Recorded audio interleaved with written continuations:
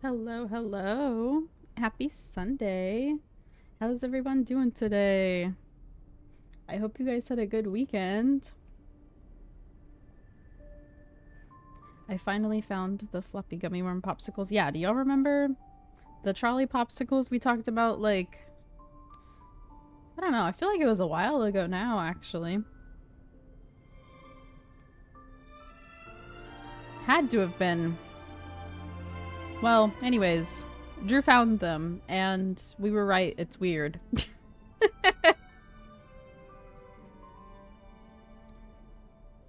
I'm not gonna lie. I feel like the texture of it didn't bother me like I thought it would. However, I imagine it's similar to maybe the way people freeze honey, since honey can't actually be frozen, you know?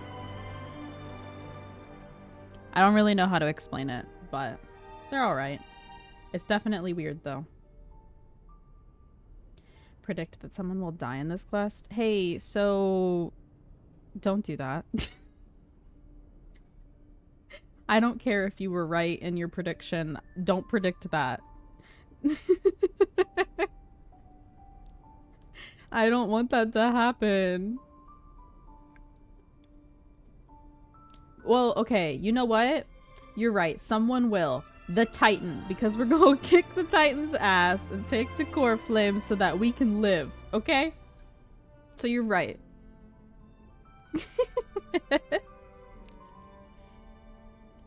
Finishing up cooking dinner and then you'll be here. All good, Leah. You predict we'll get some sort of post-credit scene. You think? I feel like we would have to die for that to happen. Don't say that. Well, no, because we get credit scenes whenever it's like the quote-unquote end of the story for a particular area, right? But we shouldn't be getting the end of the story for this area yet. Isn't this region like across multiple patches instead of just 3? It's supposed to be more. So it shouldn't be? I don't think. But we'll see. I hope you guys had a great weekend. I know we started a little bit late, but it's fine. I've never been late before. So, whatever. Here, let me get that loaded. I did do some more farming for Cassie yesterday, so I got her talents up a little bit more, and I got a better chest piece, a better body piece. What in the fuck? Hold on. I loaded in and there's I forget what these little dudes are called, but you know, the little purple dude that steals from you. One of them. I don't know, he ran away. Ignore this team. I had Acheron out so that I could, kill things for Cassie.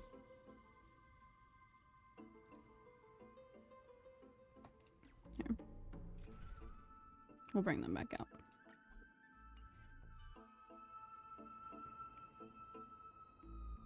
Oh, the get out of jail free card. Damn, Drew. Mom got your back today. Hi, Madre.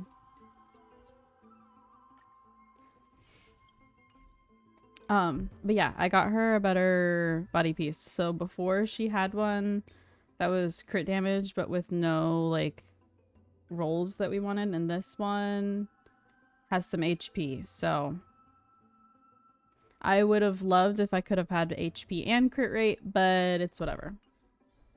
My relic luck, not that good, so I take what I can get. But yeah, so she's a little better. She still needs some work, but she is better. And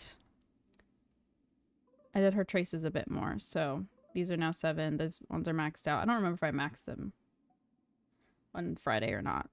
That's 8. I'm not gonna level that, but I could.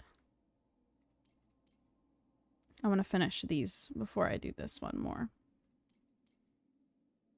But yeah, the problem is that I haven't killed enough Black Tide creatures, which I kind of assume we'll be doing throughout the story. So hopefully I'll get enough to level her up some more. But yeah.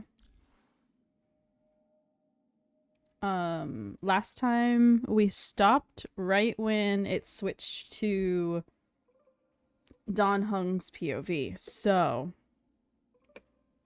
that's where we'll be starting today.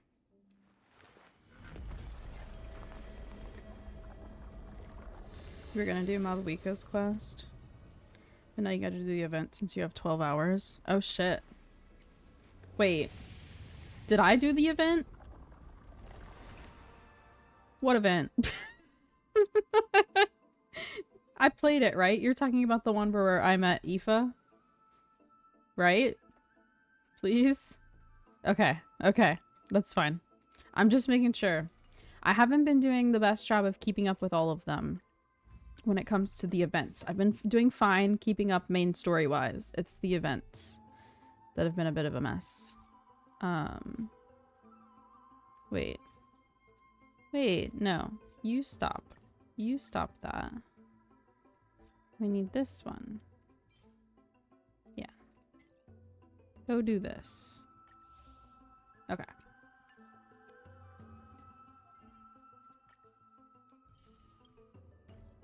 I could have sworn I'd already switched it, but oh well. It's fine. Let's get... What is this?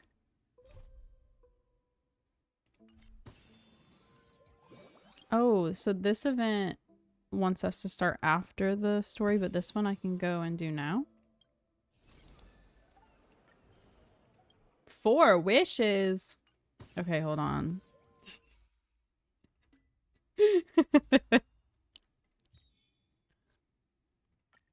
Let's see where we're at. Try some luck. 5, 10, 15, 20, 25, 30, 34. 35? No. Okay. 36.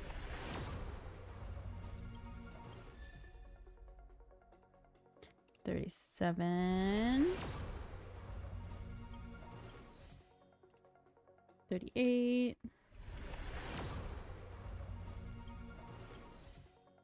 And 39. Nope. Okay, well, we're building pity. It's fine.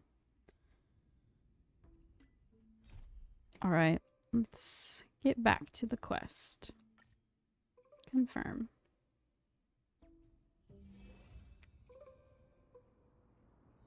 I wonder if I were to try to put Dan Heng in the party, which version of him they would put in the party.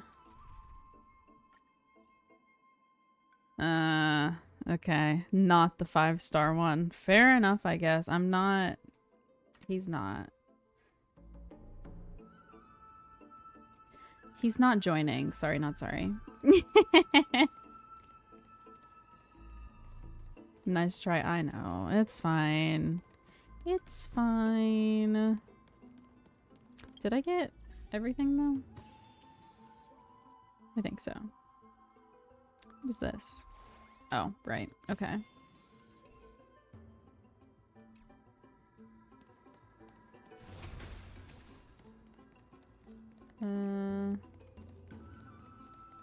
See, I need these guys to not be dead on the ground because I need their drops.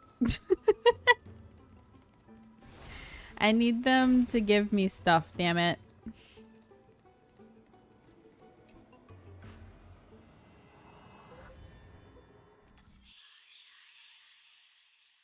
Oh. Okay, let's see.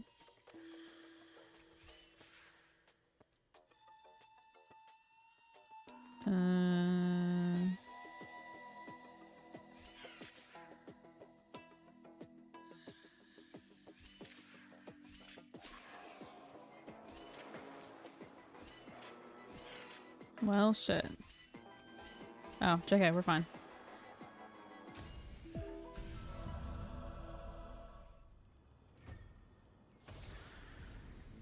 Take it and buy some new armor for your tribe. Okay. I'm trying to, like, mentally prepare myself. I feel like a lot's gonna happen today. Let's go. Let's do it. So while we are... Let's see. Because there's like 3 different plot lines happening at once right now, right? There's us, which we're with Cassie, and we have to go save our life before the Death Titan steals it. And then there's the line with Anaxa, who is playing both whatever the fuck that girl's name was. I don't remember. You know who I'm talking about. The 2 bitches. Both of them. And then there's this one where Dan Heng and Hyacinth are searching through the grove. I can't remember why they're here, but they're trying to get some kind of information on the Black Tide, I'm pretty sure. So I'm assuming it'll all come together whenever we get to the point in the story where we actually, like, save ourselves, you know?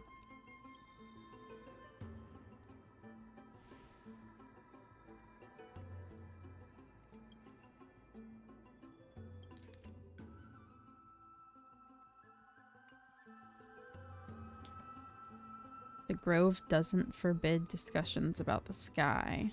It's a debate between 2 scholars about the sky ships. Aglaya also made mention of the ships when she interrogated us. What ship, though?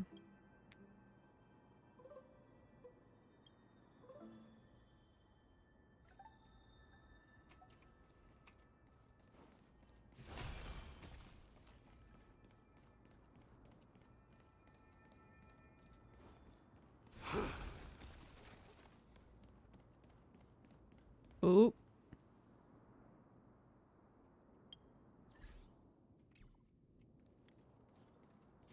We're gonna fight them. I need the drops. Existence is unity. I'm sure they'll be fast. Receive divinity. Forever doomed. Bloom. Repay. I must say, the combination of these 2 Wilt hear. really activate Luocha's healing so fast. Look, they take over half their health and Luocha's like, shit, here! Hurry! Receive divinity. Burn it all. I am struck. Forever doomed. Now accept your punishment. As you wish. Embrace a new life. Bro! He said, accept your punishment, and Cassie said, as you wish. The winds of battle never cease. Oh man, I did not think I would be hearing that. Goodness.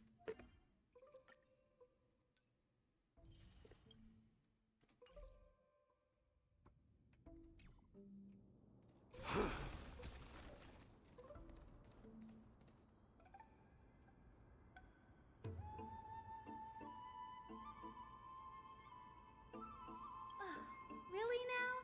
This is way more trouble than I could have asked for. Man, I miss his voice. Or you could sit back and watch. Oh?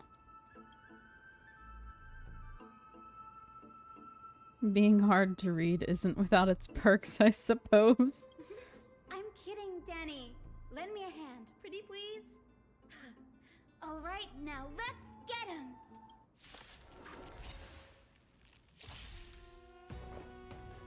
eternal. All will be swept away by the wind.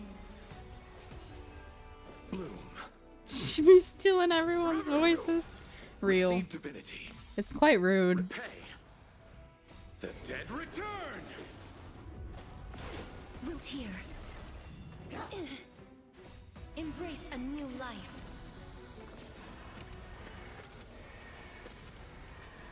May death protect us!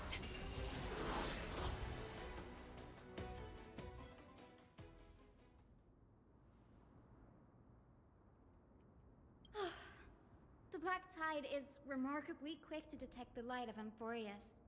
So or rather, the blessings of the Sky Priest in me, might have unknowingly called them to me. Anyway, never mind that for now. Here, you might want to have a look at this. I found it around here and thought it might be of interest to you. Is this different than the one I saw earlier, or the same one?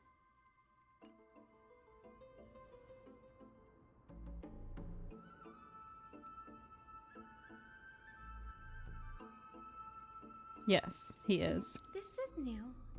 I didn't know Professor Anaxa was researching the sky. He's never mentioned anything about it. Might be. Indeed. Might is an understatement. Anaxa has never been one to venerate the gods, nor has he ever found it within himself to put any faith in the prophecy. People have come to think of him as a heretic, even in a place as liberal as the Grove. Yet, it is also this very blasphemer that Circe's favors. Fate sure works in mysterious ways. Okay, I thought so, because they looked very similar. Not that I actually read either of them, but... Oh, let me have a look. They were at least structured the same.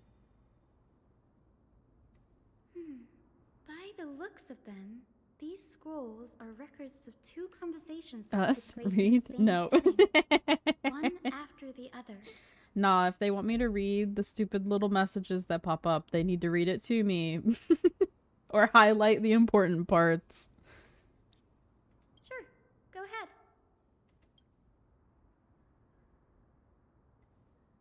The Grove of Epiphany is home to 7 schools of thought. Okay. While all 7 schools are founded on the ideologies of Thalesis, the first scholar, each is unique in its own way. Among them, the Venerationists revere and worship the Titans the most. Okay. As the sage of the Venerationists, Euthyphro has always been at loggerheads with Anaxa. If we were to place the 7 sages on the scales of Talanton, Anaxa and Euthyphro would be placed on opposite sides to achieve balance.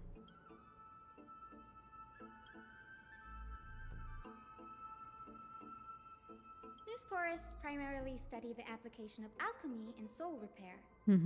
We knew that. Everyone considers Anaxa a blasphemer, but that has never stopped him from sharing his ideas, no matter how taboo. Hi, If he Leah. must say Welcome. that How's he's it hiding going? something, then it's likely what lies beneath his eye patch. Nearly everyone in Amphorius has heard the story of the skyships by now. Aquila's stature is loftier than the heavens, and their divine retribution is merciless. That's why it's no use building giant skyfaring ships. Oh, but I do wonder if a supercharged mini Treaty cannon could slip past their watch. Don Hunk, that was a joke, right? Anaxa often says that every failure brings us one step closer to the truth. Perhaps, to him, the crash of the skyship carries a different interpretation. The firmament is not impenetrable. On the contrary, Ooh, sounds yummy. it was precisely I hope you because enjoy. the skyship represented the first Your step Liate. toward breaking free from the Bruh. shackles of the earth. That it She provoked did. the She wrath did of pop the in and spectator say and brought divine she was gonna punishment be upon late. itself. It's a shame that the majority of the Grove's research on Aquila was I was late headed too, by so the I can't say Venerationists, nothing. with sacrificial rituals making up a predominant part of their findings. Discourse about more esoteric subject matters in relation to Aquila dwindled even further after the skyship incident. So much so that even this scroll is completely new to me. You haven't missed much. We just started Dan Hong's POV. All we did was find 2 scrolls, and now we've been debating with Hyacinth about Anaxa. That's what I'd like to know. What are these experiments he's involved in? Even I, the assistant lecturer, know next to nothing about them. I have a bad feeling about this.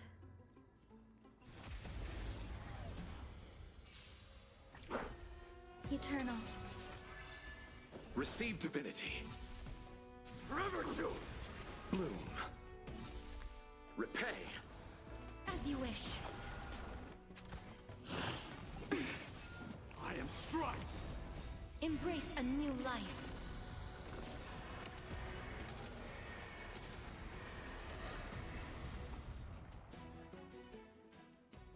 The winds of battle never cease.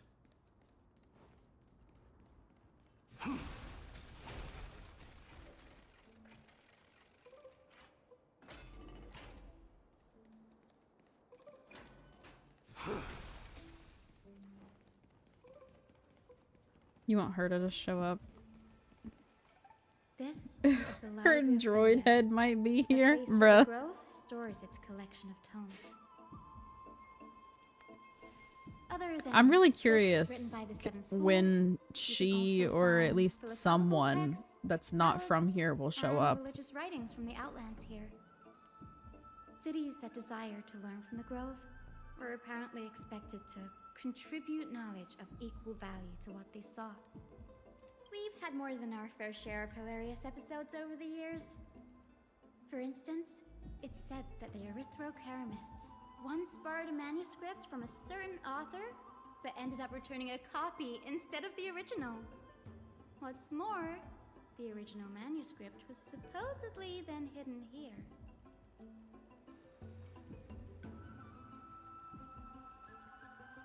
Nice? No need to hold yourself back, Danny.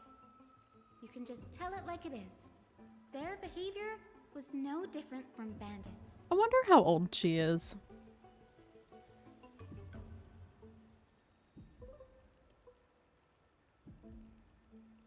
Ooh. You've got me there. Some said you couldn't even find a dictionary in Castrum Kremnos, so I guess they were spared. There are too many books in the Library of Philia. Flipping through them all. I will don't take know too that long. Google would know the answer. Why don't we use the Biblioslate to search for the texts we need? We can bring them back to Akama for reading. There's after just that. something about the way she talks that makes it seem like she's like hundreds or thousands of years old. Kind of like the way Treeby has short little nicknames for everybody. Something about her calling Dan Hong Danny just makes it seem like she's a lot older than she looks.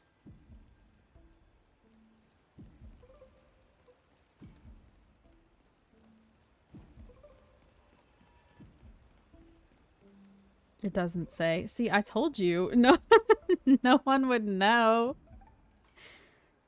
I kind of doubted it would be answered, especially because she hasn't came out as playable yet. If we were ever going to get an answer, it would probably be closer to the portion that she comes out in, at least. Ugh,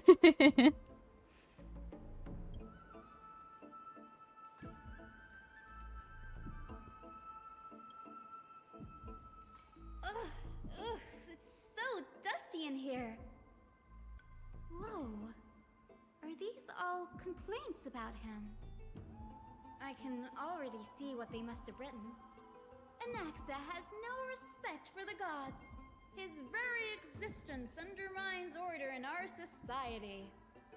They're probably all things like that. Right. Why else would they call him the Great Performer? When Anaxer established his school of thought, the first thing he apparently did was read his own work to everyone. Are the Titans truly an accurate reflection of what humans think gods should be? Worlds created by gods are indubitably perfect, but what of Amphorius? Only foolishness and insensitivity everywhere you turn. Uncanny They impersonation. marched him straight to the seat of judgment before he could finish. Though what he took on in the end was more of a debate than an actual trial. He had to address every one of the scholar's allegations, or face expulsion from the Grove. The first allegation was... Do you agree that since the Titans created the heavens and earth, so the mountains, rivers, and seas must likewise be their creations?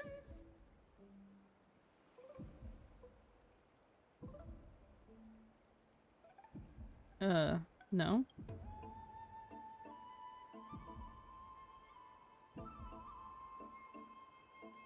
Oh wait, was I supposed to actually put myself in his shoes? I thought it was asking me if I wanted. I thought it was asking me if I wanted to do that, and I was like, no. Don't make me.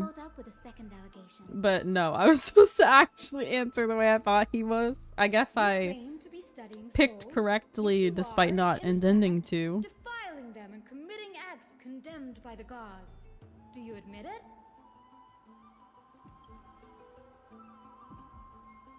Anaxa always wears an eye patch, never removing it, even when alone. Some say he used one of his eyes as an alchemical ingredient. Well, that's kind of true. Every being in the world owes their safekeeping to Kifili, and this is even more so for the Chrysos heirs who have divine blood coursing through them. If he has really done something of that nature, then it'd indeed be sacrilegious. Thankfully, they had no way to prove it, so it amounted to nothing more than an allegation in the end. One by one, Anaxa engaged in wars of words against those who would challenge him. Toward the end, a scholar asked him, "Anaxagoras, have you any respect for the gods?" It was only after a brief silence that he answered, "I have never denied that Titans are meant to be noble constructs."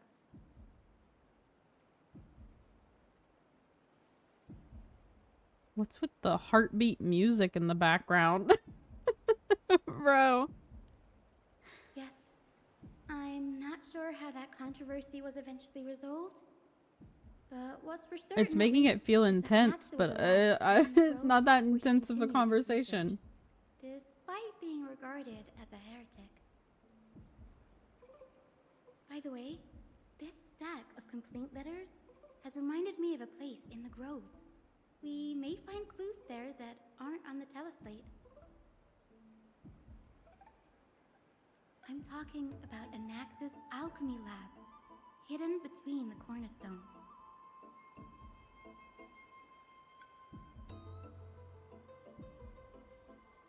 I mean, perhaps there could be an oversight. Anaxa's smart. He could It's a easily well-kept secret. hide Among the something. 7 sages, excluding the nominal chief sage, each has a private sanctuary where they can conduct research undisturbed in their free time.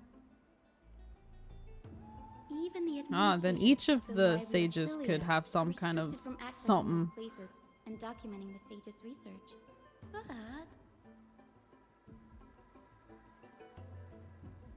with the Grove in this state, I'm sure Anaxa won't be mad even if we sneak into the lab for a short while. I'm sure he won't be mad. Yeah, totally. He's totally not going to be mad that we're invading his personal space to learn something about him that he didn't tell us on his own. He won't care in the slightest.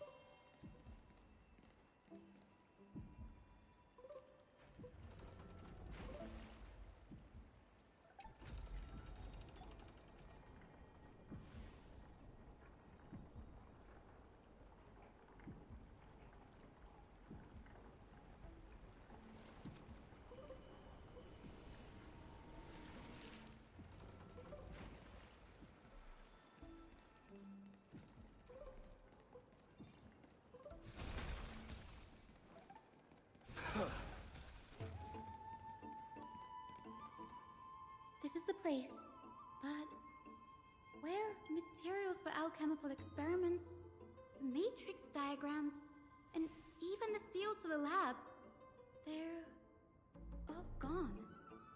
The blood tide destroyed it all.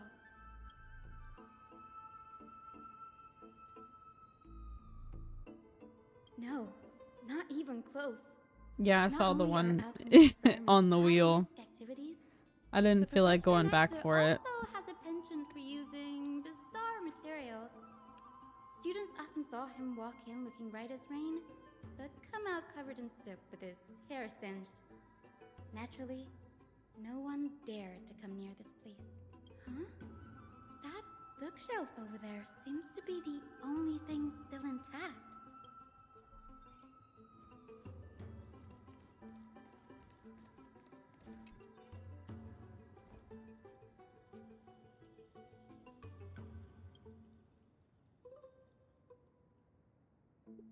Most of them, the way they're talking about multiple things as if I didn't find a single scroll on this fucking shelf.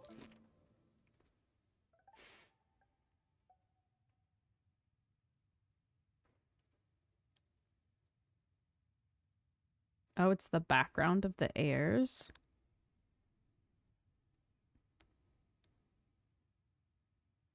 All of their ancestry have varying degrees of connection to the Titans. I mean, we knew that.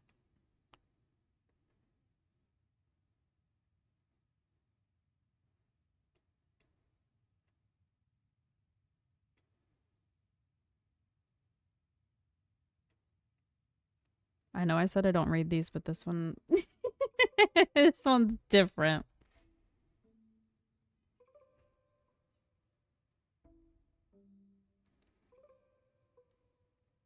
Interesting. So he's comparing the You what? connection to each of the Chrysos heirs. What's going on? Mm-hmm. Anaxa is conducting research on our friends in Alpha. Jesus And Christ, that one scared me. me?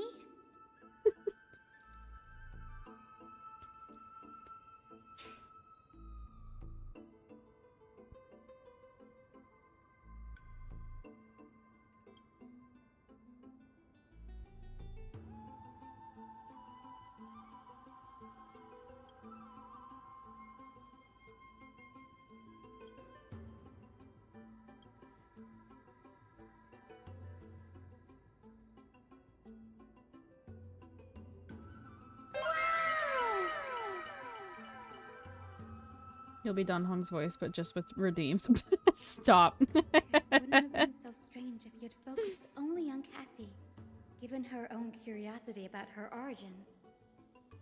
Plus, considering that the new Sporists have crafted omnipotent medicines capable of curing diseases, it also makes sense that he would conduct research on immortal Chrysos heirs. Mm-hmm. But now, it seems Anaxa's objective was never to create medicine, but to identify the origin of the golden blood and figure out its inner workings.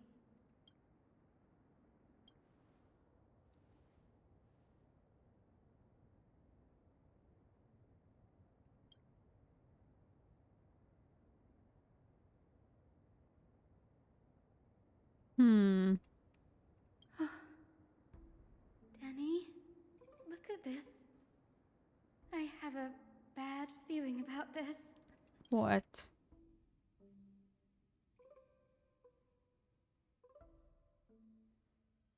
Okay.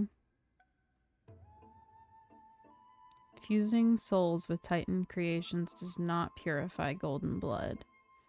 Even pure Titan creations. So then what do you need to fuse it with?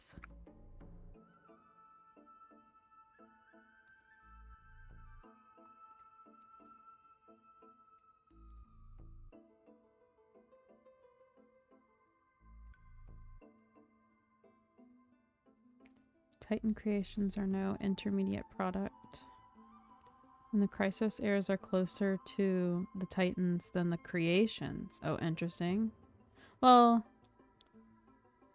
Huh. Okay. In other words, should not have considered creations equal to the heirs.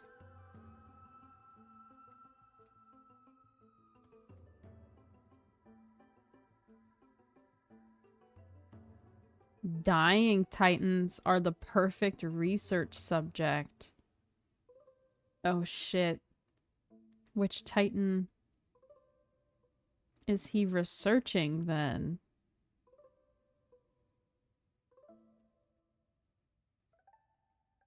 Well, Cersei's, Oh, no. right? Is that why he kept her?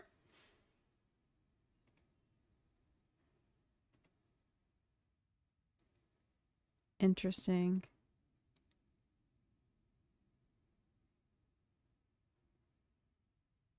Melt a Titan? I don't know if I like that that term. He's going to melt a Titan. Sure. His fear. Okay. It's come true. After going through his notes, I think I can piece it all together now. Is he trying to do that? Naxa was carrying out experiments on soul transmutation. Mm-hmm. He is. And I'm almost positive we're gonna need his help in Yes, order to save this our is own what he was soul. secretly conducting research So... on. Something he had hidden from others. Compared to his public speeches, this is the real blasphemy.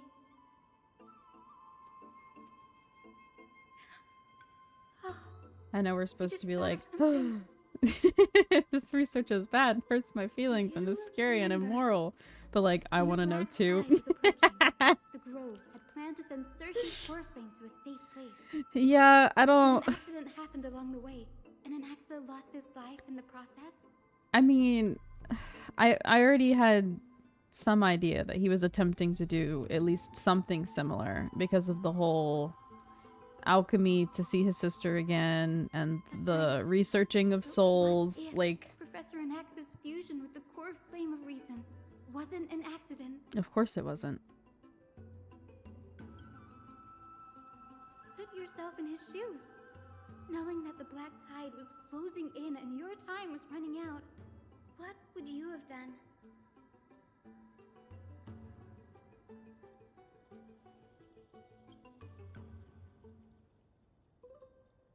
Exactly.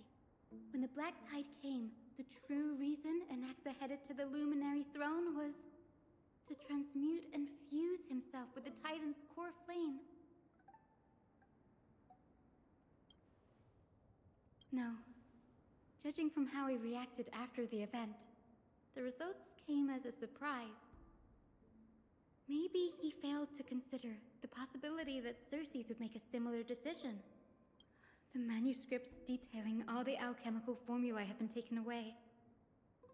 His research is still ongoing. Like, what?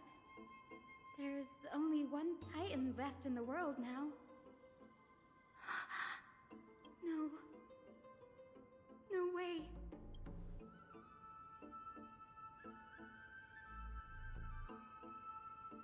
He's after Kefali. Duh. I mean, we didn't we already know he's after Kefali?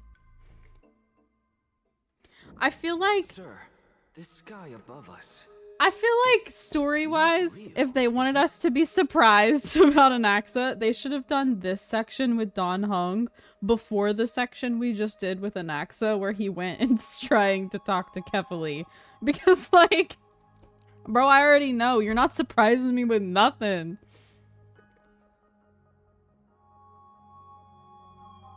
They could have done this first to like create suspense so that whenever he went up there, you were like worried about it. But we already know.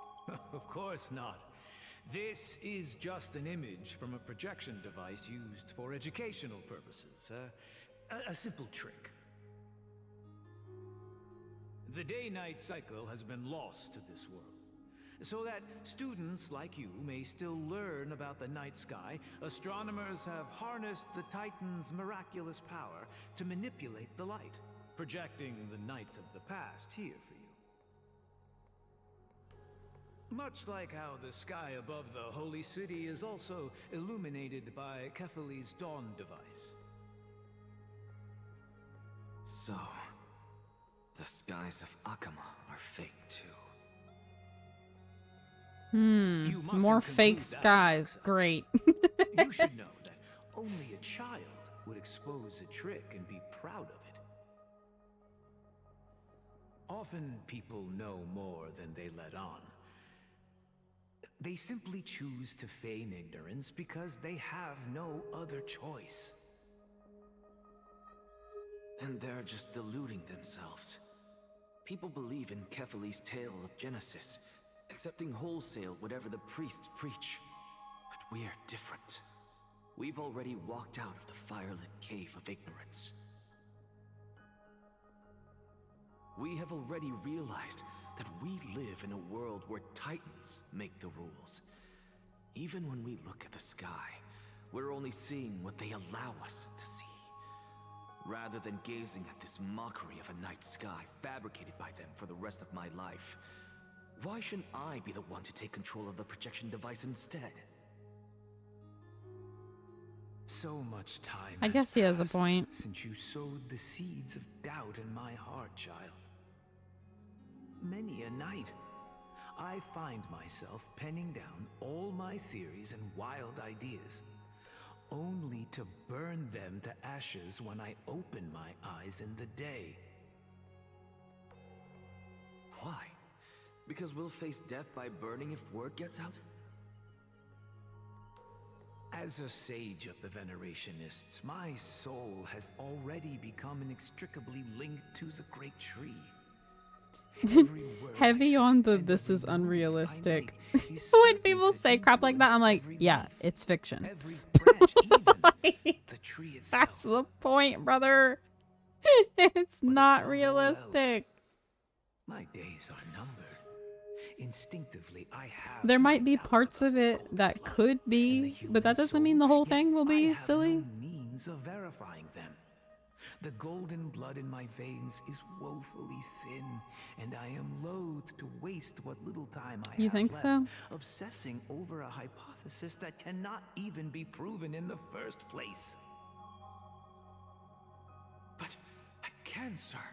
I can do it for us. The time is right. Give me all that I need, and I shall accomplish this grand feat on your behalf.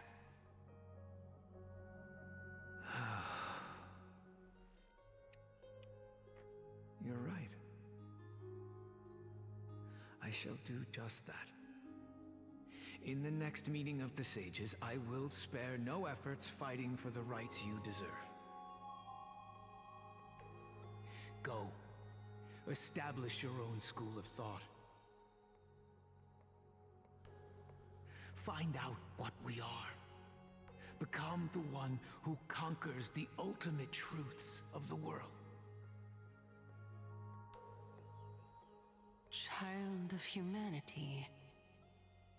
You didn't go to such lengths for an audience with Kefali. Just ask him a few questions, did you? No, he did not. So, you figured it out. If I were as foolish as Atromas, perhaps I'd throw myself down and prostrate before their greatness, begging for the gods' prophetic wisdom. Well, sorry to disappoint, but I'm no Dromas. Alas, I am a human. standing tall on 2 feet, possessing both intellect and pride. Before such power, does it make any difference whether you're a human or a Dromus? I'm sure you're familiar with the story of the Styxians. When the raging waves threatened to swallow them, they didn't just give up and become sitting ducks. No. They constructed a dam that kept the roaring tide at bay, chaining down the mad Fagusa. They call me a blasphemer, Xerxes. But that doesn't mean I deny the existence of gods. It's just...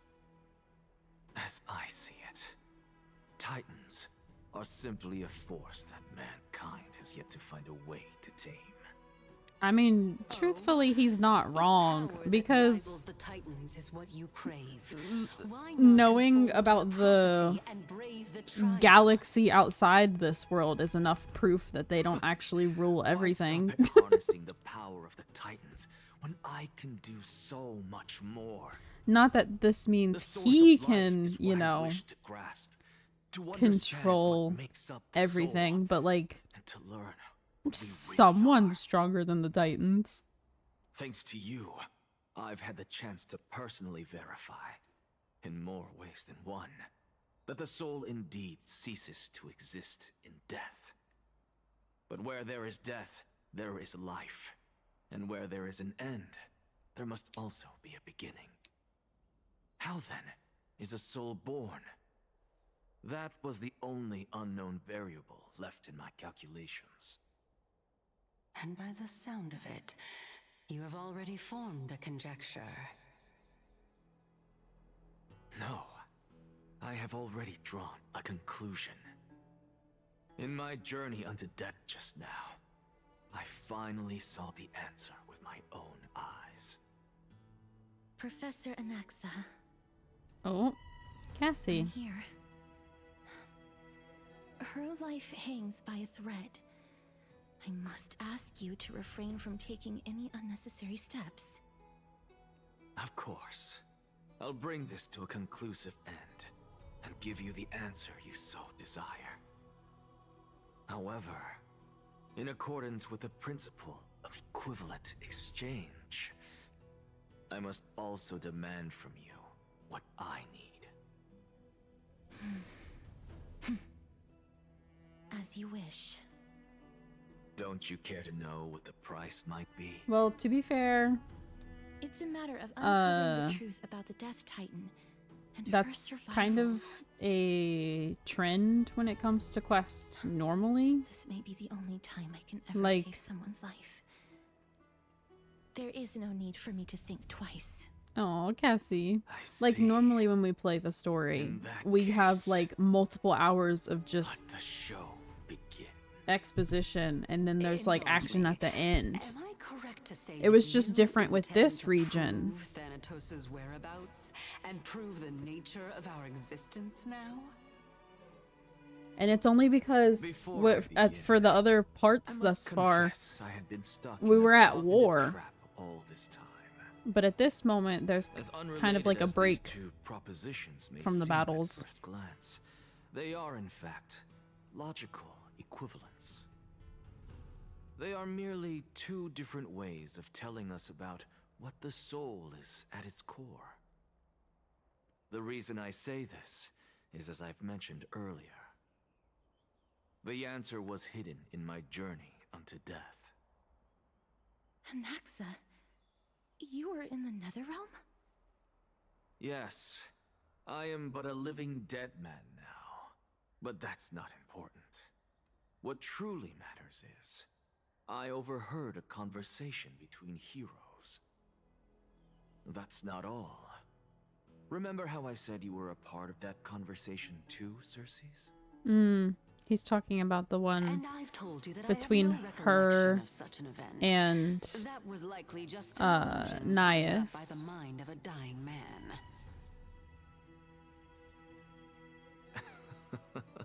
Of course you would remember. Because that wasn't you. That was Calypso. one of the 7 sages of the grove. Calypso? Huh? Oh, that's the name I made up on a whim when speaking to this girl. On a whim, How huh? do you know of it? Because she's a real person? And surely you jest. Don't you think I, of all people, would know if that were the name of one of the 7 sages under the shade of my tree? Don't you claim to know the grove's past like the back of your hand? It seems you've lost even the memories seared into your soul. Use your head, Circes. Since all of this took place in the realm of the dead, it stands to reason their likenesses are of souls from the past. The living cannot step foot into that world, so who could they be?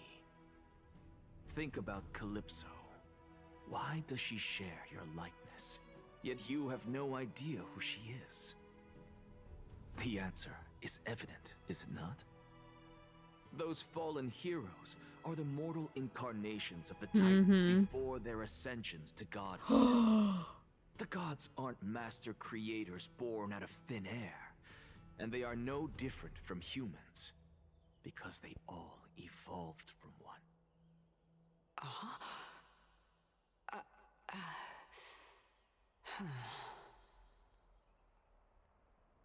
Does this Wait! answer disappoint you? Wait! Hold on. Pause. So, the Titans were never, like, actual Titans. They're just humans that evolved. So, essentially, does that mean that the Chrysos heirs aren't technically, like, stealing the core flame and becoming the, like, flame bearer of that person? That's them ascending to the godhood, basically. Right?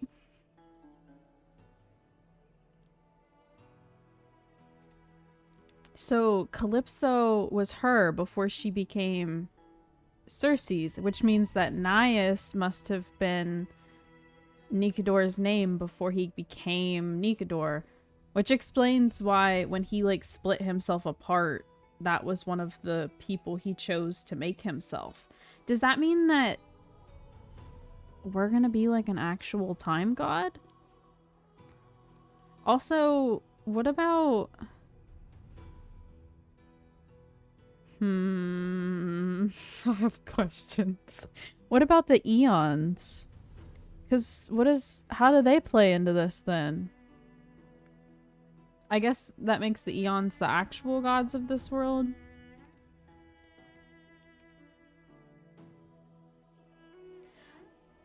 I don't...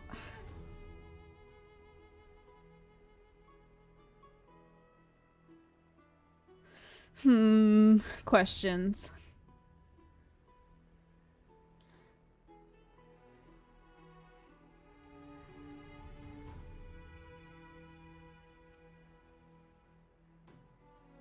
Yeah, so I don't want to take the time trial anymore. Just like, nah. Nah. I mean, we all knew that the Titans weren't, like, really the gods of this place. But my thing is, like, what are they really then? To have the power to be godlike, what are they actually? And who gave them the power that they have? Because I feel like that has to be related to an Eon, and that's where I'm like, where's the connection? Yes, because you've answered nothing. If I truly was once human, as you claim, I wonder. then where do the children of humanity Idea. come from? Okay, you know how we had the theory that this place was a prison for one of the Eons? What if said Eon created the Titans to help break out of prison?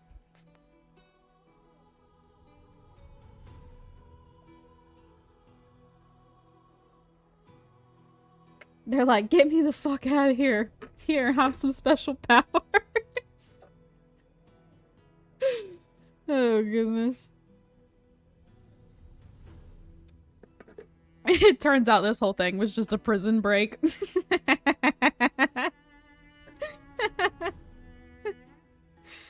Oh, goodness. Chance that you speak the truth. This brings us no closer to grasping Thanatos' whereabouts. How are we to find them?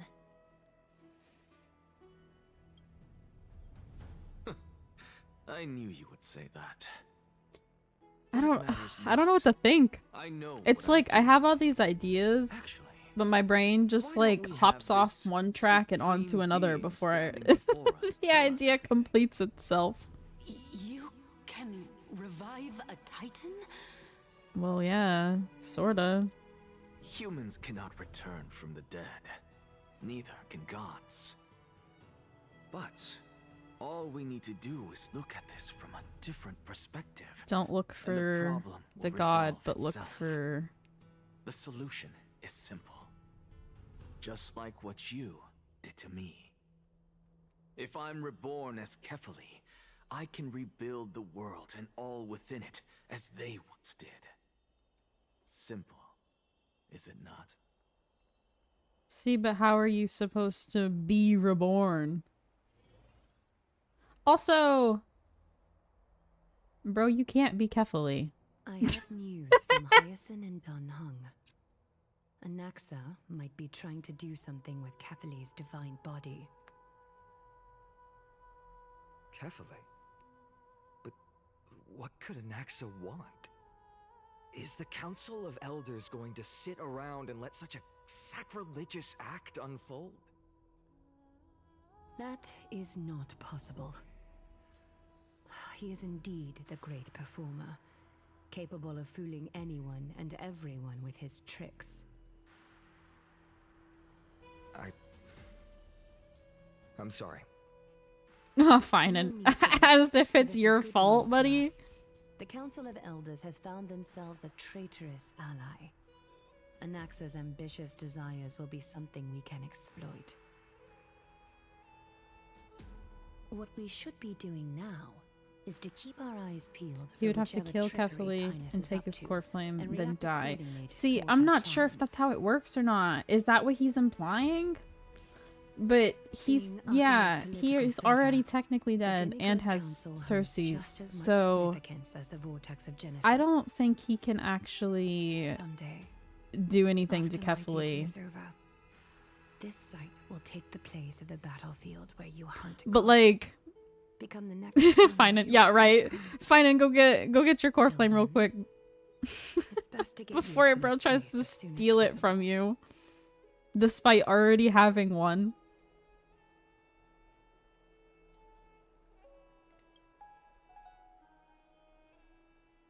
Take a break from Mighty and go to Papa Kefali. Preposterous!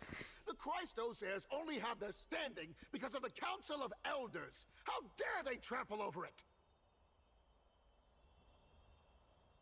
What's with these dudes' attitude?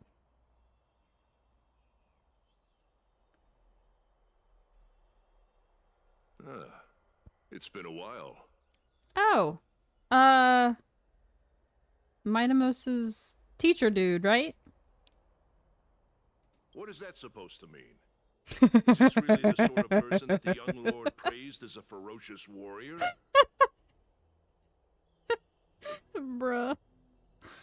It has indeed been some time, Lord Crateros. What brings you here in such haste? Shh, keep it down. Be more vigilant. See those duplicitous dogs over there? They do the dirty work for kindness. I've already ordered my people to hold them back, but we should still lay low. Unless you're itching for a bloody fight to get a workout in.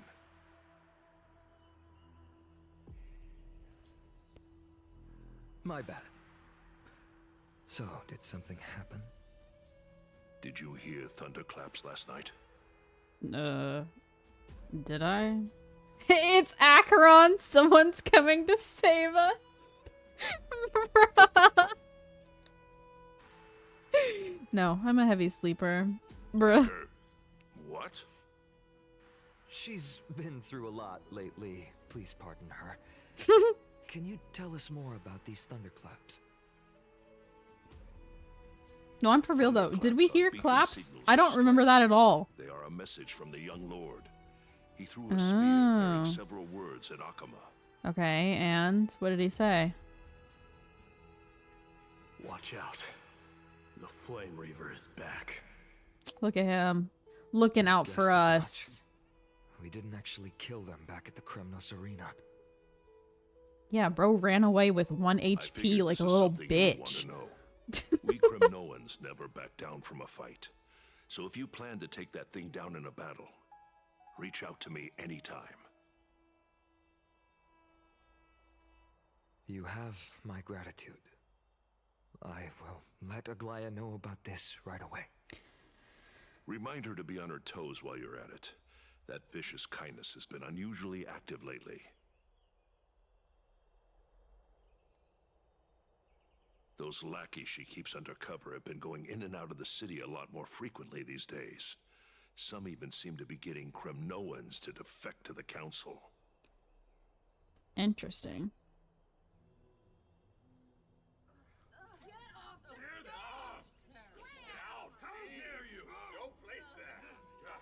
What? What stage? That's... What the fuck are they talking about? Looks like you can see it for yourself. We should get back. Thank you Crowd, for the right? Like, intel, where the Lord fuck Barrows. is the crowd, though? Is it this thing behind me?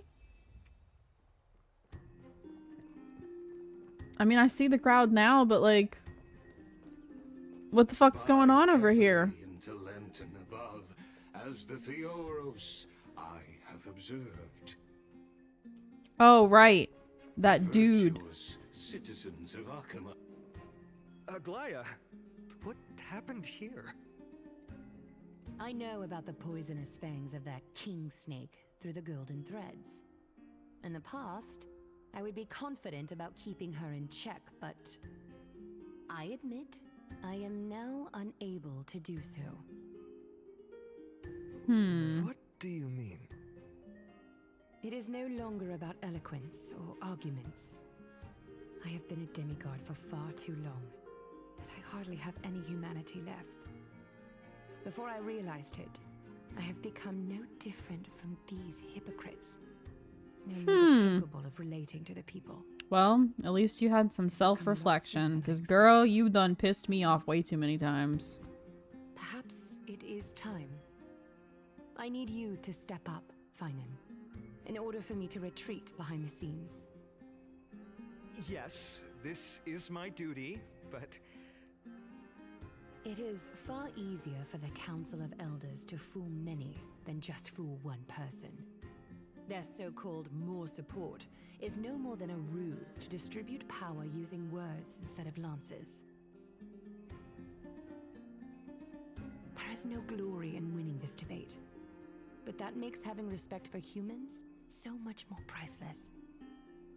Finan, you are a Chrysos heir without flaw, capable of relating deeply with humans. I appreciate what you've taught me, Aglaya. I hope we'll live up to your expectations and win this debate. You're gonna make me debate? Oh no, don't make me do that. Someone smack this bitch. Don't you laugh like that ever again, girl. You've done well, Lord Calictus. Let me take over and personally close this debate for today.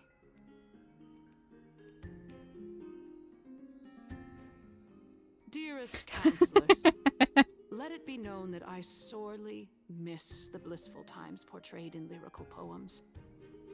Back then, Amphorius was home to nearly 1,000 cities, each with their own local faith, while gods walked the earth and shared close bonds with humans. Yet, in the present, people from all over are forced to leave their homeland to seek refuge in the holy city, where they hope to rest under Kefali's protection. all of us have long been in the same boat with no way out of this plight. We didn't have a choice in the past, but now the Council of Elders brings to the table a new possibility. All I have left is one question for you. Would you rather strive toward the unheard of Era Nova, or return to the prosperous Era Chrysia of our past? Make your choice. Yeah, well, I'm sorry to break it to you, but returning to the past actually isn't an option. To an ideal future. So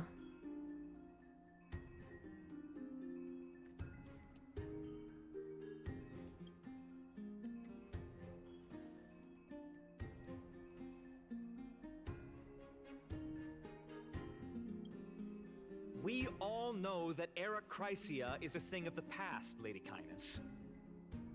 Please, enlighten me. How does the Council of Elders plan to turn back time? Let the three Titans of Calamity be born, and Era Chrysia is nevermore. But bring demise to those Titans, and Era Chrysia will descend upon us again.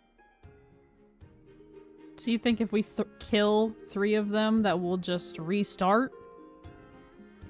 Know that the Council of Elders is never one to make empty promises. Look at who we have on our side. Anaxagoras, one of the Grove's 7 sages, and Castorus, Idonia's goddess of death.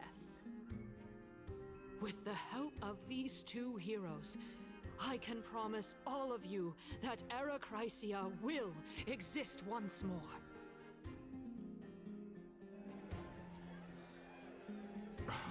Aren't they Chrysos heirs? They're supporting the Council of Elders instead? It's clear from the start that these heroes do not get along well. Oh, goodness. All the more proof that Aglaia isn't fit to speak on behalf of every Chrysos heir. I am in favor of Era Chrysia.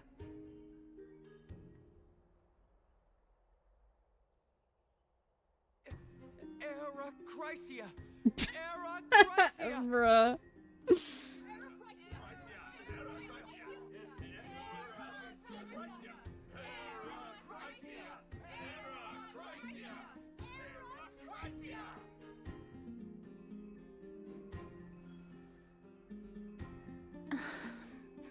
It's okay, Castorus. I know why you're doing it. Castorus?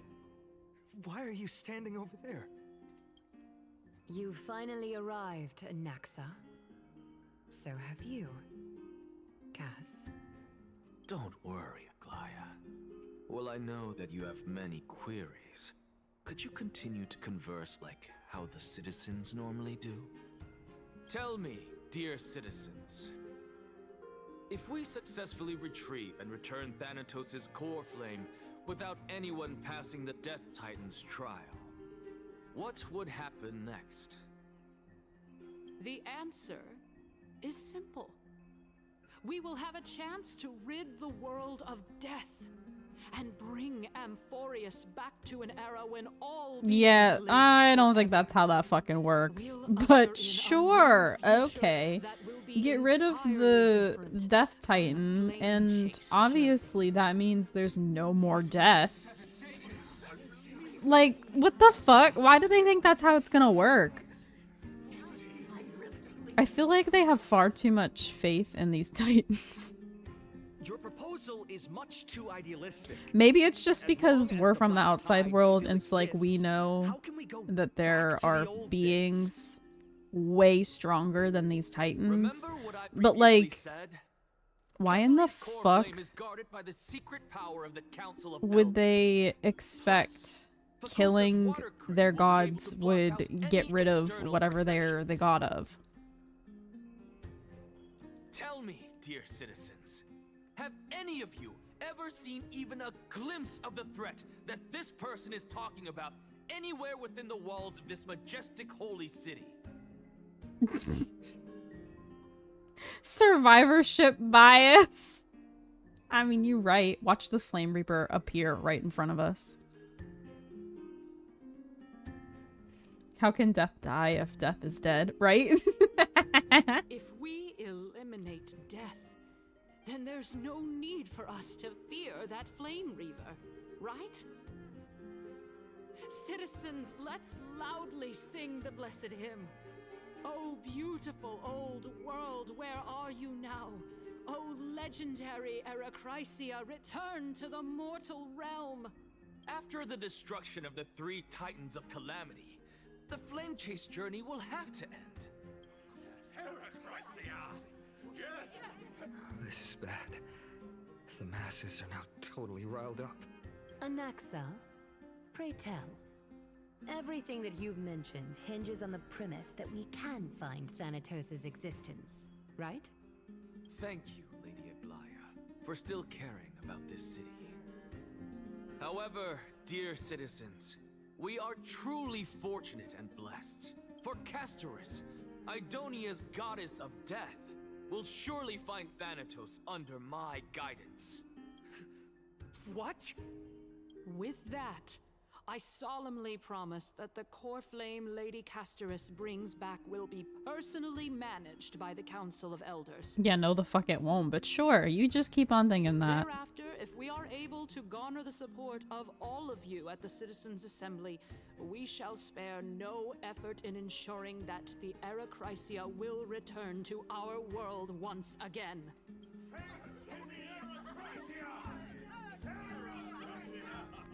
With the balance shattered, the result is clear. Buy carefully into Lenten above, as the Theoros I have observed. Akama has chosen her destiny. The issue up for discussion at this Citizens' Assembly shall be modified to the suspension of the Flame Chase journey. This resolution shall be put up on the Wall of Heroes, such that all citizens are aware of the city's way forward. Damn.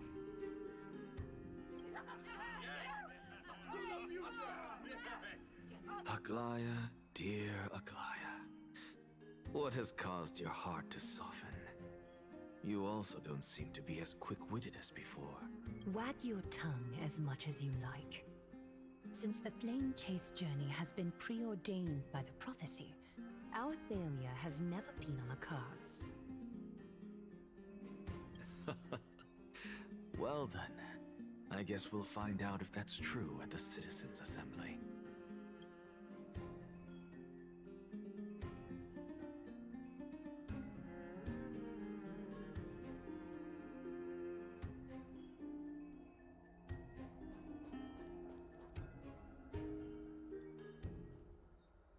Well, it seems that when I sent you to look for Anaxa, I unintentionally facilitated your partnership with him instead. She's only doing it for my sake. I know that you have many questions to ask me. I will answer them to the best of my knowledge. In that case, please tell us as much as you can. In actuality, he showed me a past that was both long and heavy.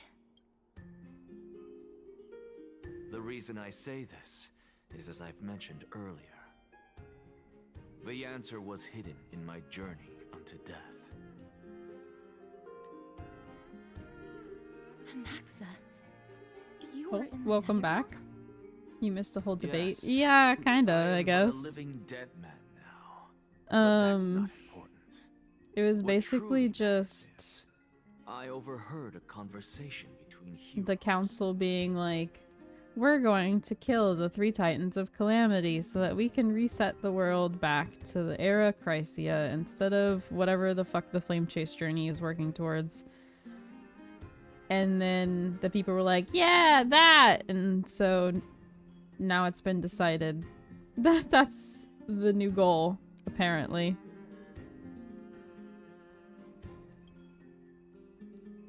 And then Finan and them were like, bro, what the fuck? So now we're like, Castoris, what happened? Oh my god. A tale about the ocean god's treasured pearl. our hometown. It was a seaside town which enjoyed the ocean breeze and glorious, peaceful times, thanks to the wisdom of its ruling queen. Until one day, I think this is the name of the girl that I was assuming is Castorus's sibling? its claws were sharp enough to rip the waves apart. It barged into the tall tower and devoured the queen's beloved daughter. It even settled itself in her bedroom like a tyrant king. The queen assembled 300 warriors who managed to subdue the evil dragon by chaining it up. However, when the queen slit open the dragon's belly, she realized that the princess had long since been digested, and all that was left of her was a pile of bones. Devastated, the queen wept for several days. It was then that a devious, smooth-talking scholar arrived at the palace and suggested that the princess could be revived through the use of dragon bone and dragon blood. That liar called this process the secret art of alchemy. The princess was reborn! The queen was overjoyed, blissfully unaware that the evil dragon's soul still lurked within the princess's body. As revenge, the evil dragon swallowed the poor queen, the glib liar, the courageous warriors, and all of the town's innocent civilians in a single gulp. Worse still, the souls of the deceased refused entry to the Netherrealm because they were filled with regret. Forced to roam the mortal realm, these resentful souls ultimately converged into a river of souls that would not retreat for a long time. The terrifying death had consumed all. Thereafter, our hometown fell into ruin as well. Until...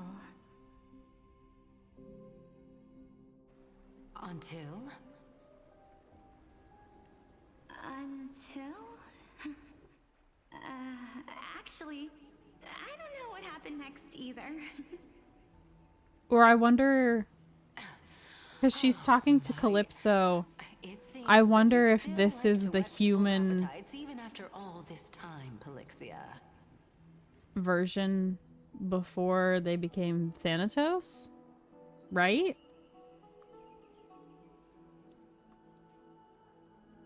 But she looks really similar to Castorus, so I still feel like there has to be some kind of, like, family connection there. So, according to your story, this is how I used to look? It's practically a mirror image. And yet, what exactly is this? A miracle that I created with alchemy. As for what it is and how I was able to accomplish it, I'll keep the answers to myself for now. Oh, my goodness. Is this cliffhanger really necessary?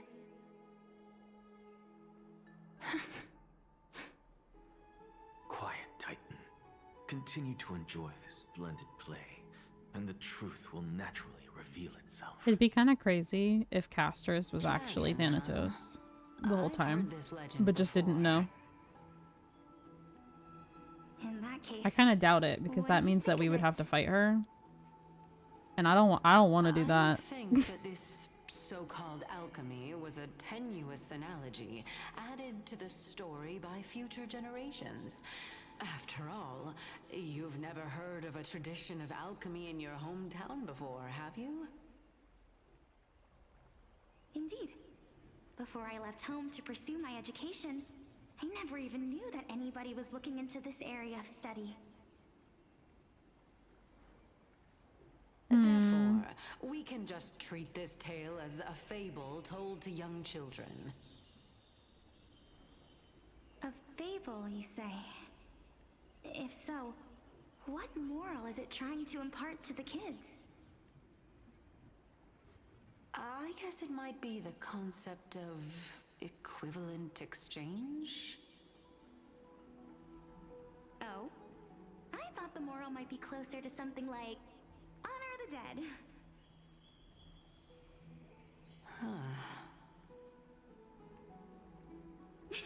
What? At a loss for words? Maybe she's like the reincarnation? No. I merely realized that we're both thinking of the same principle. If life is priceless, then there is hardly anything else in this world that is of equal weight to it, right? Indeed. As expected of the wisest scholar in the land. You flatter So me. the story about the dragon, right? Question as well, as Dragon a ate form of equivalent princess exchange. and was chained up by the queen, yada yada yada. I wonder if maybe this girl was said princess that got eaten, or if perhaps maybe she was the queen. So like maybe some way, somehow, Casterus was the princess that had gotten eaten, but was somehow reborn. And so like that would make this girl her mom. Or I don't know. There's got to be some kind of connection there. Specifically with that story. What is your question? But I'm assuming that Cass's dragon is the dragon from the story either way. My knowledge of the art of alchemy to you. Would you use it to resurrect someone you loved? What? What kind of strange question is this? I got it. You're just trying to get me to tell you whether I like anyone, right? Let's just leave it at that. That was rude of me. Yes, I would. Mm-hmm. Exactly. Of course she would. Death is inevitable. In the days to come, I'm certain that someone whom I cherish deeply will leave me for good. If such a mighty power really existed, I think I would use it without hesitation. After all, you, me, and the rest will all have to face that fateful moment eventually.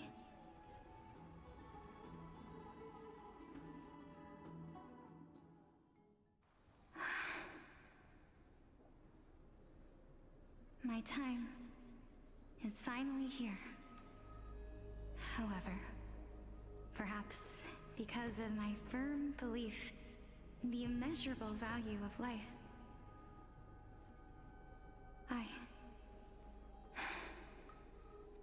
I am unable to complete the trial.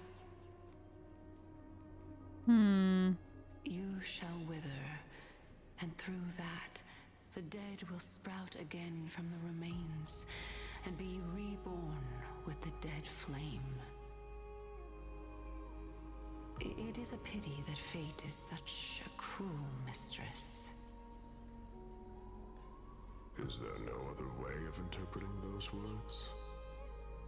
Why are they question marking us as if we don't know that's Nias?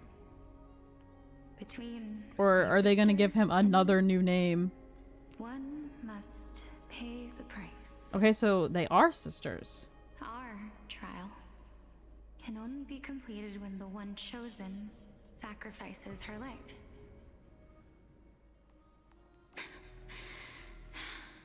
I'm afraid that the prophecy might even have selected a pair of twins for this exact purpose. This kind of reminds me of something, but it would be a spoiler for me to say, so I'm not gonna say it. My sister is prepared to sacrifice herself. And yet, I can't do the same. absurd. My time is almost up, but I'm still afraid to welcome death. What should we do? Spoiler for JJK. If I'm ultimately not able to make up my mind... Since Chaos is willing to guide all of us and leave this trial to the end, there is still plenty of time for you to ponder. That's right. Don't allow the fog of an uncertain future to cloud your mind. Trial, prophecy, the topics that they're discussing seem familiar. But these three people must not have left their names in the epics. Otherwise, I would have some recollection of this. Amphorius' history before the Titans were born was complete chaos. Is that not strange by itself? I have long held 3 hypotheses about this. However, let's continue watching for now. Calypso, Polixia, and this warrior. I seem to have met him somewhere before. I wonder if his name was question marks because this is from Castorus's POV, and at this point she doesn't know his name yet. Confident that you'll complete your trial? Of course. Though, I am worried about what will happen once I've emerged victorious. So these guys were given trials in order to become gods, basically. Right? Like, that's what they're trying to say right now? Looks like you have made up your mind. Yes, this is the safest course of action. Completely separating courage, honor, tenacity, sacrifice, and reason. You really know how to make things difficult.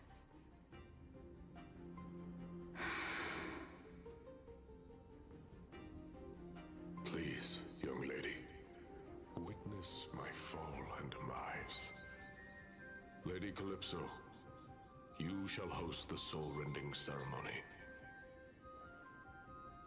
I do not understand.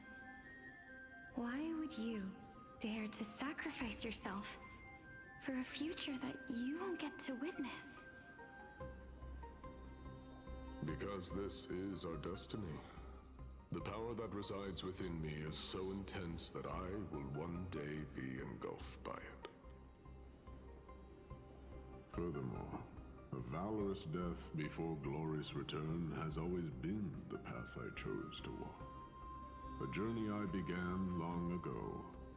If your sister or Chaos were in my position, I believe they would make the same choice as well.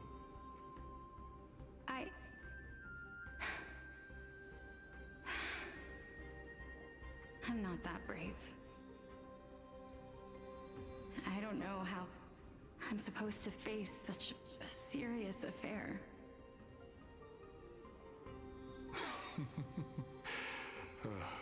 Despite being Death's chosen one, it seems you still don't know how to face it.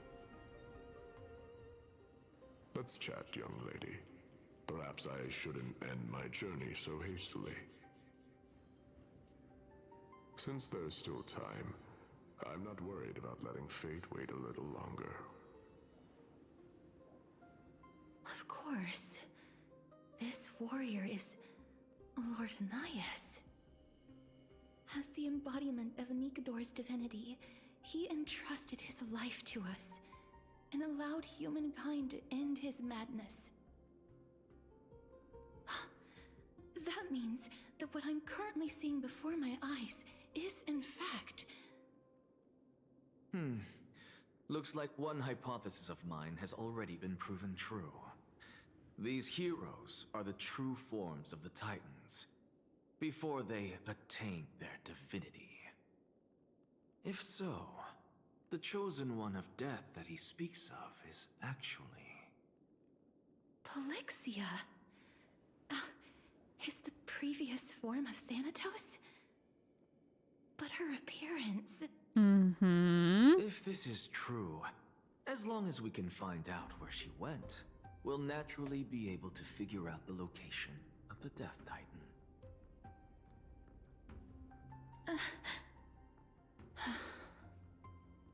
But before that, we first need to witness what ultimately happened to Lord Anaias.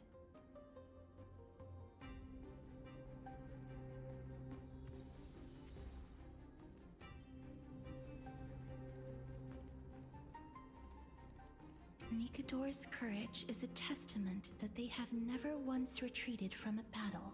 I've heard that these words are still engraved in Castrum Kremnos even today. It didn't occur to me that they were actually part of an alchemical formula. Interesting.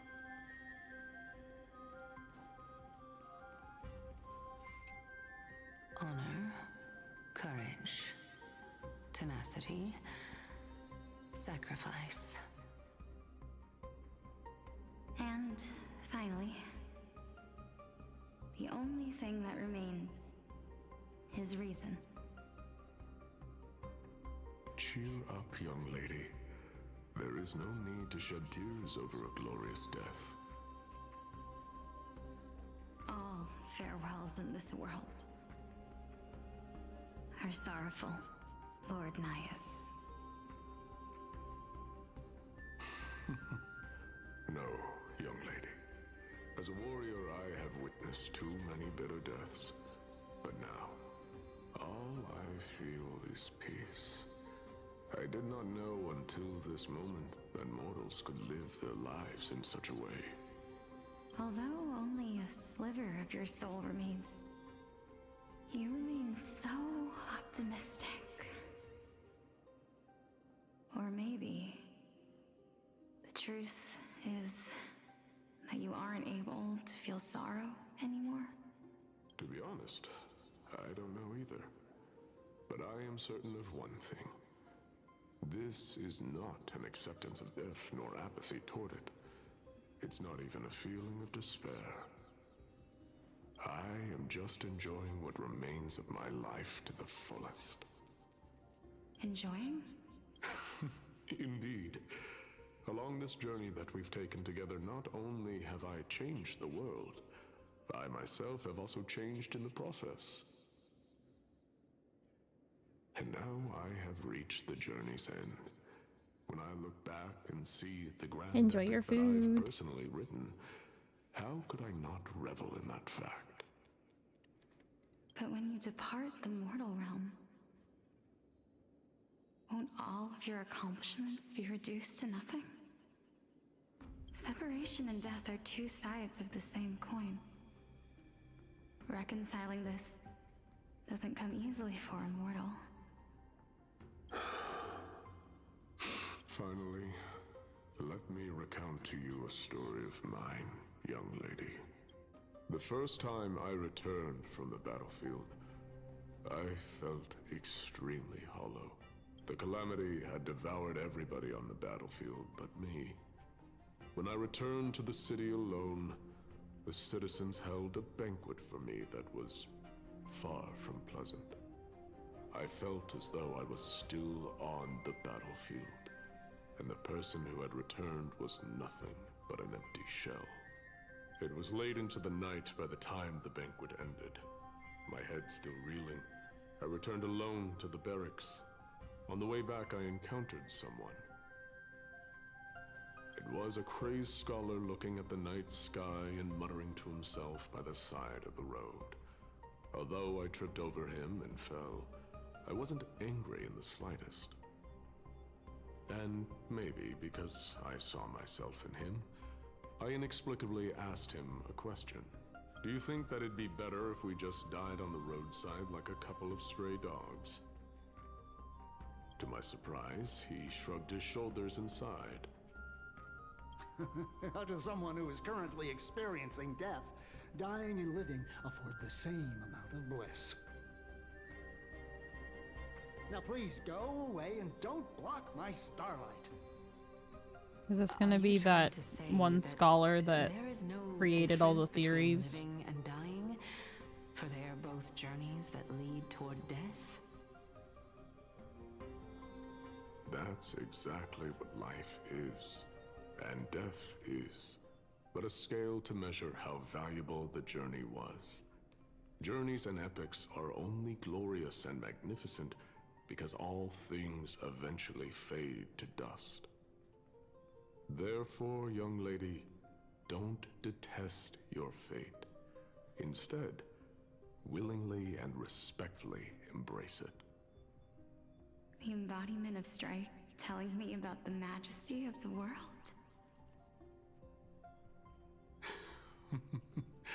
Indeed. I believe that when the fated moment eventually arrives, you will be able to understand my words. It is time for me to knock on death's door. I will set up a long table at the end of the road and humbly await your arrival. See, part of me wonders if maybe moment finally this whole world is actually just an experiment of one of the eons. Like if they just gave powers to certain humans and then let them rule to see how it would go. I knew this day would eventually come. Like, because technically that could be what all of the worlds are, you know? Like them just trying out different options. Are the both of you ready? But if that is the case, then I'm curious which Eon made this place. I'm here. Damn. What? This... Mm-hmm. This is quite interesting indeed. Is this... Polyxia's sister? Is it... me? Now, it's time for us to fulfill our promises.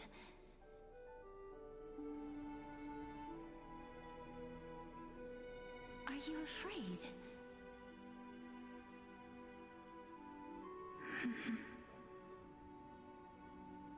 What are you afraid of? That I won't be able to do it. See, I have a feeling...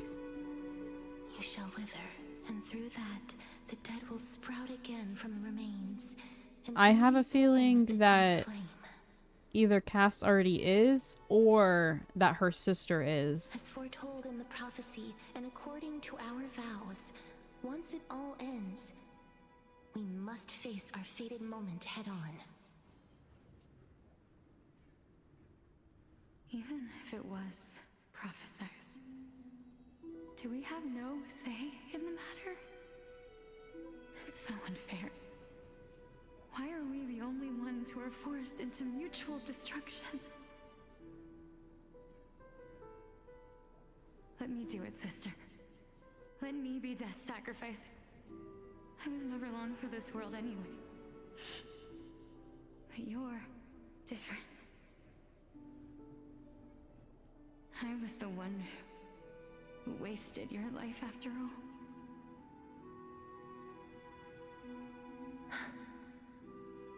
You're wrong, Polyxia.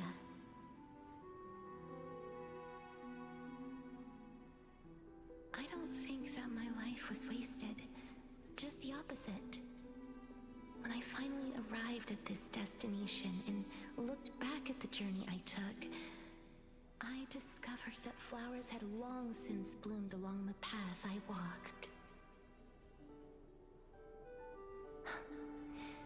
It was you who sowed the seeds for this sea of flowers, one that is more beautiful than the promised land at the end of the world. Besides, I have lived a fulfilling life. Even though I was fated for sacrifice, none of the things that I've experienced will dissipate. instead. They'll forever live on as memories inside your head. Will they not? The whole thing is that one of these two is supposed to sacrifice themselves, right? And that then the other one is supposed to become the Titan, I think. Like, that was their trial. So my thing is, like, if the Castorus one is the one that sacrificed themselves, then my theory is that Polixia became the Titan and then used her powers to somehow bring Castorus back. Which is why Castorus has some kind of, like, weird death powers, because she technically should be dead. Or that Polixia was the one that sacrificed herself, meaning Castorus has been the Titan this whole time but didn't realize it. Why did she lose her memories? I don't know. But that's my assumption. I feel like the first one is probably maybe more likely, because that would help explain the whole memory loss thing, but I don't know. Well then, tell me.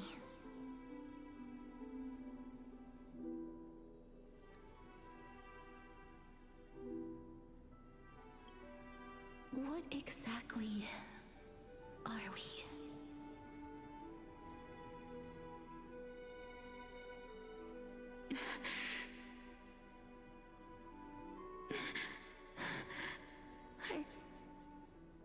I don't know.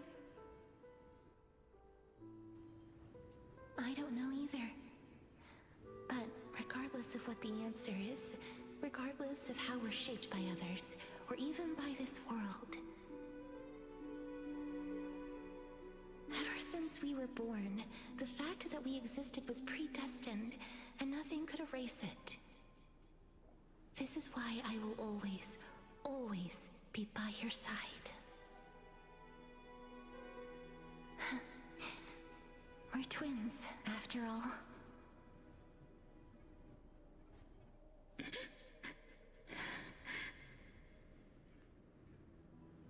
All right, my dear Polixia.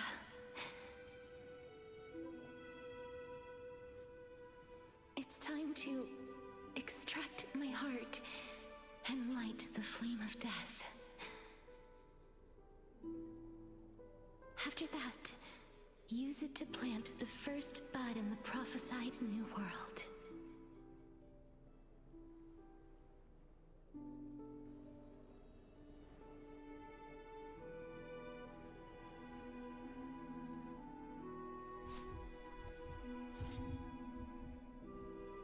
If I imparted my knowledge of the art of alchemy to you, would you use it to resurrect? See, okay, I thought so. She did. She used it to bring her back. Death is inevitable. In the days to come, I am certain that someone whom I cherish deeply will leave me for good. If such a mighty power really existed, I think I would use it without hesitation. Even now, my answer remains the same. This is why, sister, I promise you, in the prophesied new world, I shall plant the first bud on your behalf. Go now. Return to the ocean god's treasured pearl, our hometown. I shall open wide the entrance to the Netherrealm and grant you a second life. The living beings on this earth shall respond to my call and lead you to the sacred daylight. Remember, do not look back on the land of the dead. Damn. So this whole time she hasn't understood why she has these powers, nor has she really liked having them.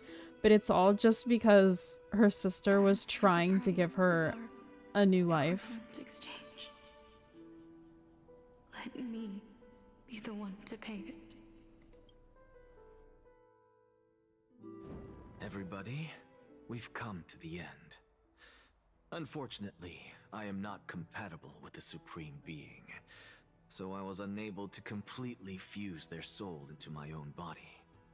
However, being able to glean all this from them is exciting enough.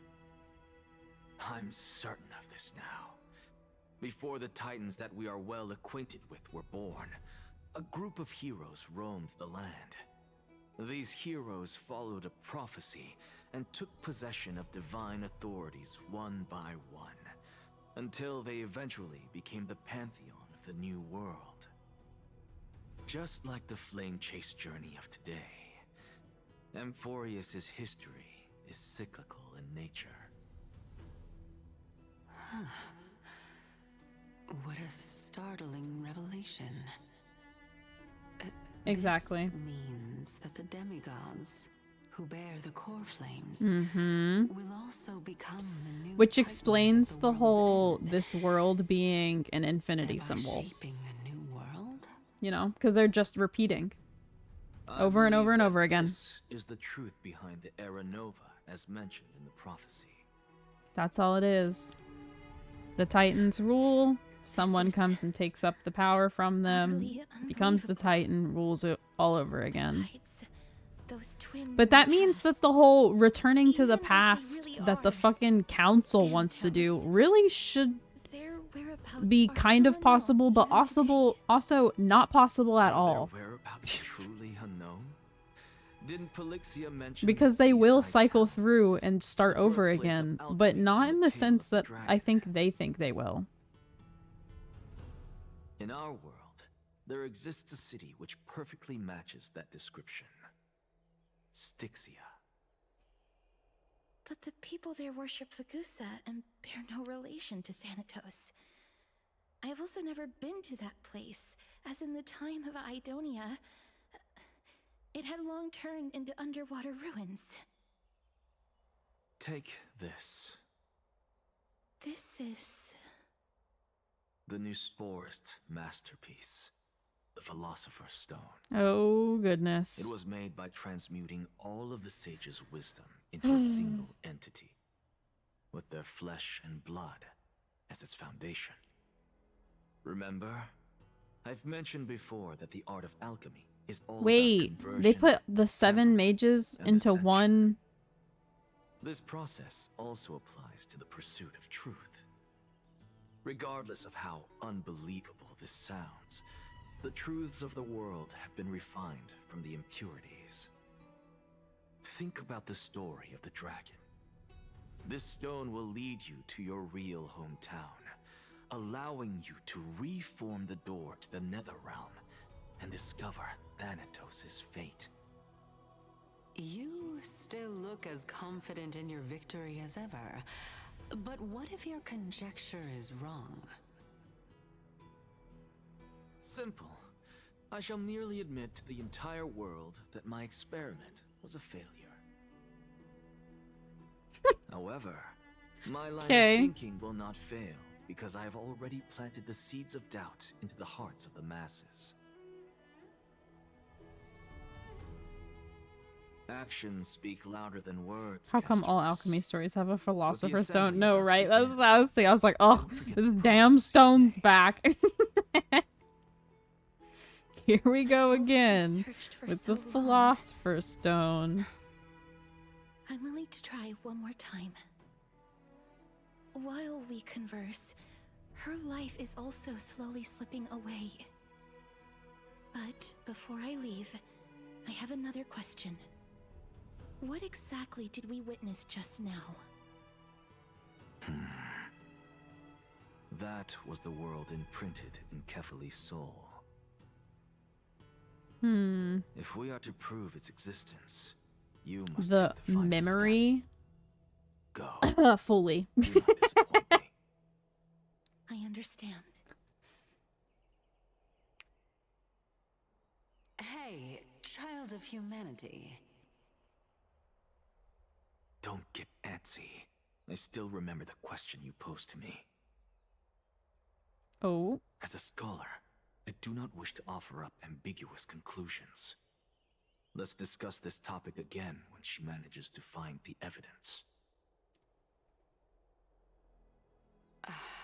I merely wanted to ask, was that stone transmuted from your heart? If so, rebirth is no longer an option for you. Oh shit. Why not? When I was a child, I lost someone dear to me. When I was a teenager, I lost my faith. A while back, although you saved my life, I also lost my soul in the process. Now I'm merely forsaking my body.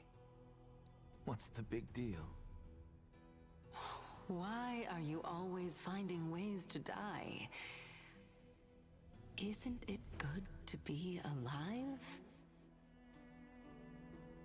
Oh yeah, for sure.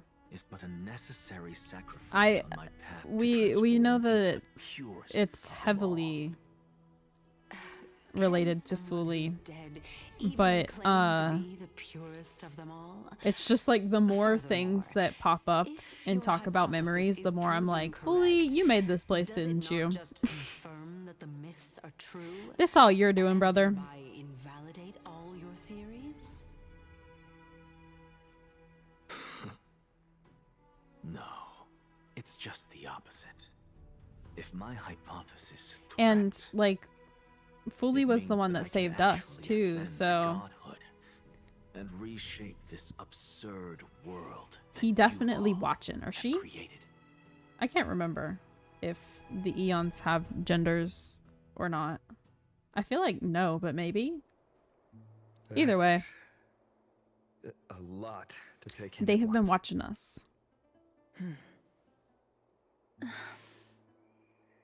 Lady Aglaya, please. Welcome let me back. Explain.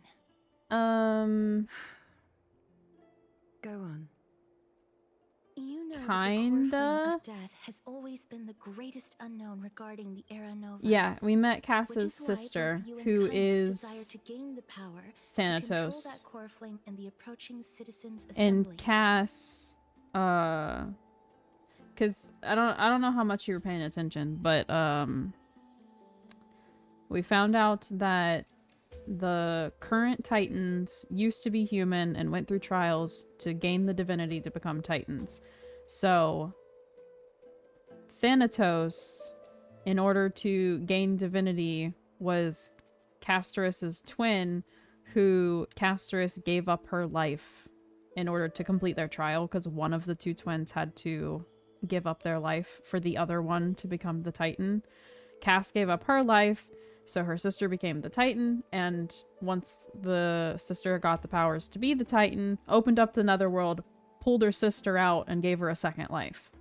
Which is why Castoras is here and has powers. And so now, we're going to where she's actually from, to go back into the Netherworld, and save ourselves.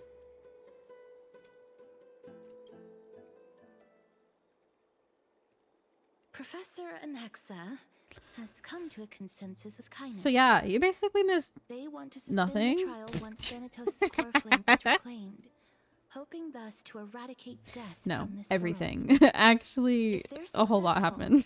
then the flame chase journey will cease. We learned a lot of Alchema can enjoy information. everlasting peace.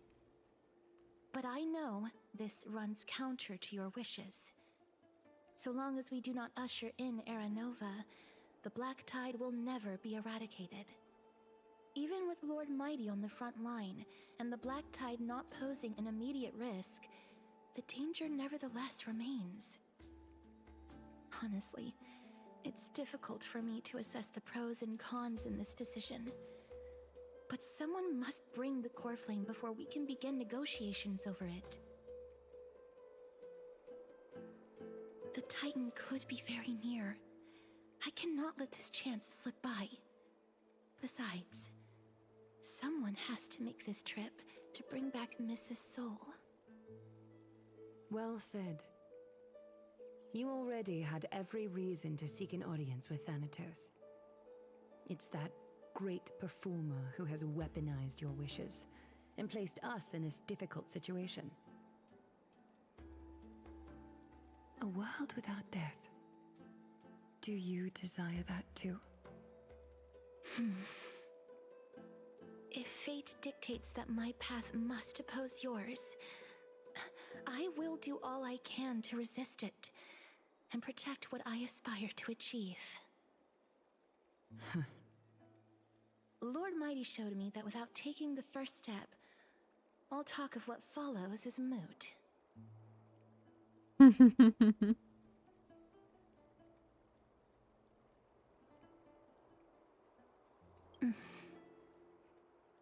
I have always hoped to hear you speak your mind, Cass. And I am glad to have heard your true thoughts. Styxia. I visited that place in the past. Though it is now an island surrounded by the river of Souls Torrents, it's not hard to see its former splendor.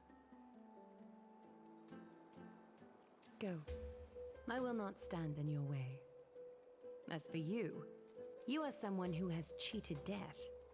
I believe you have more than enough reason to make the trip with Castris and meet the god of death himself. Castris, I too look forward to your journey. I wonder what kinds of new interpretations your completed story will bring to the Flame Chase journey. Thank you, Lady Eclia. I hate to put a damper on this heartwarming moment, but if Styxia is now an island surrounded by the River of Souls Torrents, then how do we find a way in? Lady Treby is probably... The answer is quite simple. In the myths, Zagreus once made the domain of the dead their treasure vault. That is to say, they could enter and leave the nether realm as they pleased. Oh, so just have to use his hand as a boat and if they fly could do in. Then it follows that the demigod who inherited their divinity Oh! must be capable of the same. Is that what Cypher is? Cypher gonna get us in there? I'll see you at Marmorial Palace at Action Hour Yep. tomorrow. Okay, I see. Cypher shall be your guide to finding that ancient city. Makes sense. Okay.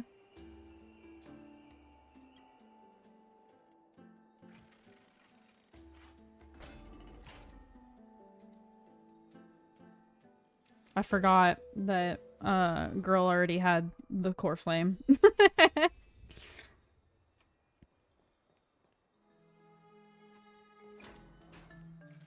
friend! Is the debate finally over? Did you win? Okay, so can Mem just talk from now on?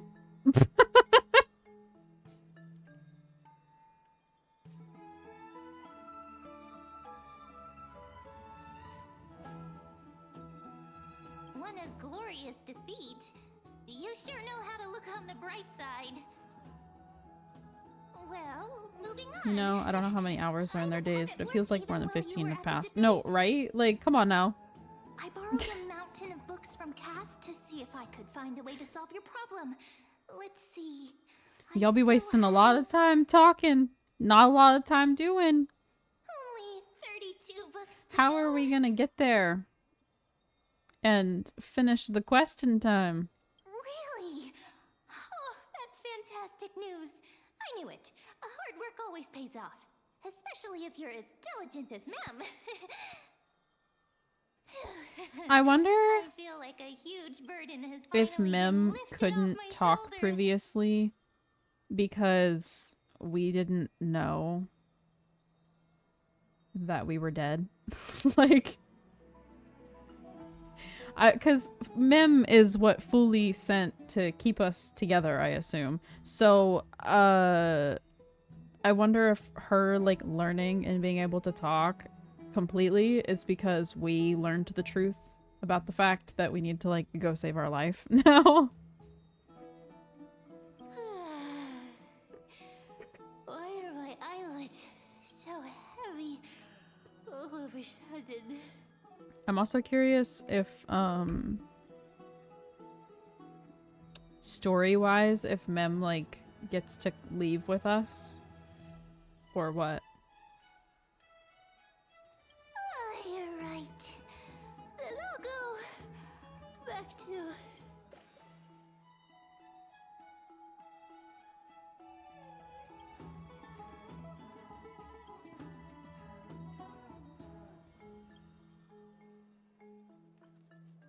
Somewhere. Later. Oh. Cass? What a surprise. Lady Treeby. Is something troubling you? I just wanted to speak to Lady Trian for a bit before. Just smuggle her. I will. Don't worry about it. No matter how If they breathtaking try to and make me leave her, Styxia once I'll smuggle her was, out. The place is now the domain of the departed. There is no telling what we'll encounter there. I don't want to have any regrets. Has anyone told you that your eyes are sparkling today? Is that a figure of speech?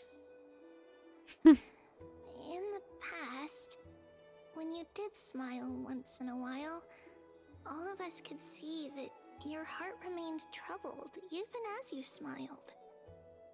Lady Treeby, you know perfectly well that see you tomorrow is nothing but a white lie. I hope your toughness is not a mask hiding a lonely heart. Cass, you hardly ever talked of your past. None of us knows what you went through, apart from Maggie. But we know it must have been filled with pain and hardships, as it is the fate every Chrysosaur is destined to live out. We are just happy for you that the core flame you're meant to inherit has finally surfaced. Isn't it a little too soon to say that? But you already know where tomorrow is, don't you? There is no need to rely on anyone else. Just give it your all and leave no regrets. We have always believed that your embrace is just as warm as everyone else's. Because we embrace others to comfort them. And Cass, you're the kindest Chrysosaur we know. Thank you, Lady Treeby.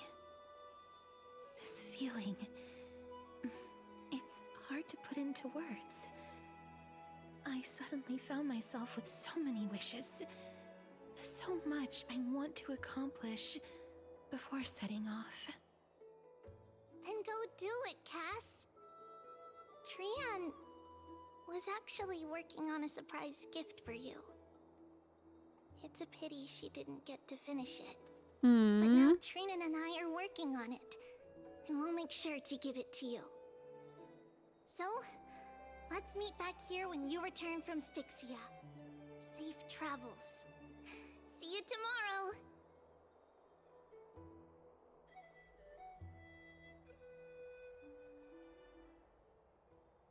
Oh. A knock on the door.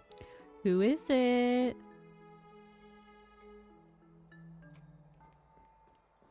Watch us get kidnapped. I'm just kidding. We open the door and it's the the Flame Reaper. I hope I didn't wake you. Nope, I couldn't sleep. I'm glad to see you're as full of life as ever. I'm here because of private matters, actually. If it isn't too much to ask, I'd really like it if you could come along with me to retrieve something. Oh, okay. Aren't you going to ask me what it is? Nah. It isn't a long way from here. Shall we?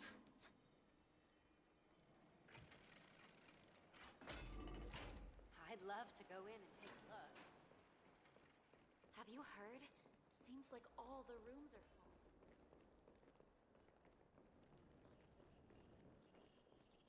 Faith can dispel the black tide. The streets are packed. I want to vote! Tell me how I can vote! Take your ceramic shard engraved with the Kefali rune, select the Council of Elders in your heart, and pray silently until the shard registers your choice. Then toss it into the Dolium.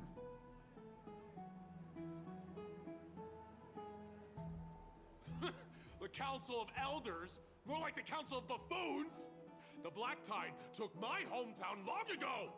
Who are they kidding with bringing back Eracrysia? It's all a sham to create their own Eracrysia in Akama! The Titans are just.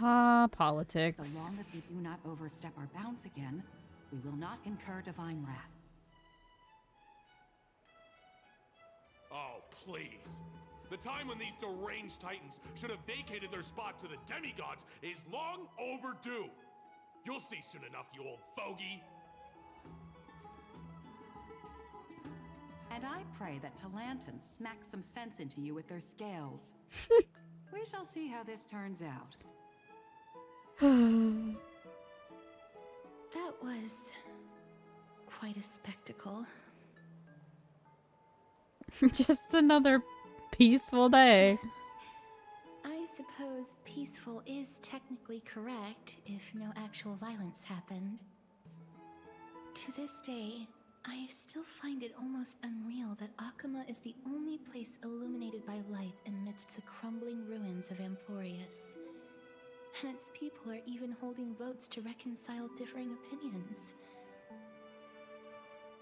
This peaceful sight is making me forget that this is the end times.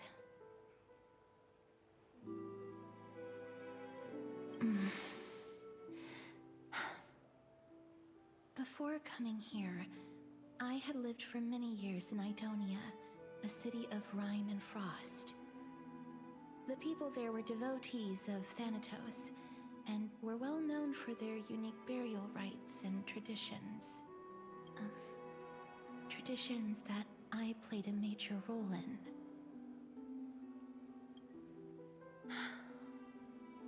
Yes. You now know me as the Mortician of Akama. But back in those days, I was Idonia's Maiden of War. I was trudging across the frosty plains on my own when the Idonians found me. They saw the curse in me as a blessing from Thanatos, and believed that my hands could correct the Eracrysia's mistake and lead them to meet the great god of death.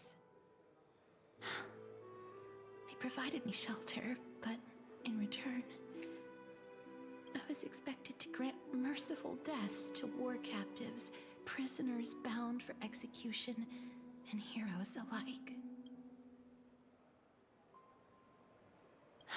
Yes, no matter how kind or cruel the means, nothing can change the essence of death. Taking away someone's life is never worthy of religious worship.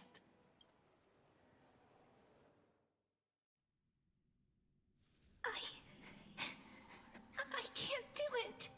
Their voices, they pierce my ears. The pleading.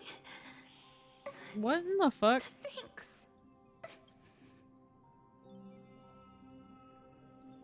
Why did that feel like such a weird jump?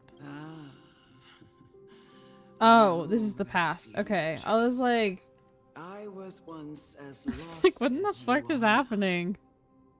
But you must respect those walking towards death. Just like how you should respect yourself as the Holy Maiden granting humans glory and liberation. What you're asking me to do is no better than the task of an executioner. And yet you want me to respect myself.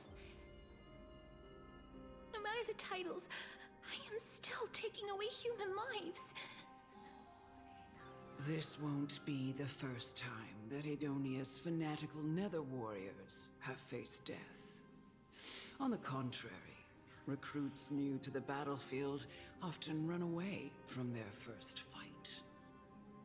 Death is the mightiest and gravest power in this world. The fact that you can wield it means you are deserving of respect. That's such a... See, this still leaves the question though. What the fuck is the Flame Reaper? Let me tell you a story. In Idonia, The great swords commonly used by executioners are called Draconian, in memory of Drakon, an elderly executioner. The sword has 3 air holes along its body. If the sword is swung down swiftly and accurately, the holes would make no sound, and the executed would also depart this world quickly and painlessly. But should the executioner have any hesitation, the holes would produce a piercing whistle. On that cue, the screams of the executed are sure to follow. Every executioner after Drakon is to hone their sword skills every day in preparation of future executions. Every swing of their blade must be more resolute than the last, for failing to do so will bring pain. Pain for the dying, as well as pain for themselves. No. I can never get used to this. You misunderstand, child. I am not telling you to get used to it. I'm asking you to consider the source of the dead's suffering, and use that knowledge to fortify your future touches with more and more determination. Go, walk with the dead, and love them as you love life. Then you'll no longer hear those noises.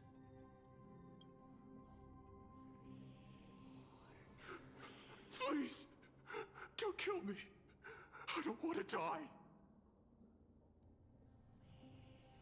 Ugh, no. Okay. See, this is gonna be one of those things where I click, no, I can't do it, and the choice is gonna go away, and then this is gonna be the only choice, because This is your duty. they're not gonna not let me do it. Consider the source of the dead's suffering, then give them the respect they deserve. Thank you. I beg you, don't listen to her. If you cannot learn to accept death, then Idonia has no place for you.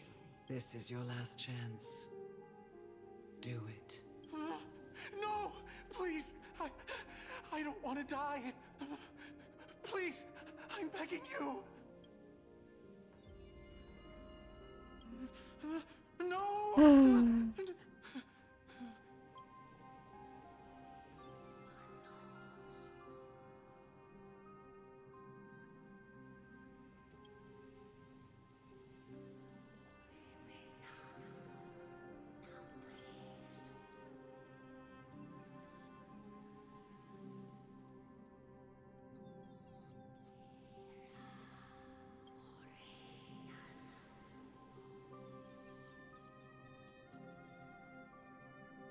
May you gain some insights through his sacrifice. Is this all? No. Come with me. This is just the beginning of your life as the Maiden of War. You executioner!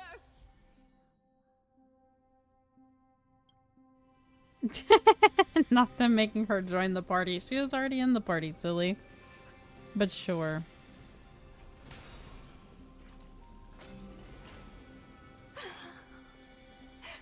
Holy Maiden!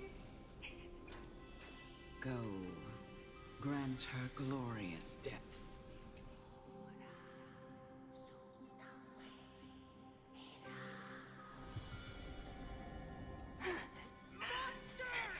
Do it then.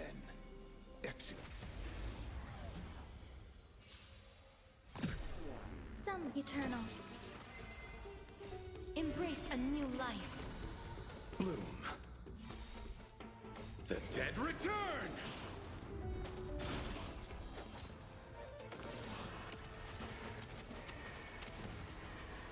May death protect us! Do it then. Executioner.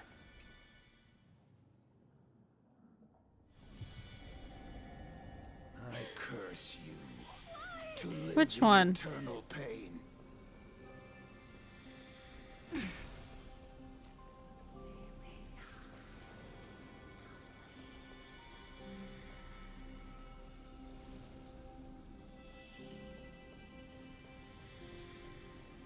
I didn't see one. I'm not gonna lie though, I wasn't reading their names. Oh, he was. I see.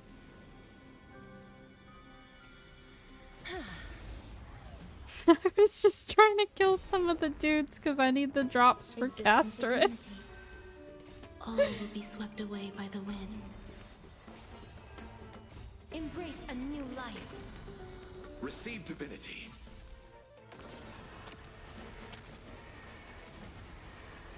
May death protect us! Why?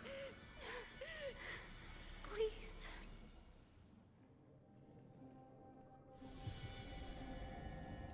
When will this ever end?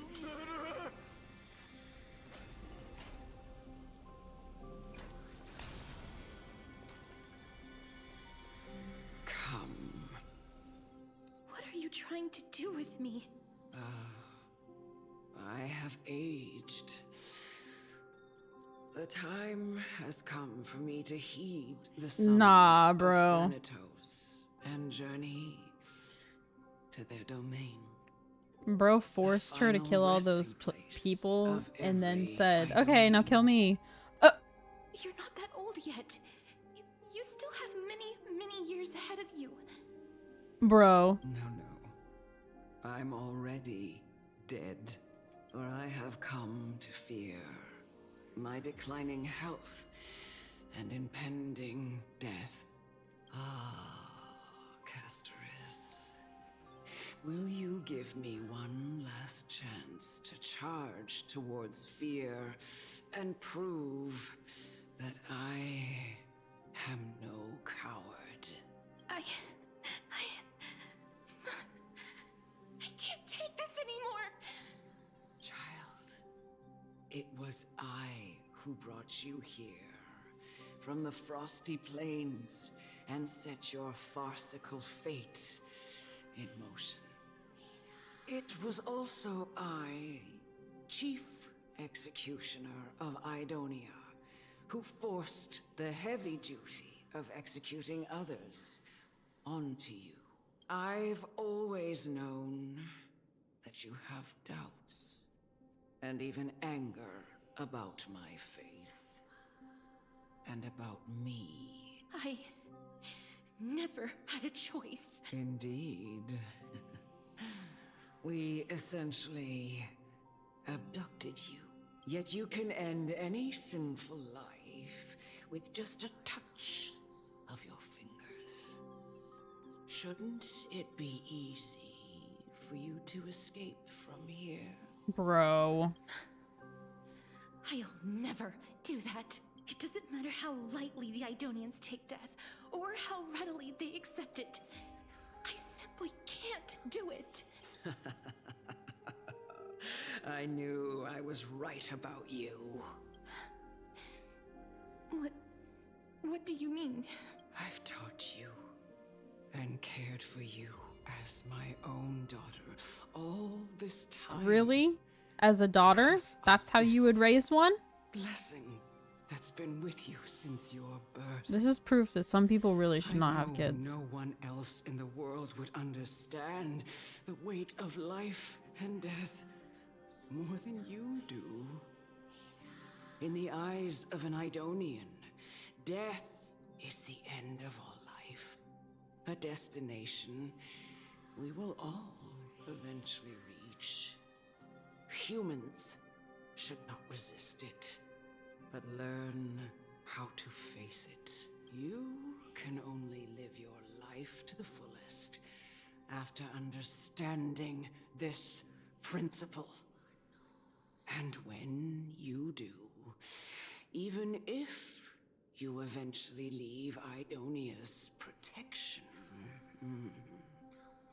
even if you must carry the curse forever, you can live with your head held high like everyone else. No! How can I? Come now. It's time. I've already taught you all that I know. Show me that you are a fitting holy maiden. Or at least, that you possess the resolve to become one. Come now. It's time. I've already taught you all that I know. Show me that you are a fitting holy maiden. Or at least, that you possess the resolve to become one.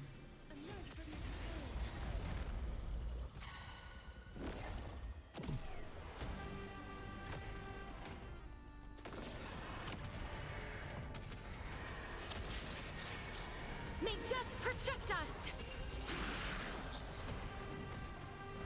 I underestimated you. Eternal.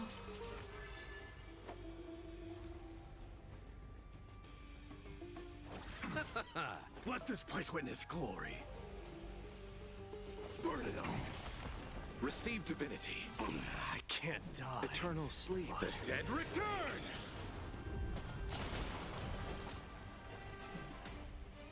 Wiltir. I am struck. Burn it all. Dying soul, now accept your punishment. Embrace a new life. Every petal in life. All will be swept away by the wind.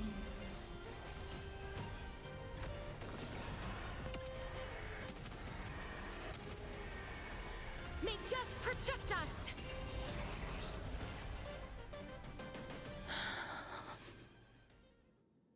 This was the last time I followed her command.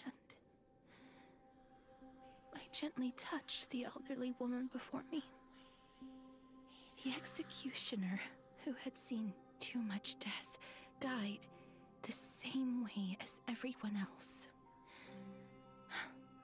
A gasp for air, a wistful look in her eyes, and a barely perceptible tremor in her fingertips. Elder Amunet, the person who tried to teach me about death, ultimately vanished like dew in the morning mist.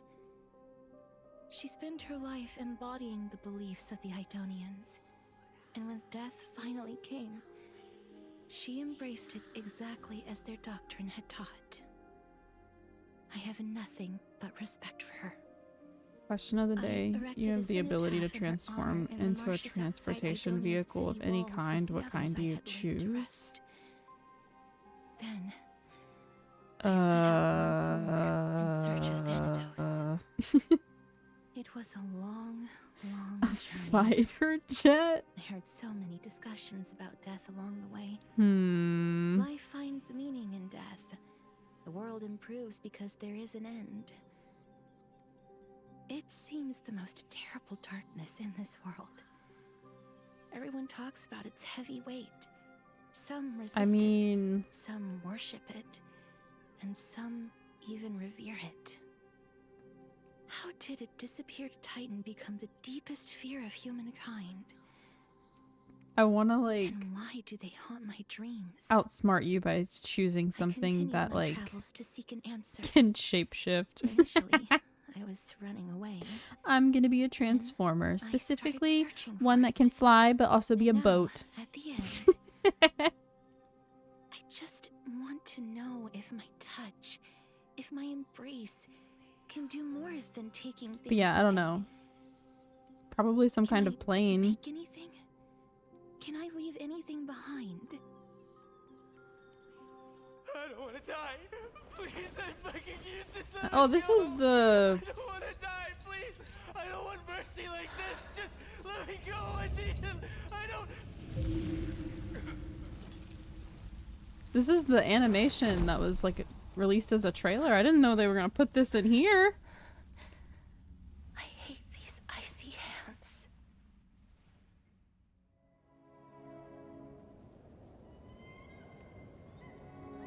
Bro, we're watching an anime right now.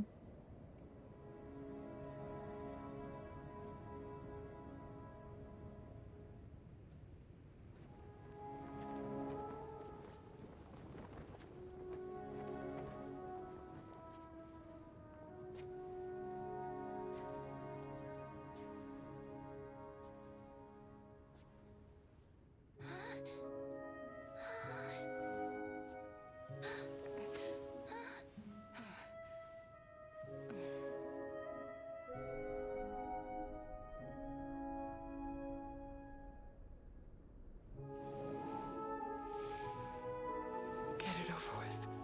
End its suffering.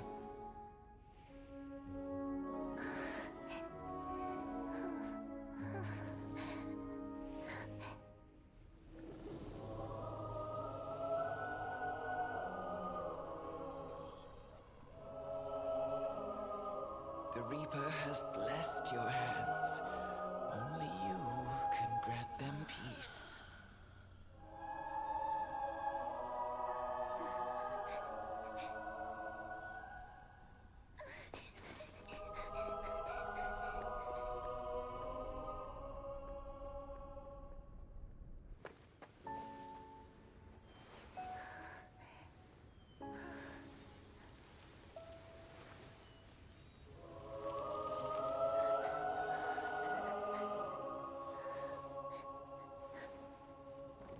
Embrace death. Walk alongside it.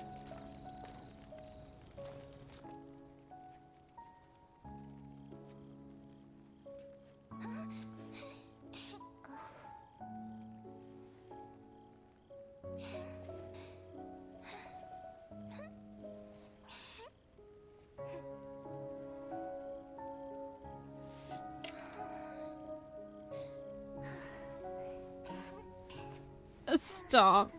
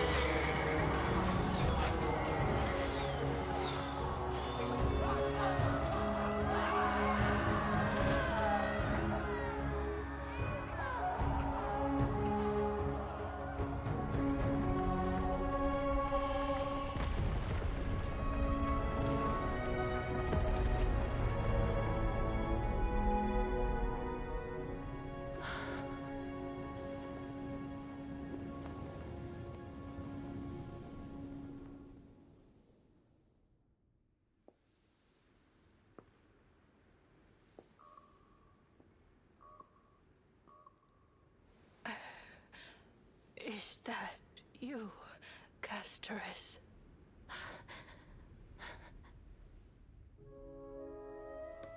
All of them have gone, heeding death's summon, crossing into their domain. I must go too. I don't fear it, just I have some regrets. Watching people leave this world again and again, it must be lonely for you.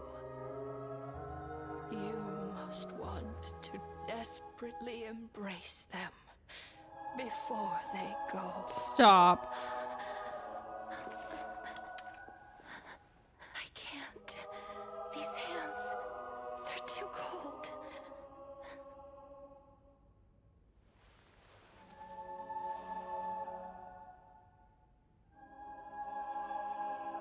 big sister Castoris. Your hands are so warm. Just like anyone else's. So go on. Don't hold back. Give me a warm hug.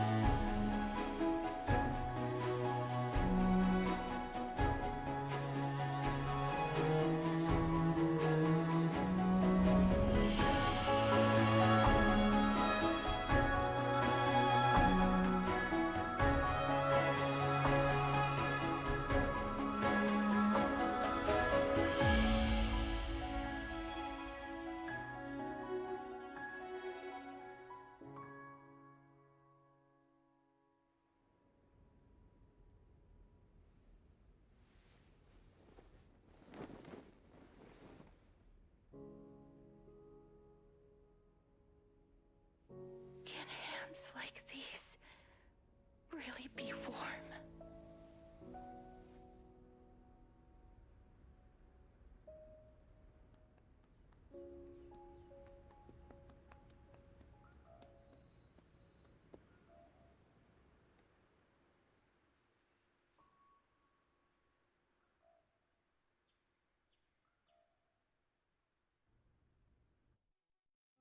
On the day that Oryx's trial ended, That dude just you stared must me have had down, bro. many questions.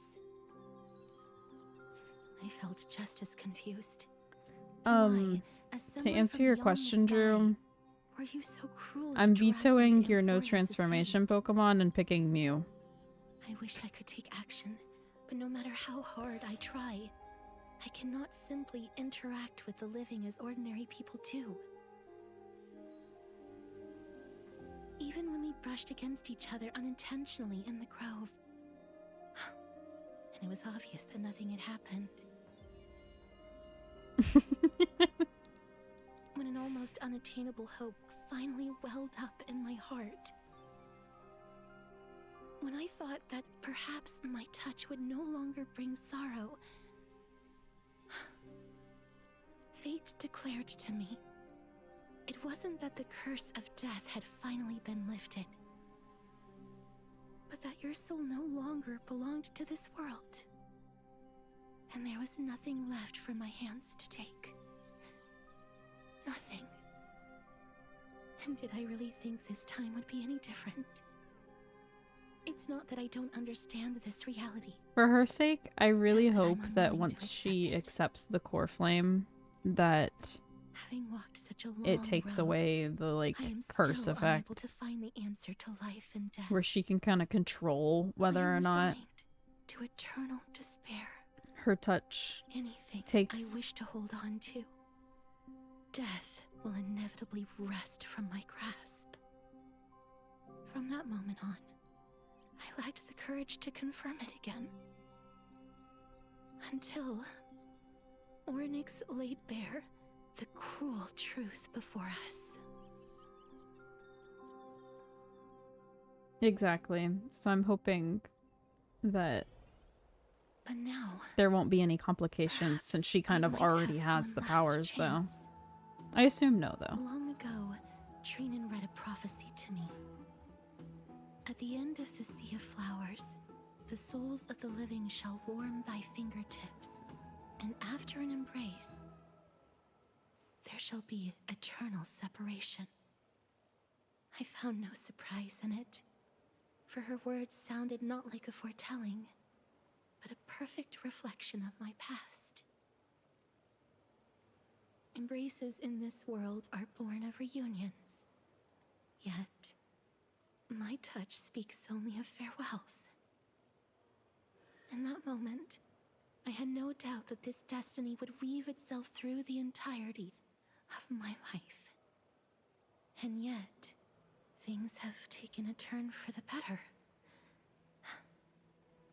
Now that I can finally have an audience with I'm also kind of curious if she's actually gonna have to go through a trial, because the way that her sister went through the trial was her giving it up. So I'm kind of curious if the same thing is gonna happen. Like, if instead of her actually having to fight and kill Thanatos, if instead her sister's gonna choose to give up her heart. But then if that was the case, then we would potentially not have a boss battle, so maybe not.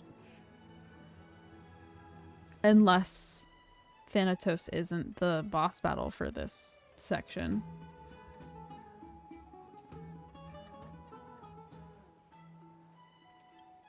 With that, I won't have any regrets.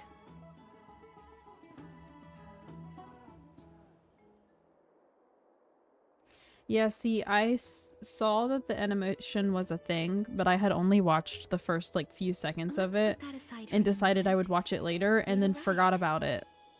So, I actually experienced all of it for the first time now. I made it myself, like the trinket I gave Lady Trian. I want to leave something for everyone, if possible. The journey to seek an audience with the Death Titan cannot be an easy one. I want to make full use of every Sweet baby moment I have before we Casterus. depart, so that I don't have any regrets. Is that a brooch with my face on it? Bruh. Then, perhaps you can have a look at it first. You don't have to take it if you don't like it. Look, it's right there. Huh? Where did it go? What's going on?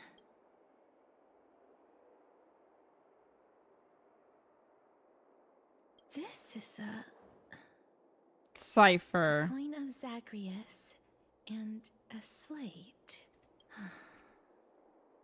So it's her.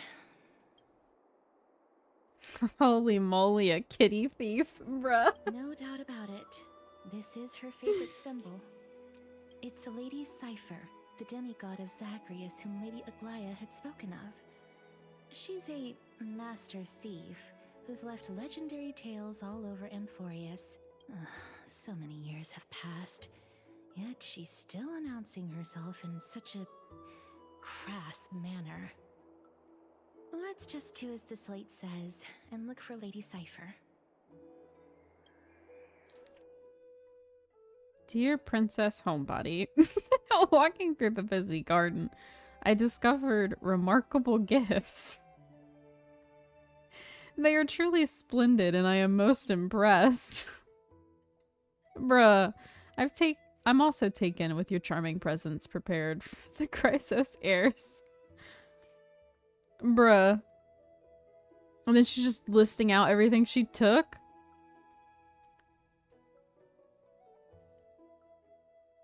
This time, I only claimed this modest gift.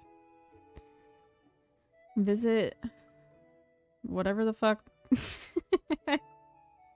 A golden spear. Okay, sure. Not the PS, PPS.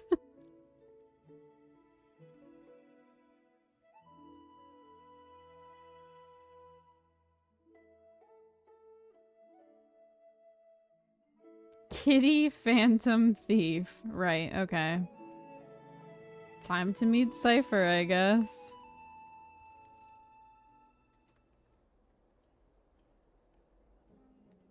Oh, are they not gonna make me actually look? Look, it's right there. Okay, sure. There seems to be a new show at the bats today. We must pursue her.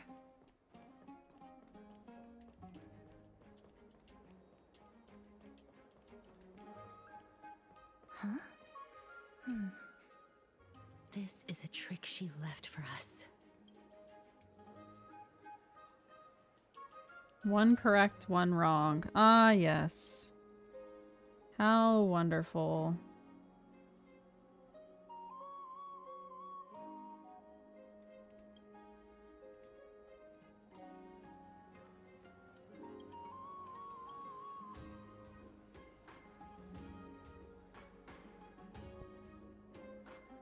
The right spear is engraved with lies. Trust me, Gray Mystery. Both spears are engraved with the truth. If that was true, then that means that this one is a lie.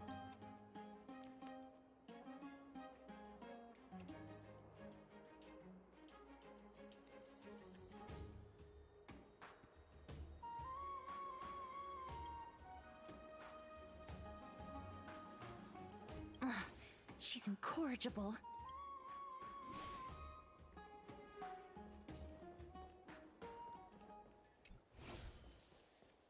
This is how it should be. We must pursue her.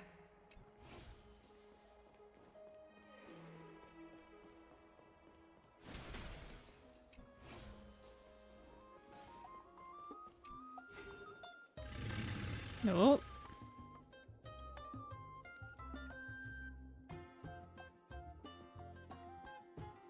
If it truly is her, it's not her, bruh.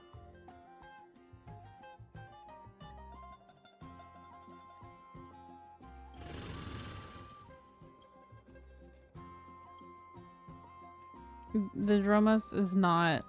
It's not Cypher. Lady Cypher, please come on out. You're still careless as ever. Shouldn't you keep such a precious gift near your bosom? Since you know it's a gift for someone else, please give it back to me. Stop hiding among the people and letting the wind carry your voice. Now, since I know it's a gift, that just means I need to milk its worth. The children of the wind never stay for long in one place. Unless your offer is tempting enough to steal the wind. What say you? Name your price. I'll give you however much you want.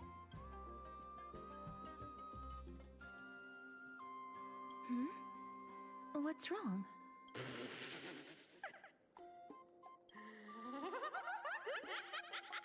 No wonder they call you Princess Homebody. Why don't you two come over to my place? It'll make a better venue for proper business discussions. You can find where I live through the winds I've sown. Right. Piece of cake. I can do that even if I can only sense your soul. Alright, I'll see you there. By the way, everyone cool with me collecting a deposit before we reach an agreement, right? Now, come this way.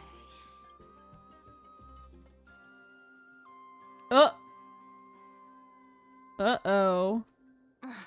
She's incorrigible. Follow me. She stole my divine blood.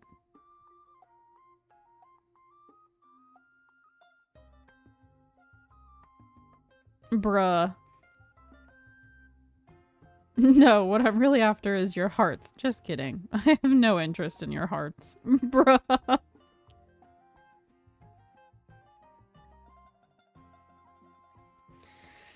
Oh, goodness.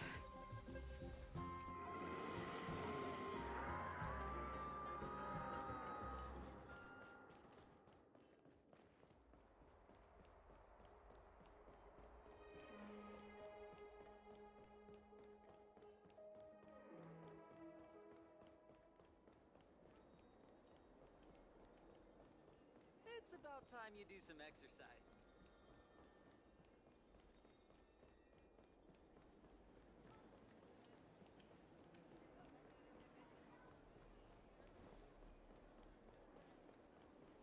Does it really work?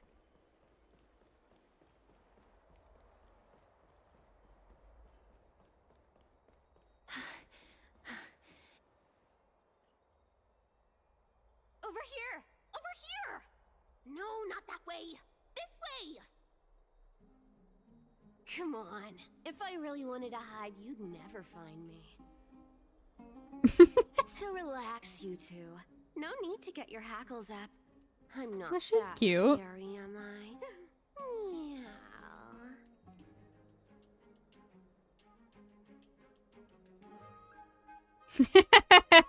At last, a character that meows has appeared.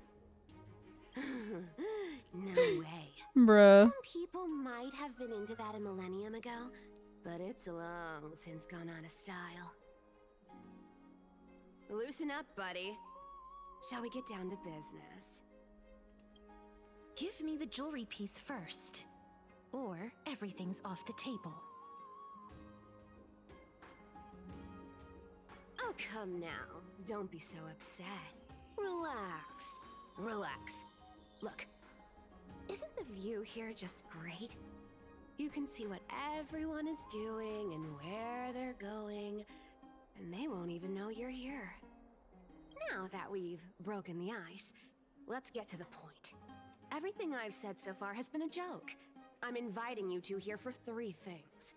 1, the seamstress found me and wants me to take you to Styxia to look for the Death Titan.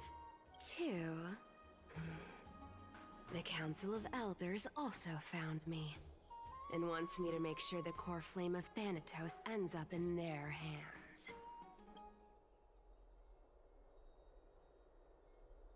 And last, but not least, I'm telling you that I'm not interested in doing either of those things. Don't go look for the Death Titan. The end. I'm sorry, but that's not exactly an option. You see, Well, I will this is die some if high-quality we don't do stuff. that, so... And this room is full of it. How much are these worth, Did you get all this through that Aranova gimmick? Some of it is family fortune, while the rest came from my business as a dressmaster. Don't liken the flame chase work to your shady dealings. Wow. I should have busted down your door instead of going around like a thief. Well, spill. Why are you giving me so much money? Payment for doing work. You're worth this much. Did you forget my stance to all this? I thought I made myself very clear. You wish to run away. Run away from your responsibilities, from the prophecy, and from your destiny. You shall walk with greed and die over petty change. I understand this prophecy weighs on you immensely. That is why I have never approached the demigod of trickery for running away.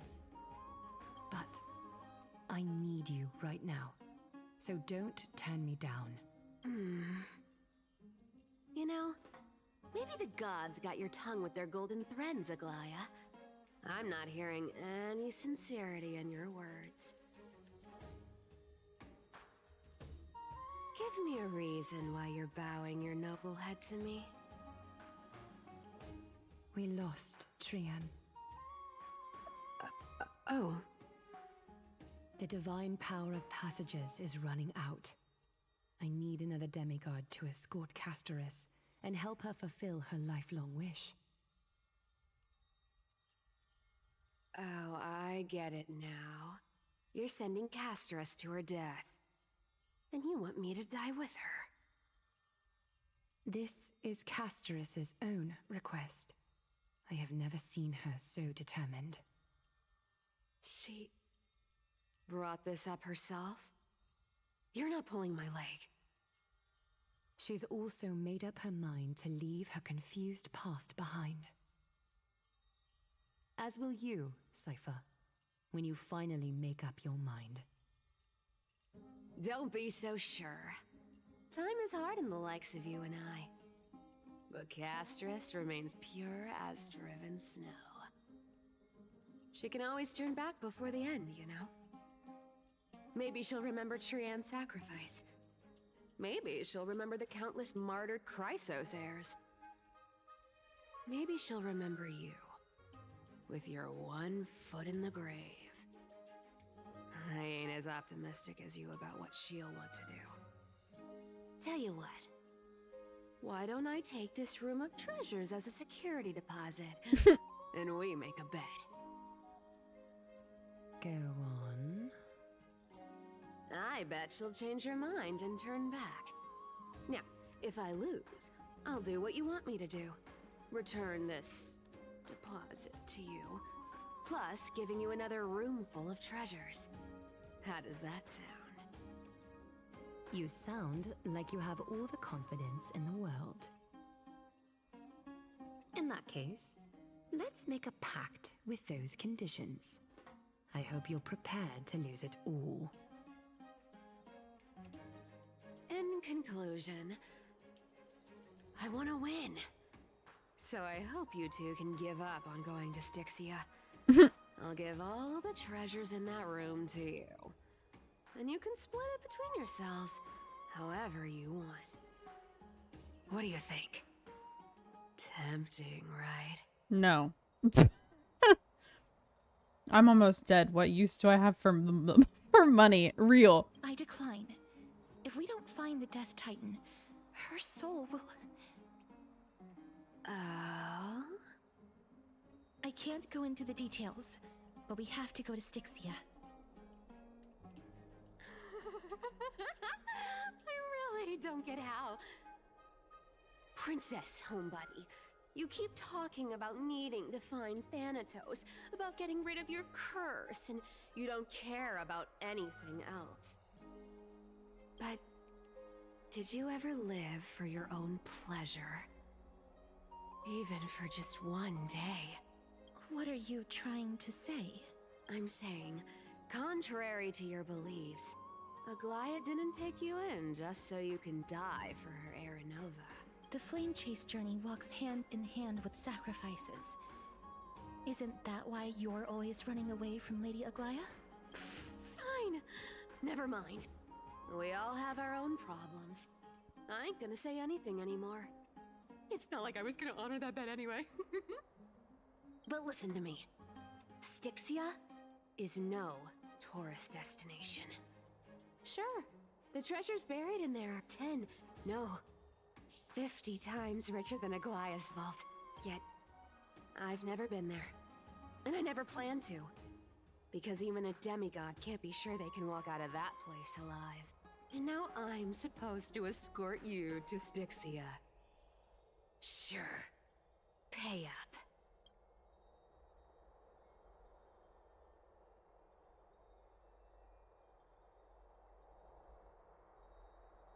You know, you're not wrong. At least it's part of my responsibilities. I don't like this. However, I have lived a longer life than most people.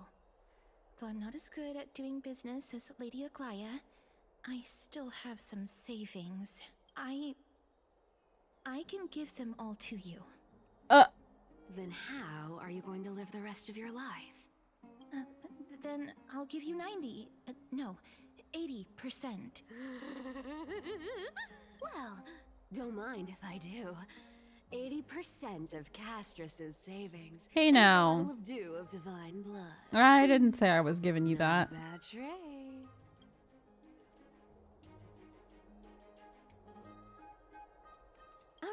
Okay. I didn't know you hold grudges. Gray mystery. Here! Catch. Be careful with that! A minor change in plans, though. Don't go to the bath tomorrow. Come look for me at Akama's city gates instead.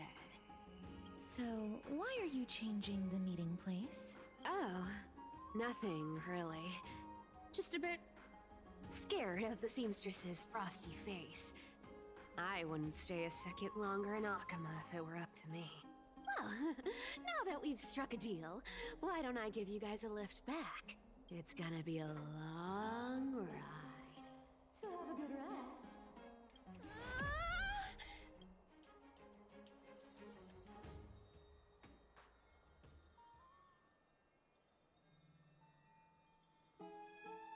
I'm so confused.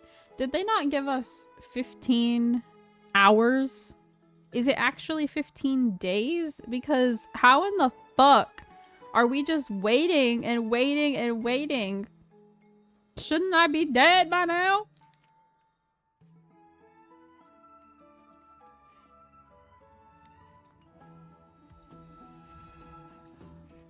Like, for them, are system hours actually days? Because I specifically remember them saying hours.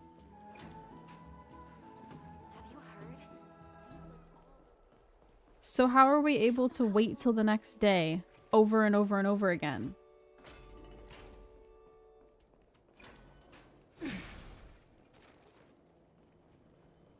The story of the Chrysos heirs.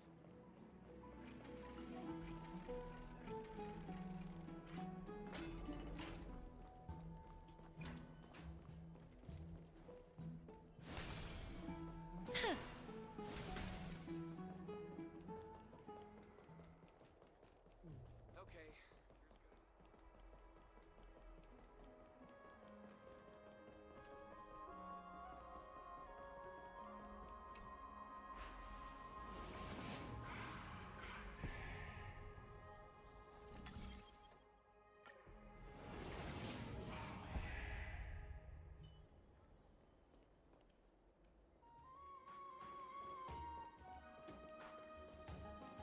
I feel like it has to be like where the time here flows differently. So they said 15 hours, but that's actually 15 days or some shit. Or maybe it was like a mistype or something. Because remember, whenever they said the 15 thing, then they also said 15 talking about Anaxa. And so I made the comment like, what the fuck does 15 have to do with everything? Bright and sunny. Just the weather for So maybe his timeline was the exact same as ours? I don't know. Totally. The trio team is the best set up to reach the finals. No need, I already told her. She's fine with it. You sure know how to put me in a spot, Casterus. I need to travel with you, but I can't touch you. What a bother. Sorry. Oh, I was just teasing. Don't take it to heart.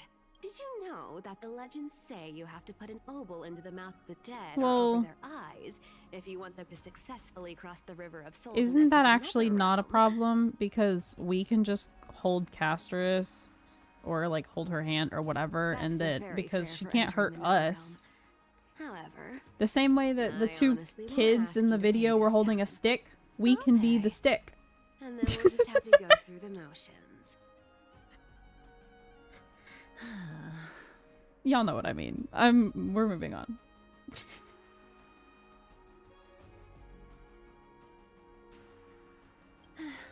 Don't worry. It's not a lot. All right, pass me the coin. It's time to get the gods' powers going.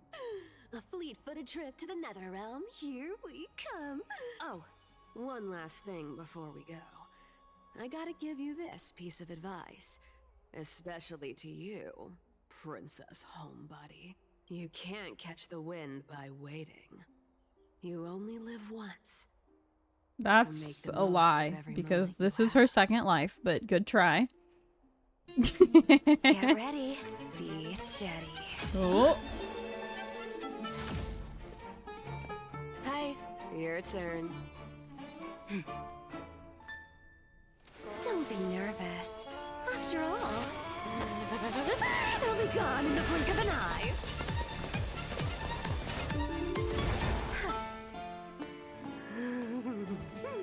All done. Bye.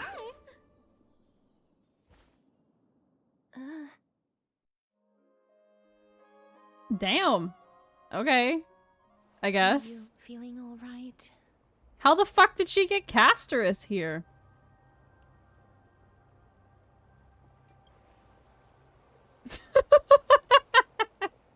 I kind of fucking love her. She's so funny. When she flips the coin of whimsy into the air, she gains incredible I won't pull her speed that because lets I her have to travel anywhere save, in an but like, instant. she's funny at least. Just like how she clearly had no intention of lingering here for even a second longer. We can only depend on ourselves for the rest of the way. Don't worry. Mem's here to help. I won't pull her this time. Right? It's fine. Everything is fine.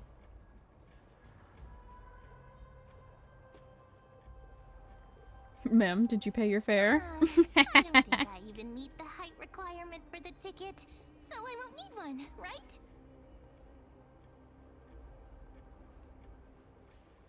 This is Styxia, the city of dragons and waves. Sounds like my kind of Anaxa city. hypothesizes that the missing Thanatos is somewhere in these ruins. This is the land of their birth. Or perhaps of their death.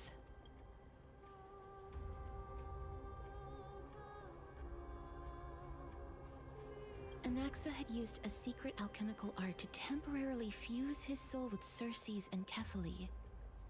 And when he was on the verge of death, he was pulled by Thanatos and caught a glimpse of the flowing river of souls. This alchemy, considered a sacrilegious act, might actually make the souls of mortals and titans attract each other. Even though Thanatos has been missing for 1,000 years, and even their followers haven't been able to find them. Perhaps that special attraction could summon them here. Oh, so are we going to use that Philosopher's Stone to conjure the Titan? I guess that's the only way. The only leads we have now are the name of this city and the fairy tale about the dragon. Thanatos is even more mysterious than I am. Indeed. Even one as erudite as Anaxa could only point us to this place, and no further. We will be entering the unknown as soon as we take our first steps. But that won't be the first time in my long journeys. I believe that, rather than standing still, taking action is by far the better option. Perhaps fate might take pity on us today and show some compassion.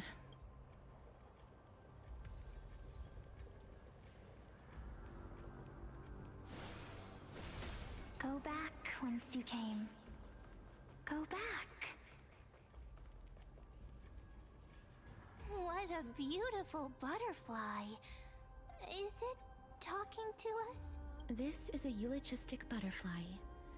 They are found in places where many have met their demise. In Idonia, some think of them as manifestations of Thanatos' benevolence. By turning the lingering obsessions of the deceased into these creatures, it is as if the Titan has made life into a specimen. Others think of them as Thanatos' messengers that guide the departed to the nether realm. The second theory sounds more believable. After all, the things they're saying are rather, direct. Perhaps. But the fact that we're able to hear their whispers proves that we're fast approaching the realm of the dead.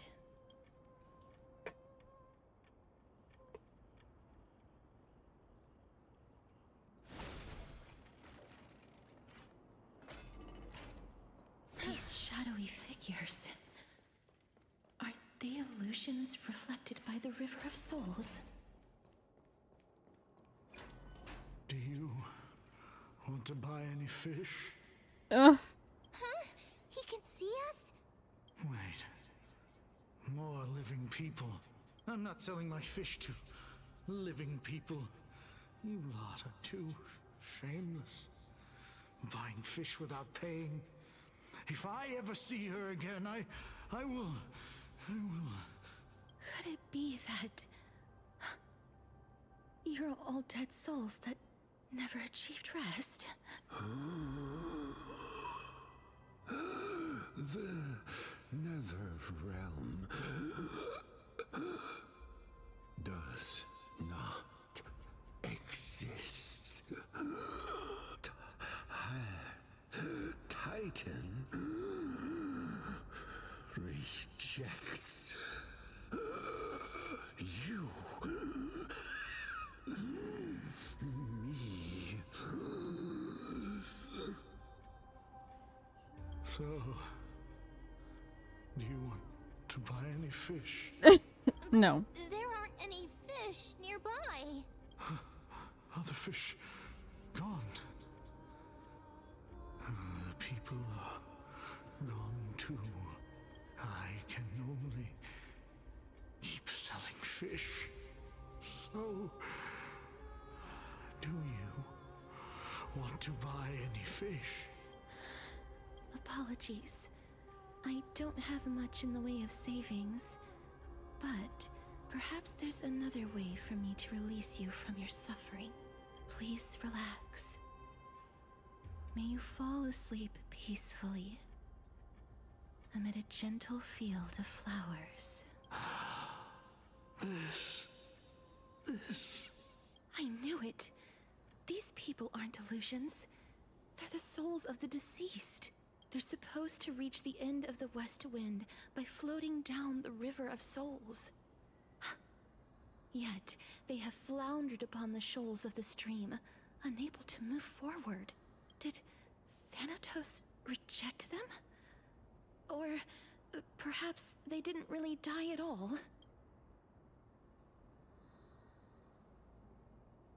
I have no idea. This circumstance is completely unprecedented. Hang on. Didn't he say more living people? So that means he's seen other members of the living apart from us? Could it be that these souls are stuck here due to someone's deceit? If something is done out of goodwill, are you really gonna call it deceit? Cypher. Goodwill? I can't see anything good out of... Wait a minute. Lady Cypher? That's me. Could it be that you are the living being that those souls met? Ugh, I couldn't take their behavior anymore. So I stole some things here and made up some lies there. Just trying to give them something to look forward to, you know? It's because of vile living creatures like you that we're being misunderstood by all of them. What else am I supposed to do? You can see the mess this place is in. These poor souls are denied by the Netherrealm. So now they're stuck in a few brief moments of their life. Unable to move forward or back. Did you see those two blacksmiths on the way? They've been here for as long as the sun's been around, wailing over and over about casting a shield. Styxia is so freaky. Then why have you come back, Lady Cypher? Hey, I'm not here to aid your adventure. I hate water more than anything else in this world. Especially that stinky River of Souls. But, I just discovered some stuff before I left. And I reckon you should know about it. It's about that boy who defied death. I found traces of him here. Mighty? Lord Mighty? Oh, right! That's his name. Well, now you know. As for whether that info is actually useful, that's for you lot to figure out. So long, Princess Homebody. So long, Grey Mystery. Huh? She disappeared just like that? Lady Cypher has always been a free spirit. In any case, she has brought us some valuable information. If Lord Mighty is also somewhere along the river shoals right now, then he will certainly become our signpost. After all, he's different from those wandering souls. He will find his way, even in the realm of the dead. Don't worry. It's time for me to shine. Orynyx's Rune of Recollection is nearby. Use prayers to return the river to before it got flooded. Ah. Okay, sure. Hey, over here!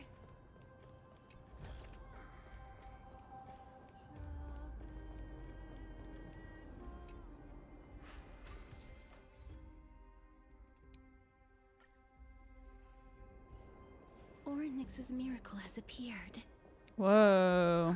Amazing! It's like we're inside a giant bubble. Even the river got parted.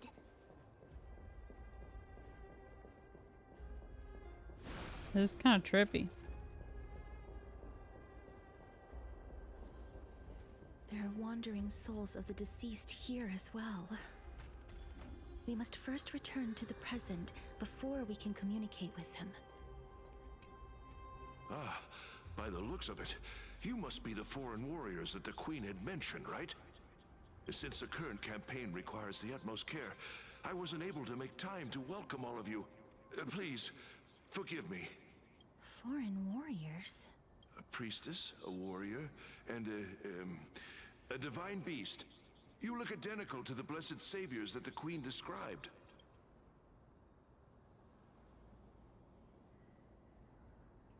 Oh darn, no healer on this team. A campaign? Who are you campaigning against? Is this the Nobody knows, story again? as of now. Like the queen he's referring scouts to? that went Is it the ahead, one Only one has managed to return. He says that the land from the ahead story? is a forbidden land that should not be approached, as it is the doorway But they between look the like they're netherworld and the from mortal realm. Castum Kremnos, so... As for the rest of the scouts, they've completely lost their souls and are decaying by the day. While there is still dissension within the city, the scholars agree that this calamity was so unprecedented that it needed to be given a new designation. An unprecedented calamity. Could it be death? It seems that you have indeed heard about this. Well, death is just one of the possibilities. It's too early to come to a definitive conclusion. A world that has never seen death. Looks like these people lived in the Era Chrysia before the Calamity Titans descended upon the land. May I ask, where is the scout who managed to come back? So he returned to Styxia. He only had enough left in him to last no more than half a day. However, it was his intel that convinced us to rally together. He said that he witnessed the demonic specter of an evil dragon at that treacherous land. The apparition opened its giant maw and devoured everything in sight, and thus brought Styxia that thing called death. Styxia. An evil dragon that brings death. Mm-hmm. It all sounds rather familiar. Wait, wasn't this part of that fable? Sir, could I ask how the Queen and Princess are doing? The Queen? By the looks of it, you must be the foreign warriors that the Queen had mentioned, right? Oh, it's the same lines. Looks like he's still trapped in the moments before his death. Leave it to me. Sir, the war ended long ago. Styxia no longer exists. Styxia is no more? This cannot stand! Newcomers, hurry up and go take your positions! Oh, looks like it's difficult for this gentleman to accept reality. Sir, I am the Maiden of War, sent here by the Queen herself. If you accept my blessing, then today's battle will be smooth sailing. Maiden of War? I've never heard of this. There's little time to waste. Please don't take too long. Don't worry. I'm typically unwilling to prolong such a moment. Is it over?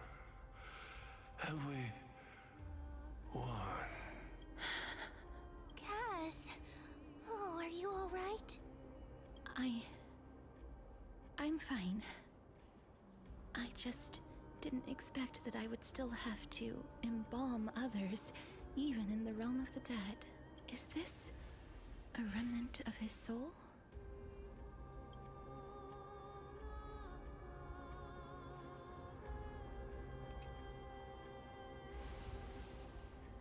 Well then, why should I place my trust in you, holy maiden from afar? Wait, this is... I don't quite understand what you're trying to say. Since the prophecy has already pronounced your name as Chrysos, heir of death, Akima ought to treat you as an esteemed guest. However, you seem to have no intentions of concealing your involvement with the Council of Elders. while most likely being aware of my issues against them. I cannot deny your claim. It was the Council that offered this room to me. And they had only one request.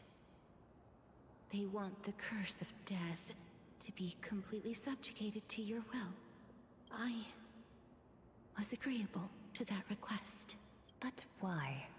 I am unable to rid myself of this innate curse.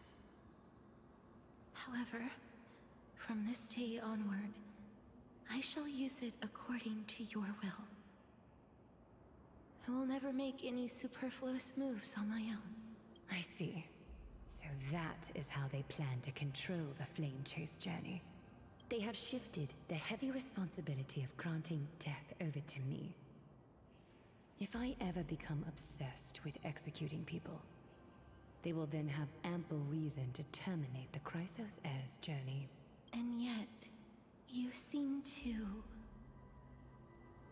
not mind. This is quite surprising to me. That's because the fate that we were born with is a burden far heavier than that of an individual's life. I've woven many unforeseen events into the tapestry of fate. This is but one instance. Tidy up your precious garments and come with me. Akima welcomes you, Castoris.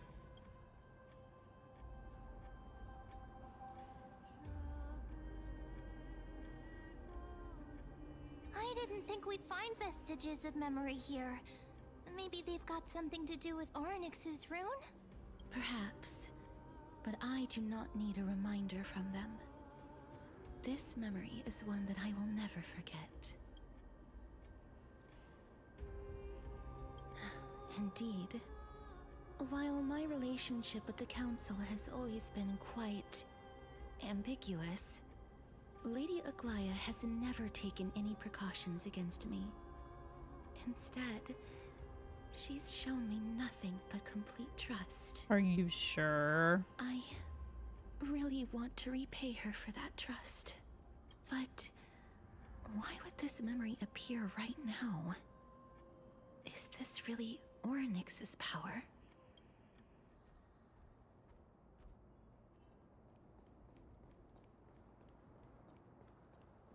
Could these dead monsters actually be...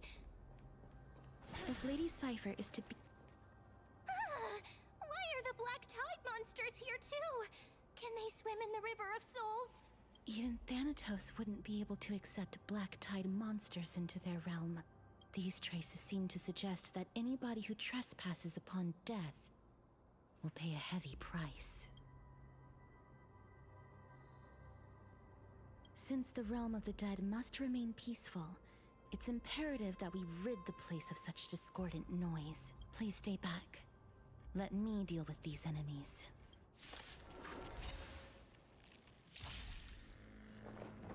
Eternal. Receive divinity. Forever do it! Bloom. Repay. The dead return! As you wish.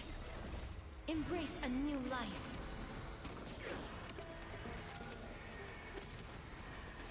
May death protect us!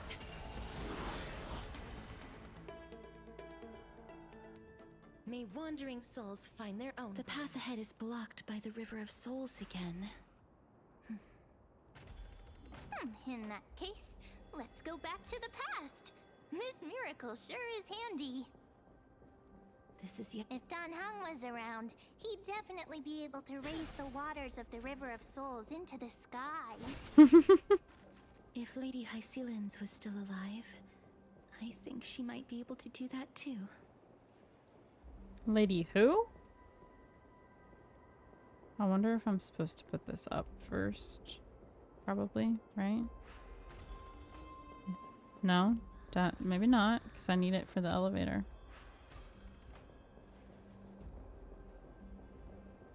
Oh, I have to put it up in order to get in there. I see. Well, that's okay, because that's not where we're going.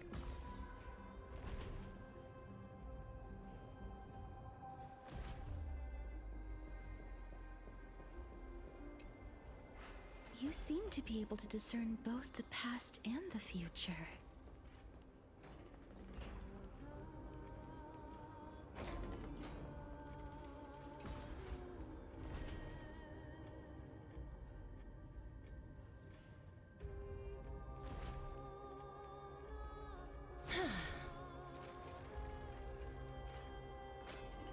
Oh, this place must have been a beautiful courtyard in the past.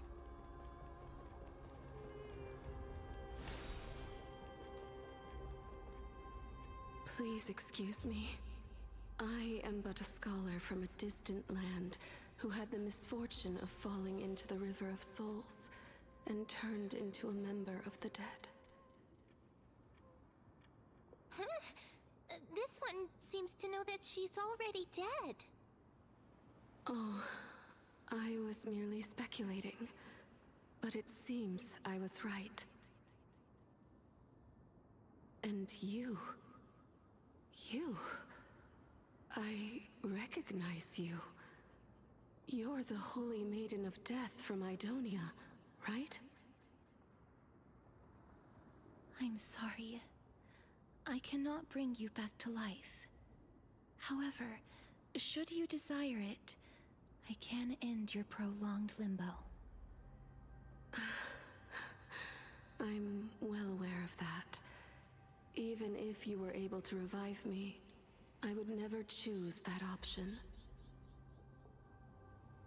That's because I didn't fall into the River of Souls by accident. Instead, I leaped into it to seek my death. Bro. Why? What is with people in this quest? Then you would not all reproach trying myself. to kill themselves, damn it. My life was far too miserable. But I did not expect things to stay the same even in death. What a joke. In escaping my mortal life, I've entered a millennium of pain instead. Circe's above. What cowards humans are. For we fear both life and death simultaneously. I mean, yeah, but these people are from the past. Before things really fell apart like they have now, you know? That's all right, Holy Maiden. At least you are able to respond. Like, all these people are from a long time ago. Please, grant me. When things weren't actually that bad. Circe's above. Does this count as thinking till the moment I die?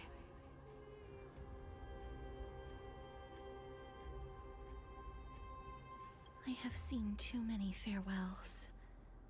Her distress is quite commonplace. There are those who will end their lives over what seems to be the smallest of worries. For some people, this power that I possess is a blessing rather than a curse.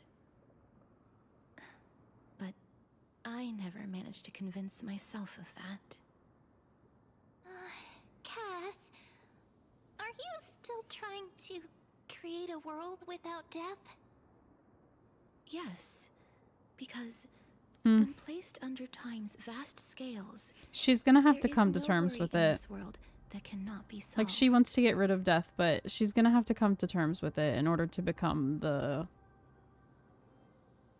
core flame bearer.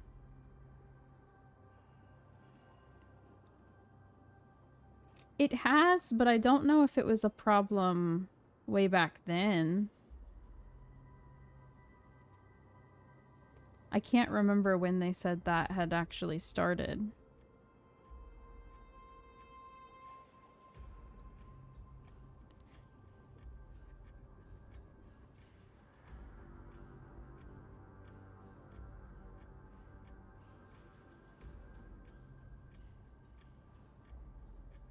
Right, it was probably during that section of time where we saw the video of Cass, where she worked as the Holy Maiden or whatever for that one place.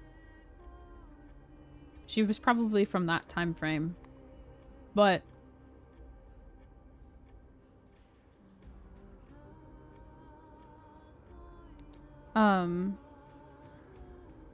we don't actually know how bad or how affected the areas were in that time frame when it comes to the Black Tide. This is a wish that I've held for almost a millennium. My mind might have changed once upon a time if people managed to strike up a friendship with me. Yeah, the problem is that so many of these characters are like really old. Now that I've learned And so about it's your hard near-death to figure out exactly how all of it lines my up. duty to wipe death from the face of this world. Because as we saw, that one little girl from when Cass was little grew up to be an old woman and died, while Cass is still just young.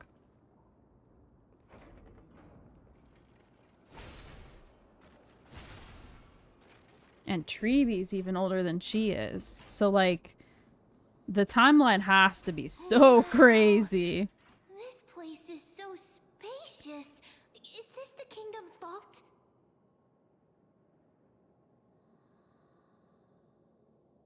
That's fine and all, but we need to lay down some rules. We're not gonna return to the past to steal things. Do we need to enter that doorway to climb even higher? There seems to be a person.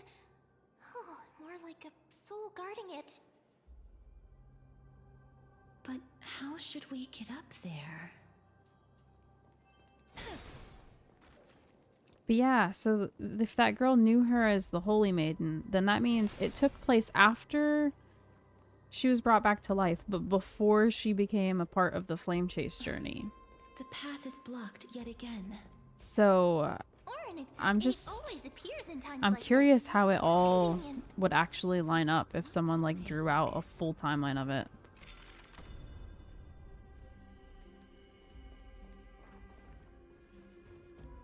Look, there's even a platform lift over there. Yeah, for sure. Definitely pretty long. Because we did about, what, 2 or 3 hours of it yesterday? And we're at about 3 hours of it now.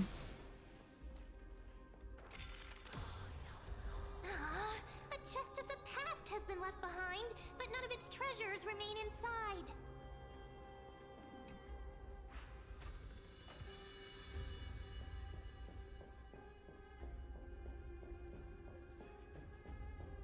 Oh.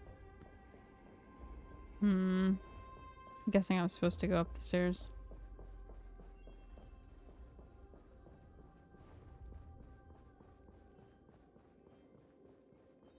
Seven to 8.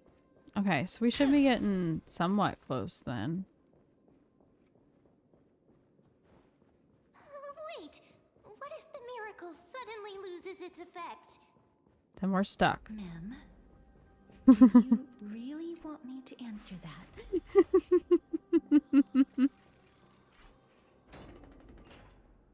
Oh, wait. You. Stay back. Don't come near me. Huh? Why does he look so panicked?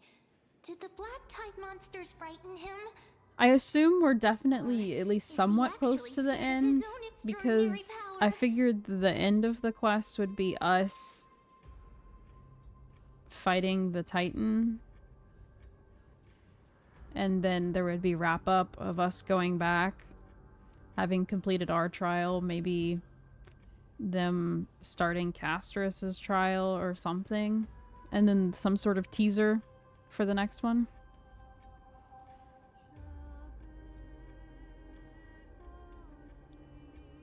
There's no need to be alarmed. We're just passing by the area. See? None of us look threatening.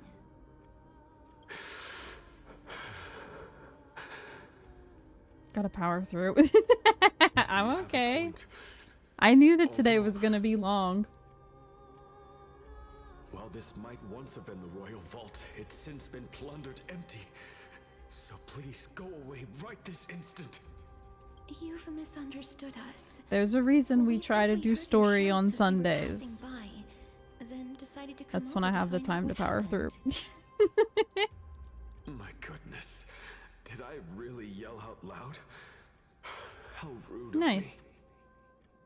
me. I'm sorry to have bothered you. I merely saw a warrior.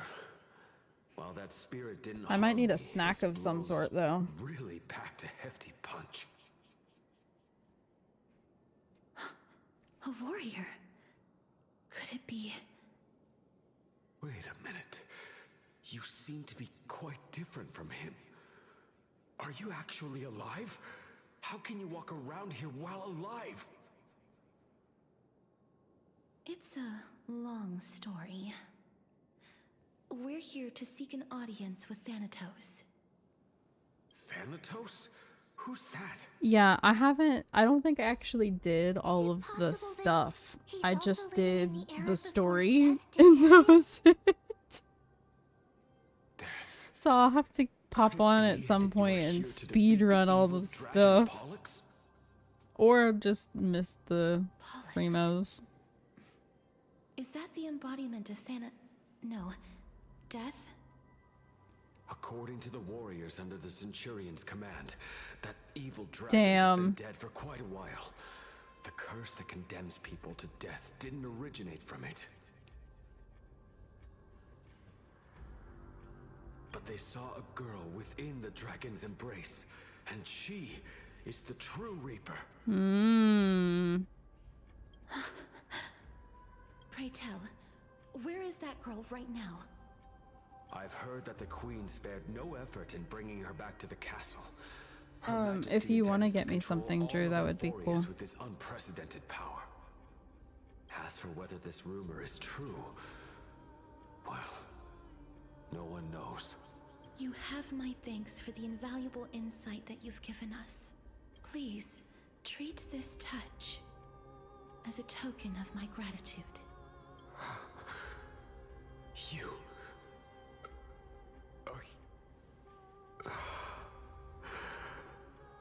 Thank you.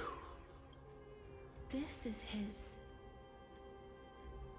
So the dragon is the not Thanatos, but is the power that Thanatos can use, I guess.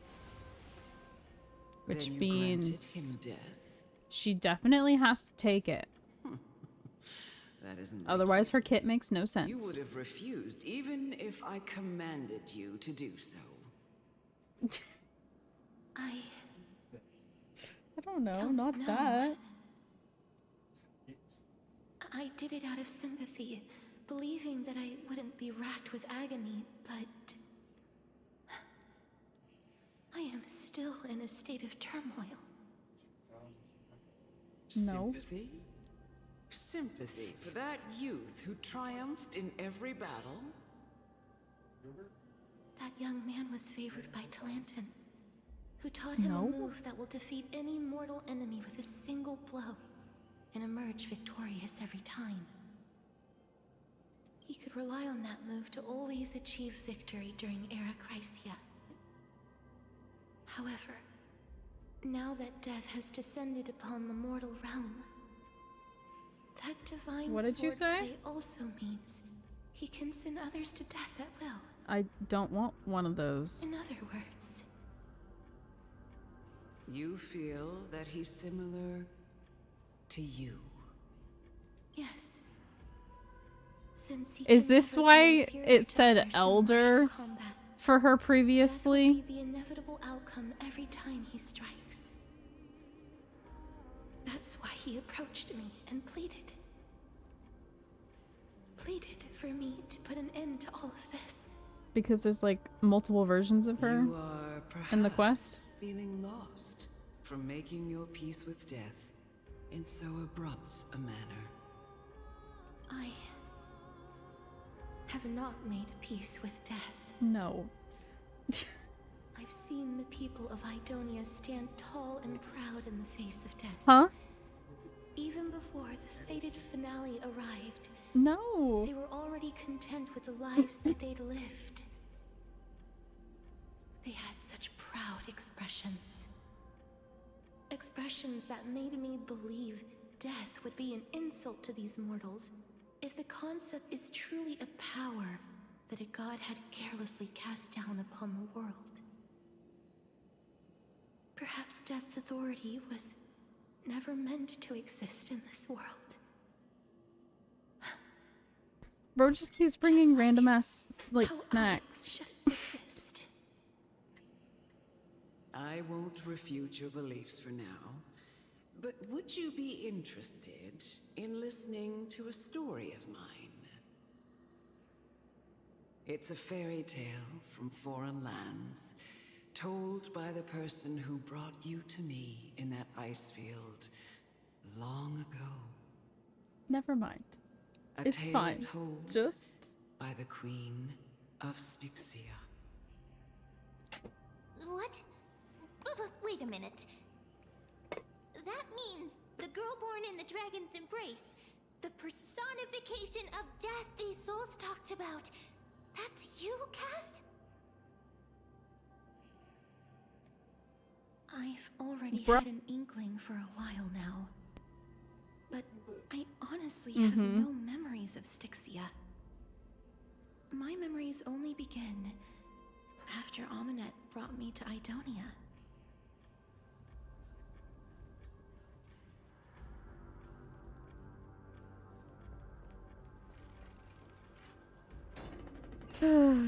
I know I said snack, but I didn't necessarily mean like an actual snack. It's yet another eulogistic butterfly. Are we getting closer to the Netherrealm?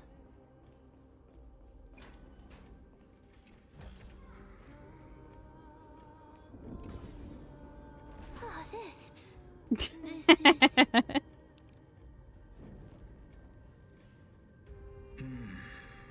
Living ones?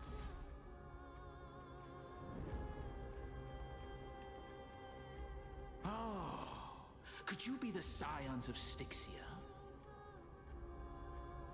Did you hear about the great work that I'm doing No, here? it's I fine. have thus arrived to give Can I me the have last my water material back? that I need for transmutation.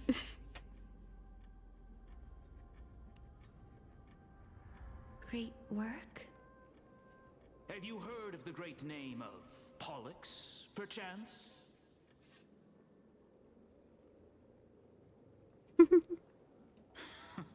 You have? Then that's good.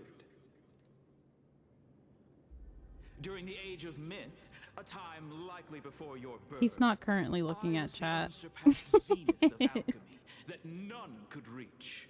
On the shoals of the river I'm of sure he'll souls, respond once he sits back I down, shall though. make Pollux soar again and bring death back to the world. But didn't that dragon already bring death to the world? Oh, looks like you don't know the whole picture. Well, it's true that the missing girl can grant death to mortals. Pollux, the one who delivered her onto this world, makes it so that humankind cannot die.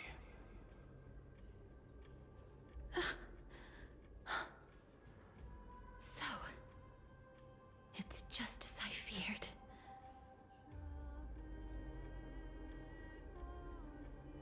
This is my guess. The deceased are supposed to drift down the River of Souls until they reach the end of the West Winds.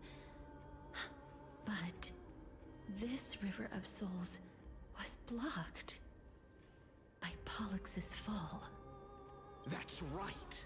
That's why it's imperative that I bring the dragon back to the mortal realm and make it soar the skies again. I have long since prepared my alchemical matrix in the tower. Although, Thank you. I am still missing the most crucial material of all. That final ingredient, the final sacrifice, is none other than the girl who lives out her days with death. Huh? What's going on? You didn't touch him, did you? I know that I am no longer capable of carrying out Is he that basically task. implying that they have to kill her all of you, in order to and save the dragon? please fulfill that great undertaking on my behalf. This We had been inebriated in Fagusa's feast for too long before we began to seek divine bestowed death, so that we could be freed from the whims of fate. However, that brought doom upon us. Instead of summoning a supreme god, we encountered a monster that cut off the River of Souls. That detestable dragon Pollux denied all the dead from the gates of the Nether Realm. Unable to rest in peace, these departed spirits engulfed Styxia like a roaring tide. As a result, my city and its people no longer exist. That child is the only person whom I managed to save.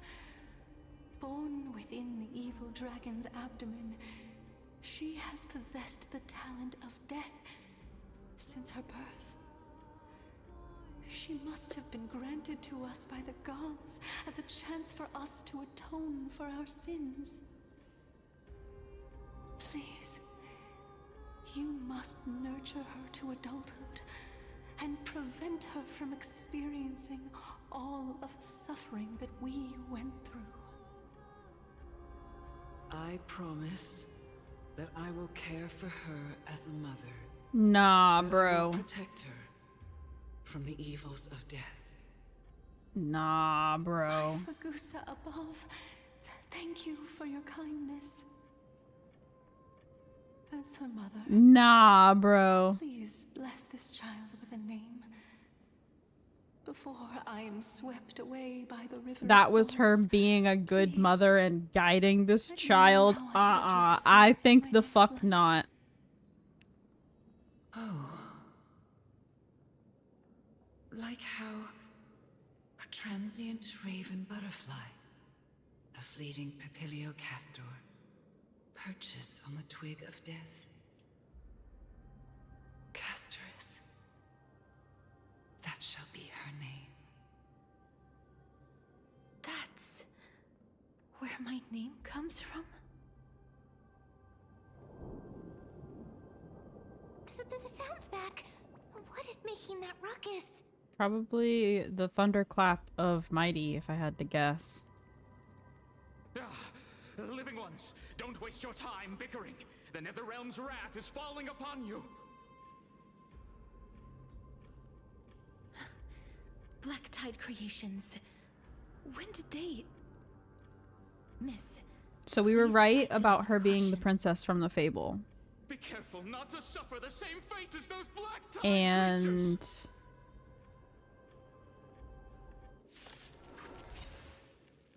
everyone, hide behind me! the only thing is that the queen kind of sold her to that bitch. Eternal. Bloom. Burn it all. Receive divinity. Repay. As you wish. Enjoying yourself? Embrace a new life.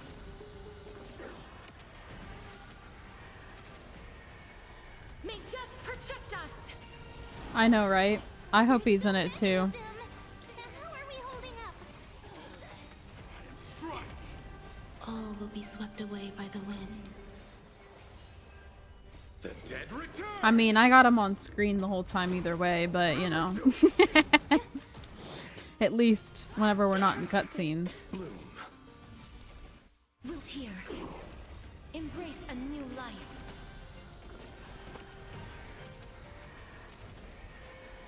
May death protect us! I underestimated. I'll accept your punishment. Here. Our souls. For the feast of strife. Wait! On their triumphant return. That was actually him.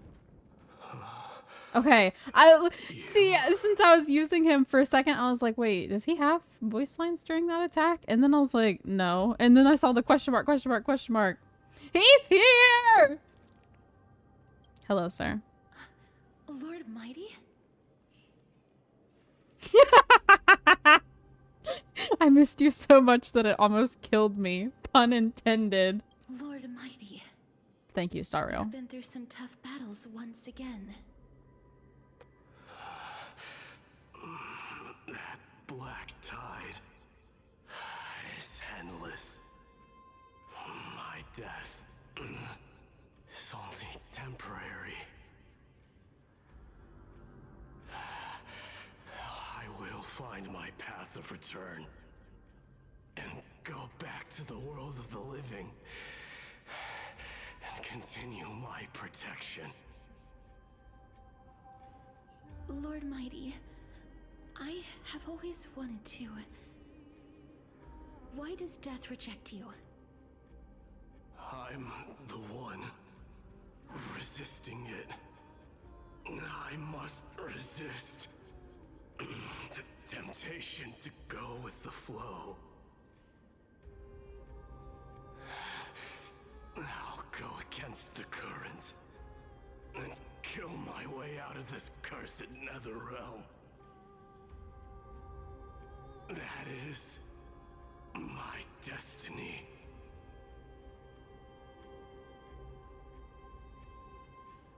It seems like he's completely focused on resisting the temptation of the dead's whispers. He's working hard every minute to deny death. It seems his battlefield is not limited to the world of the living. Interesting. Lord Mighty, So because are he's you willing Strife, to travel with us? We're headed for the Matrix inside that tower. he's able to fight death to too. summon Thanatos from their prolonged concealment.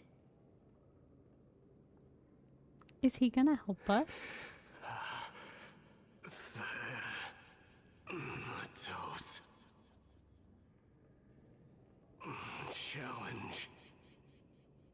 Death. That's right. If we can work together and defeat them, you won't have to be troubled by the curse of immortality any longer.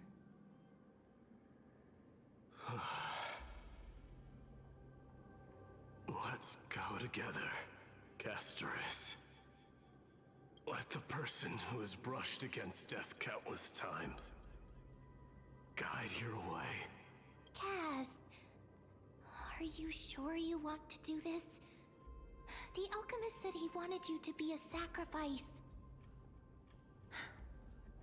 I'm not afraid. There's no reason for us to turn back anymore. Rather than standing still, taking action is by far the better option. Perhaps fate might take pity on us today and show some compassion.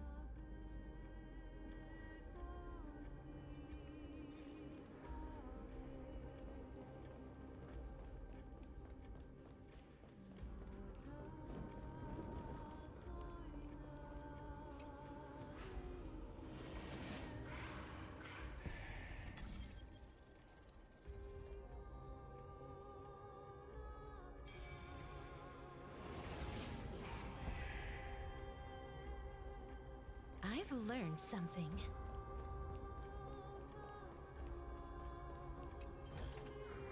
Ah!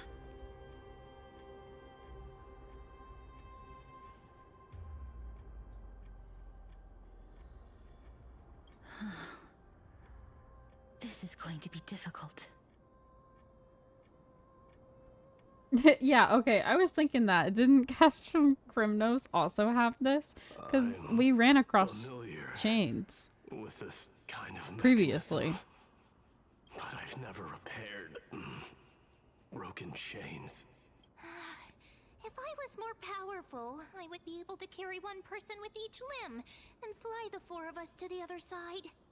The Rune of Recollection is here, but I can't find the Miracle Orb anywhere. So weird. Oh, could it be in that collapsed tower in the distance? Looks like it. still up to me to step up in a crisis. Wait here. I'll go check things out.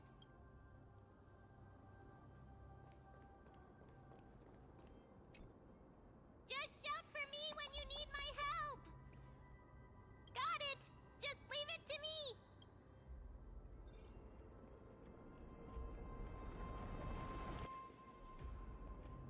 Mem did it.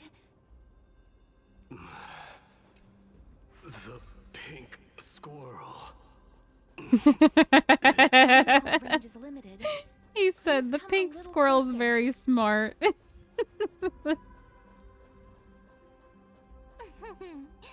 I a good fit for Orynyx's priest? Of course. You're the most competent priest ever.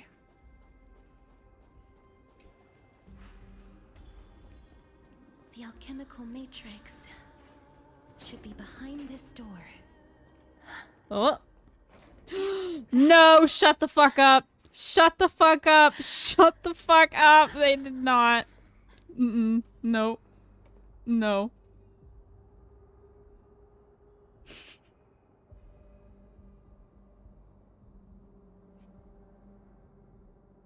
Why would they do this to me? Wow, there are so many of you. Stop. It's little Cass and little Gray. Oh, there's also little D and the pink puppy. Trian, aren't you? What? I'm getting even more confused.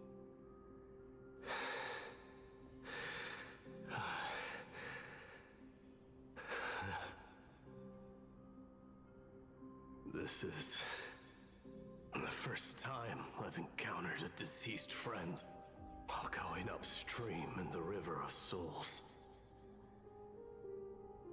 It really works like this. Just like the other departed spirits we've encountered along the way. I'm also unable to sense the aura of the living on Lady Trian. Yup, you're right. Trian already knows that she'll not be able to return to everyone's side. But Trian believed that little Cass would eventually return to the Netherrealm. So she waited here? So, Trian has been standing here, at this spot closest to the world of the living, and waiting for little Cass. Oh. It must have been very tough for you. But according to what Trian said, we're almost at the entrance of the Netherrealm. Trian promised Trevi and Trinan that when little Cass got here, Trian would get the gift ready and be the first person to run over and welcome you.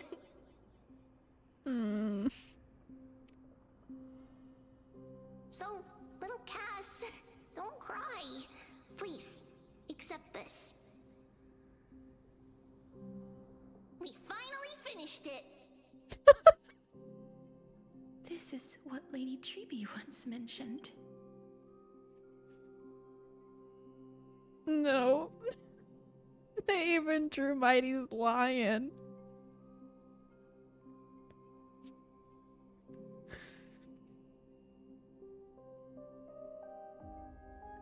I fucking can't. The gift for me that you didn't manage to finish. The Holy Maiden of Janus. Even when separated by life and death, their thoughts are still connected.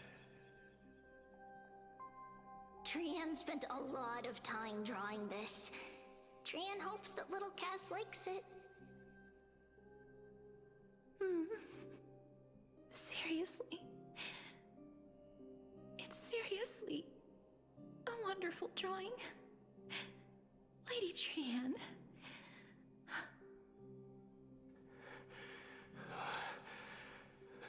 This is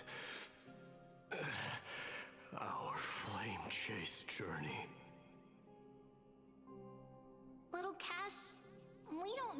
journey was like before. Trevi has always said that it must have been a very harsh and frightening journey.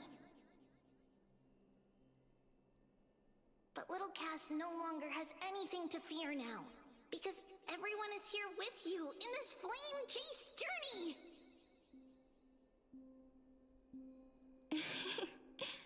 That's right.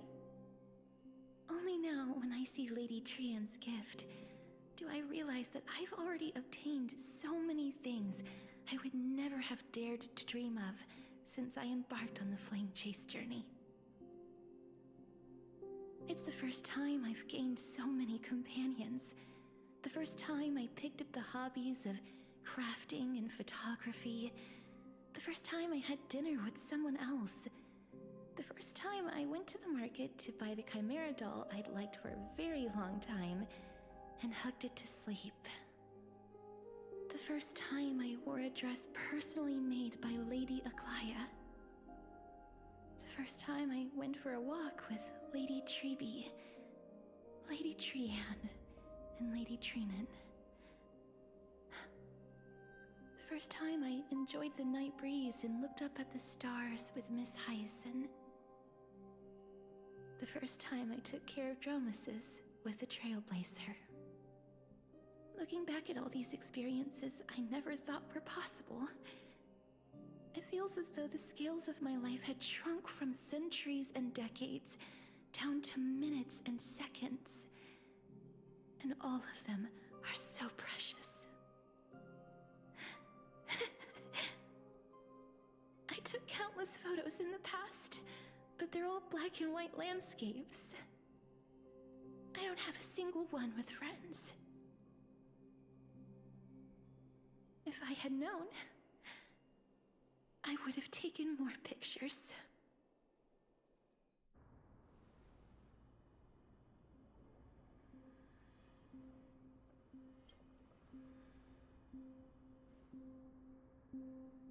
Trian says yes! Trian likes little Cass, and would love to take a picture with little Cass. Bro. Sadly, being departed souls, our images cannot be captured in the world of the living. Sure they can, with my powers. I thought so too. Right? Right, Trailblazer? What? Are we seriously going to leave any room for regret? That's right, Mem. That's right. You use the power of memories. You do it. There won't be any regrets. Please. You This have vivid to. drawing surpasses any photograph from the world of the living. Little Cass smiled. Trevi, Trinan, and Trian's wishes finally come true! I remember you once said Stop. that They're fate so is not cute. the flowers that bloom at the end of the road, but where people tread beyond the gate. Now, the path that belongs to me is about to reach the end. Thank you for bringing me the final key. Key? Little Cass, why are you talking in riddles all of a sudden? I have a feeling that soon, this gift of yours will become the key to saving Mrs. Life. Wow, that's amazing! Then keep smiling and carry on bravely! Little Cass, Little Gray, everyone, see you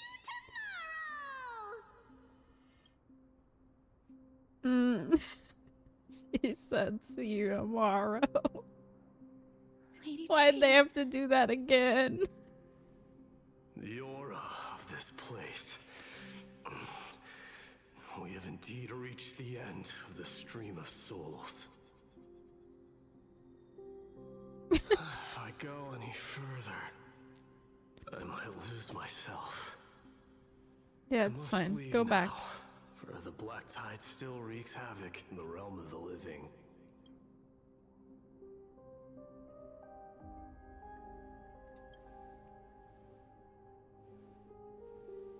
I have broken free from the chains of death countless times. This time will be no different. Castorus, will you fulfill your duty for the flame chase? Yes, yes, you will. I have yet to make my decision, Lord Mighty. No matter. Make the choice your heart desires. Even if it takes 1,000 years of waiting, I will continue to fight till I die. Then rise from death till the miracle descends. Damn. There's one more thing you should know, Lord Mighty. What is it? Professor Anaxa may have deduced the principles behind the Era Nova. You and I may be reincarnated as strife and death in the next cycle, becoming calamities wreaking havoc upon the world. I see.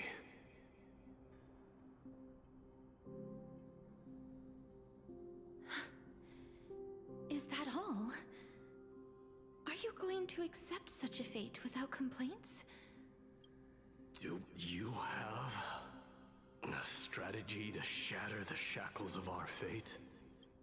I haven't found it yet. Perhaps I never will.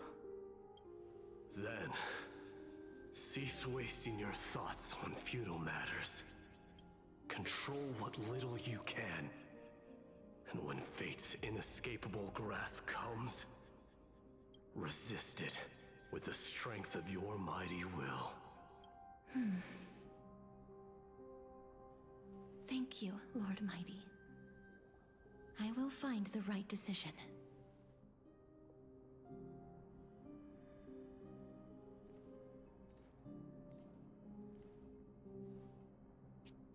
In the name of strife, may you meet a fitting end.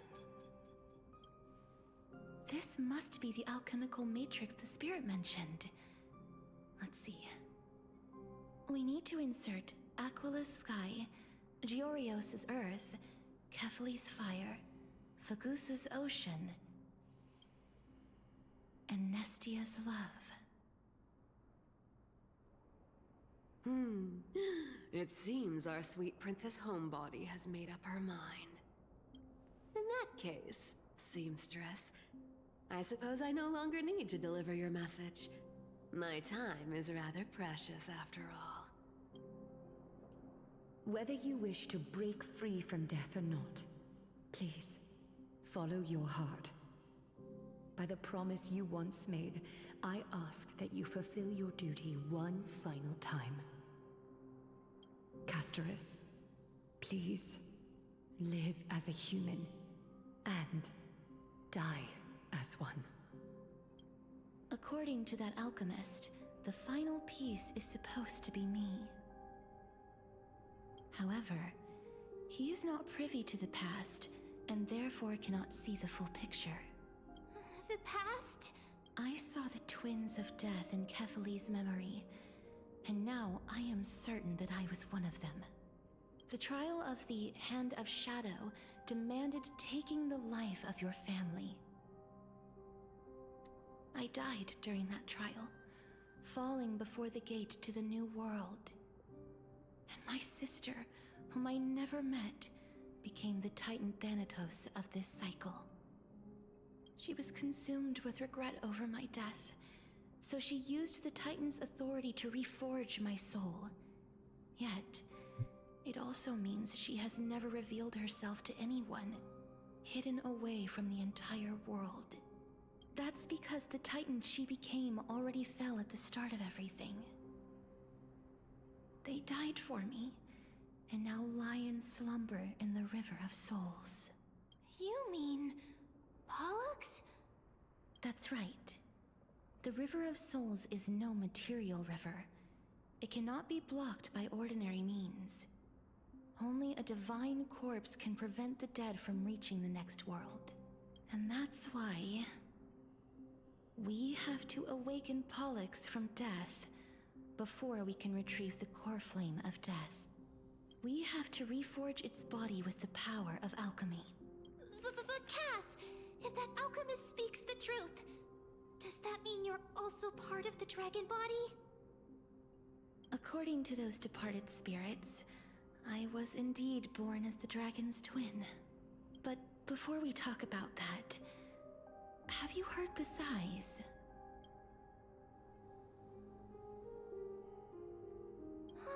I heard them too. So what are those? I think it's probably the sign of Pollux's wish being fulfilled. They must have realized how heavy a price they'd need to pay when they used their divine authority to resurrect a dead woman. That's why they exerted every ounce of their strength to send me to Styxia, a city that called for death, a land where none is hostile to death.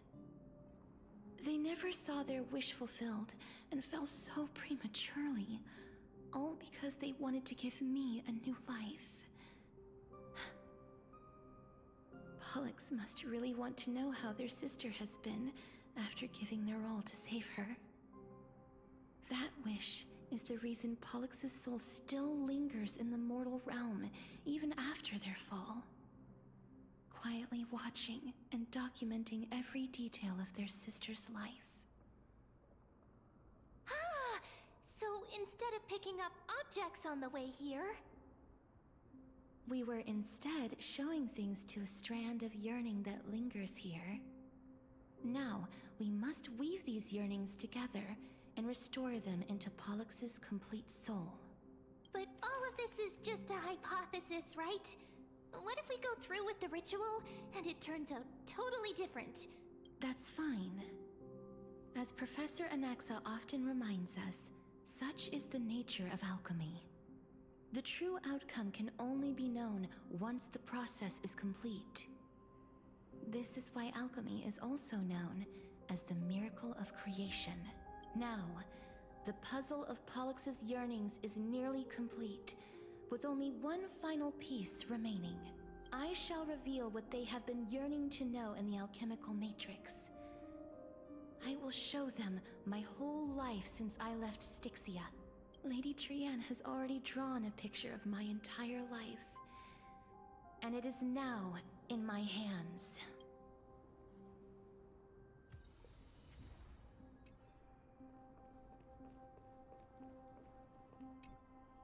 Then, let the ritual begin.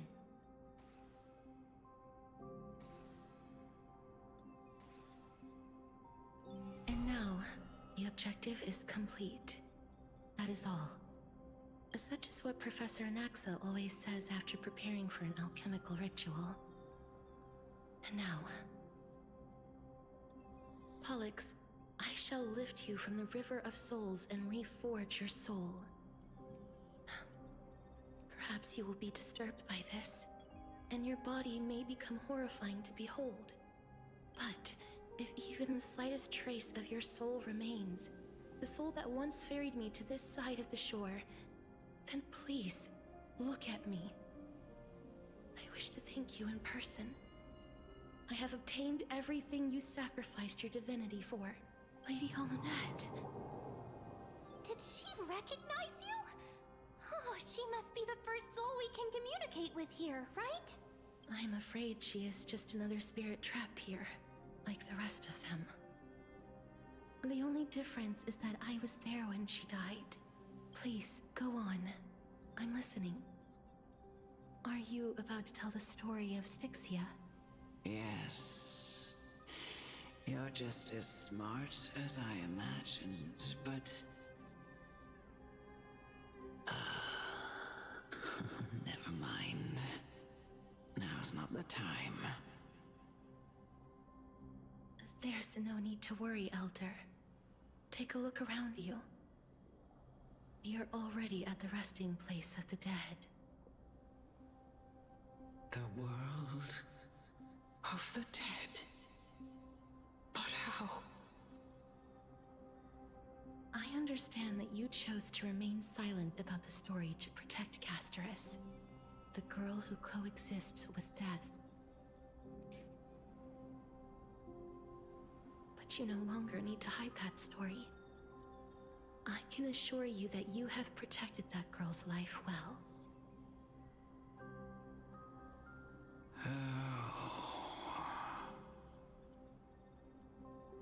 Well, in that case, let me begin. Styxia, the pearl of the ocean, plagued by unwarranted calamity and ravaged by death in the fairy tale. It was the first city-state to shift their faith towards death, even before Idonia did. From where you stand now, I suppose that's a bit hard to believe. Right? Indeed. I cannot imagine that those from the Era Chrysia, blessed with eternal life, could ever yearn for death. I have pondered the same question, child. But I am afraid there is no clear answer to it. Journeys and epics are only glorious and magnificent because all things eventually fade to dust. That's how someone once explained to me why death is necessary to the world. But I still can't take that as the final answer. Would a world without journeys and epics be worse off? I take it the one who spoke this line was a general, or perhaps a warrior. I, however, did find some inspiration in these words. Would you like to hear my thoughts, Casterus? Please enlighten me, Lady Amunet. Though I have already made up my mind on how to handle the authority and core flame of death. Your words might truly guide me toward the path forward. You and I are neither warriors nor generals. Therefore, journeys and epics cannot truly resonate with us. But what if I reframe it like this? What if love is not a trait bestowed upon mortals by Nestia, but a blessing from death? Love. No one ever invented the word cherish in the era when life was eternal. For all the good things in the world can be revisited endlessly, and every bond formed carried no risk of being severed. The so-called Era Chrysia was an age devoid of both virtue and sin. People did not truly live.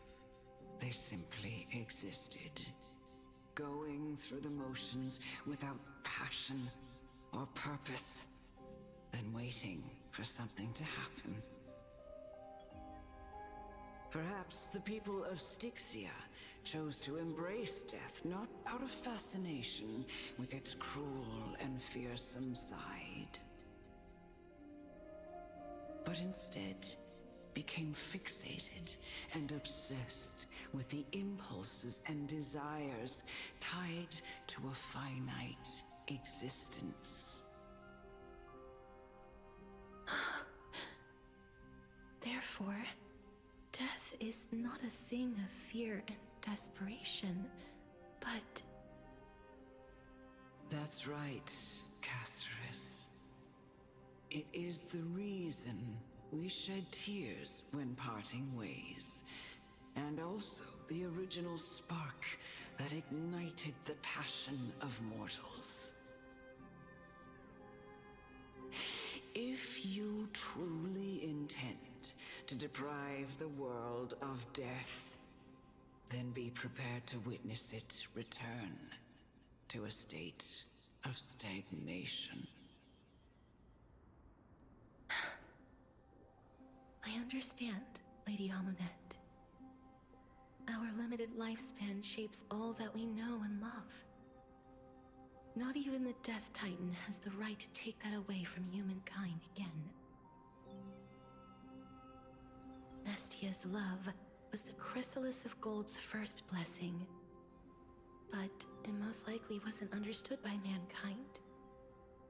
We only learned to interpret this wonderful gift after Thanatos' arrival. If the world was bereft of death, then the Queen of Styxia wouldn't have played midwife in delivering me into this world. You wouldn't have welcomed me into Idonia, and Aglaya would never have invited me to join the Flame Chase journey. None of these stories would ever have happened, and I would never have lived, let alone found happiness. Thank you, Mother. I will use all the love I've experienced in this long life to complete the final miracle. My teacher, Anaxagoras, grant me the wisdom of all things. I call upon thee, the stripped dead dragon's corpse.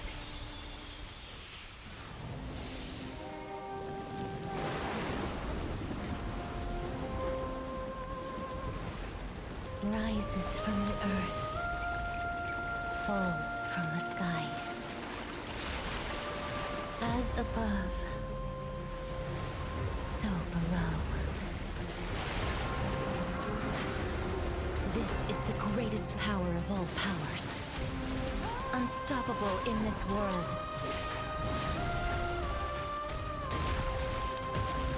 The great work that commands all death. I shall grant you embrace. Ah, yes.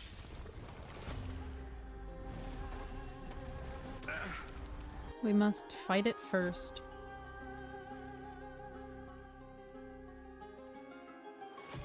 We gotta be getting somewhat close to the end then. We finally hit boss battle. Abyss flower, blue. That cutscene was really pretty. Is the girl who once saved my life truly gone? Or will you show yourself again, once we eradicate this hatred and regret? Every petal in life, all will be swept away by the wind.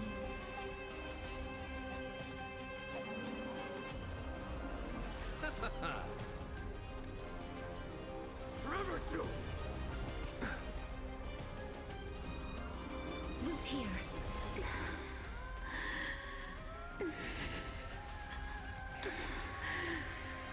And I know you're anxious. Shh. Don't be afraid. They all dropped to 1 HP!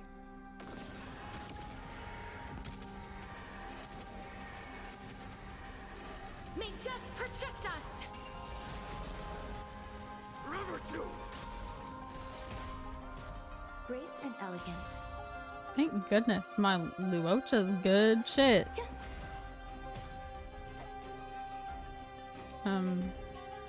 Break that. Or not. Fury upon you! There's no more need to weep in grief. I will grant you peace.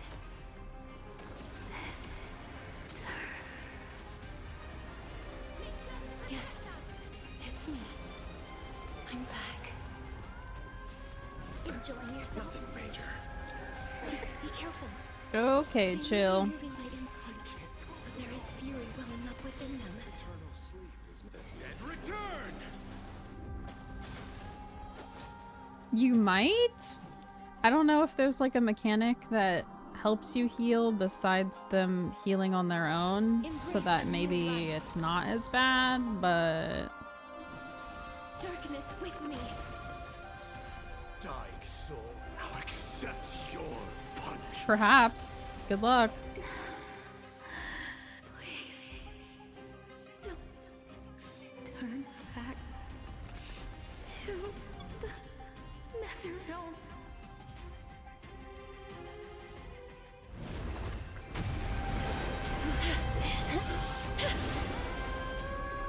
Oh, death. Sleep in peace.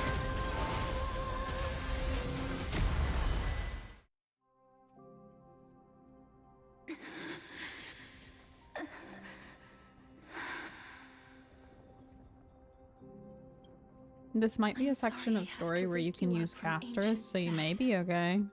But I don't know. And I know you're anxious. Shh. Don't be afraid. Do you remember me? I'm the girl you once carried across the Sea of Souls. I'm sorry I wasn't able to remember you, but with the help of many people, I was finally able to pick up these broken fragments of my past. I'm back, Pollux.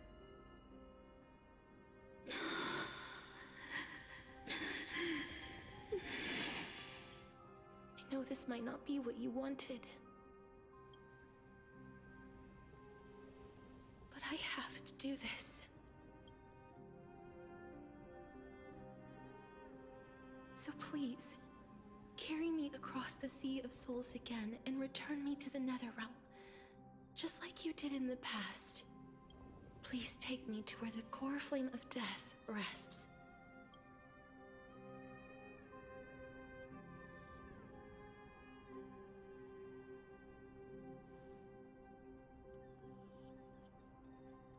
I'll be going now.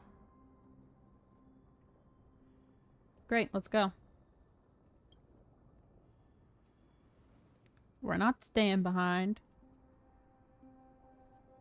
They may look scary, but as long... Uh-oh.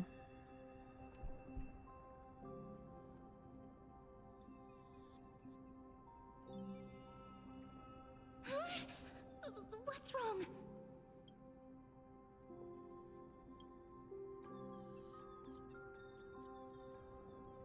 Are you... What's wrong with her? Her time is almost up. If I don't go now, I'm afraid her soul will return to Thanatos' embrace before me. What? Oh no! Is there anything we can do? Don't worry. I promised I would ask Thanatos for the Trailblazers' right to roam the Earth again. Mem, stay here and keep a close watch. Oh, until I damn. return. Guess we aren't going with her.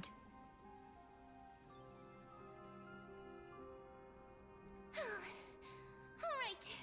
I'm the best at taking care of others. Go on, Cass. Make sure not to leave yourself with any regrets.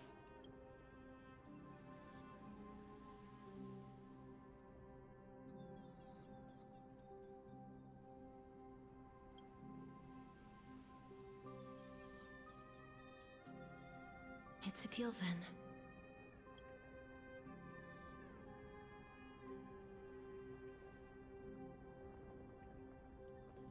We were gonna go with Castorus into the Netherrealm, but we're starting to Please.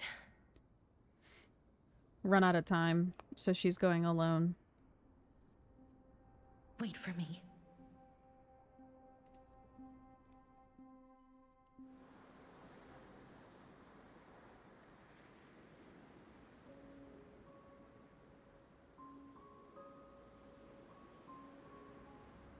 After all that, you still ended up back here.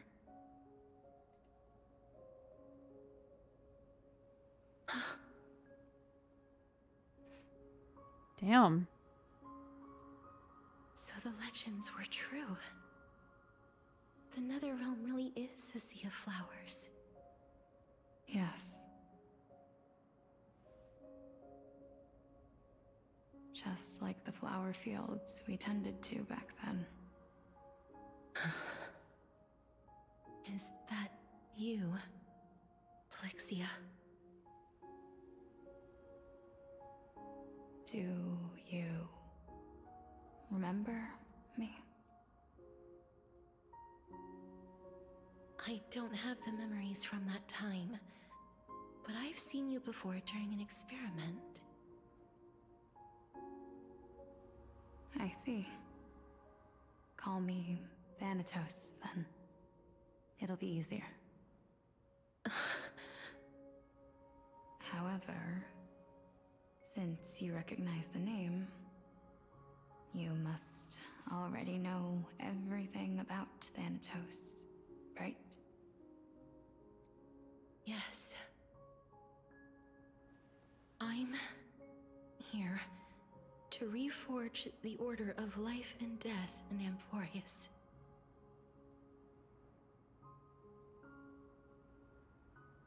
You know, my sister was a sympathetic, but rather sensitive person.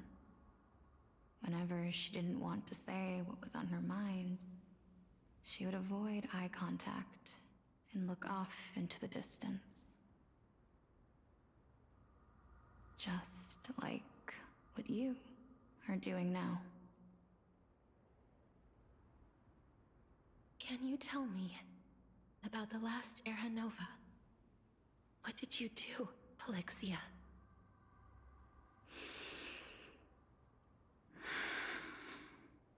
Where should I begin? I suppose we can start from the beginning. A long, long time ago, there were a pair of like-minded twins. As foretold in the prophecy, they were chosen to be successors to the god of death. But fate was cruel. The price of attaining divinity was to take the life of a family member with our own hands. That trial was indeed recorded in that memory. Then you should already know that my sister voluntarily gave up her own life, so that I could ascend as the demigod of death. But I couldn't accept that. Why did we have to kill each other for a future she'd never see herself? That's not fair. So, while weaving the laws of the new world, I shattered the forbidden bottom line for life and death.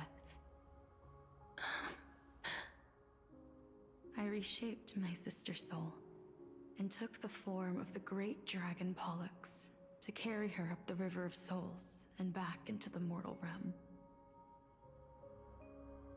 But our fates were already decided and manifested in unexpected ways in response to my futile actions. Aging is an unbreakable law of nature laid upon humankind, created at the same time as death.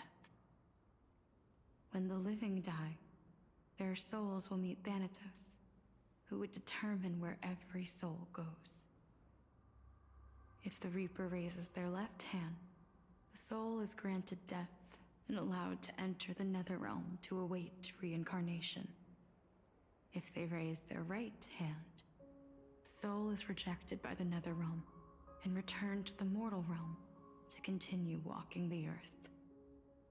That's why the Hand of Shadow can only lay down judgment and not embrace another being. Yes. Death was originally a pair of hands, but they were split in twain when we reached the mortal realm, never to touch each other ever again. The half of Thanatos that represents life, the undying human who grants death, that was the curse I forced upon you. Then, What about you? As the half of Thanatos, representing death, I shoulder the fate of defying death. I died the moment I entered the world of the living. From then on, my Titan also no longer existed in this world. The cycle of life and death stopped. Souls were denied their audience with death, and were left stranded within an ever-rising river of the dead. What irony. My selfish desire to save your life gave you and the world a fate far worse than death instead. Then, what was left of my reason was left behind in the Netherrealm, where I've been taking care of these flowers day after day, until there is now a sea of them, all while mulling over the subject of life, death, parting, and enduring an endless loneliness.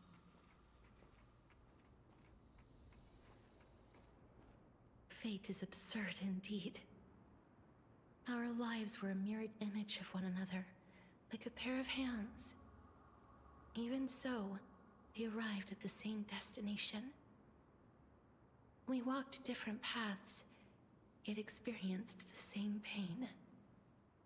I had hoped that maybe you would at least have a good life in this cycle. I'm sorry.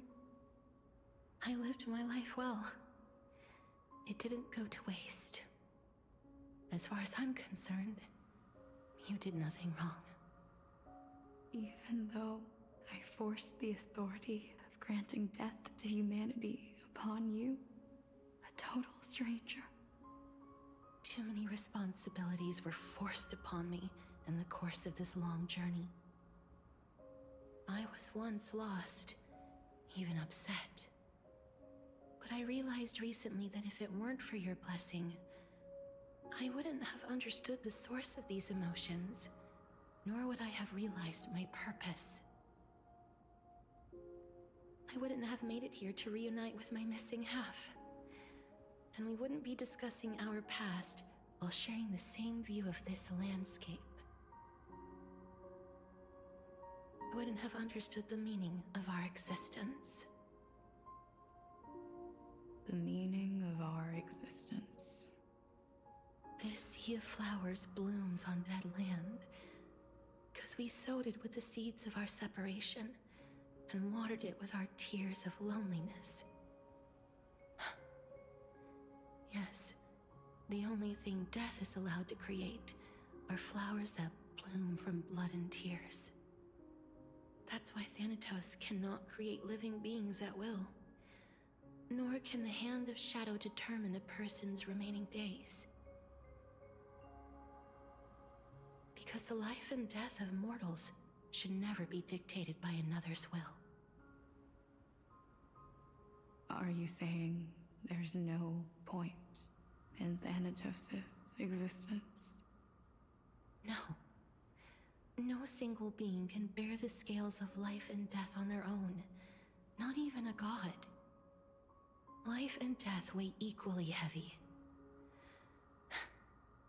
We both know that now, don't we? You, too, must have had a difficult life. We've taken quite the ridiculous journey together, haven't we? I had a feeling, even back then, that we would meet again one day. Not to embrace one another after a long separation, but to come in search of retribution. Tell me the answer that's already been written. And let us draw this. It's been far too long. I've waited here for centuries, watching day after day as desperate spirits are denied by this lonely wasteland. I always hoped I would see you among them, I was also afraid of seeing you. I didn't know how I could possibly face you again. But more than anything, I was afraid that you might have forgotten all about me. I know. But don't you see, Polixia? I made it back anyway. You don't have to shoulder death's authority on your own anymore. It was always meant to be held in two hands anyway. So, let's give our core flame to her, and have her take it back to the mortal realm. Give humanity back their cycle of life and death. Our responsibility as Thanatos was never about picking out favorite souls. We were only meant to watch over life.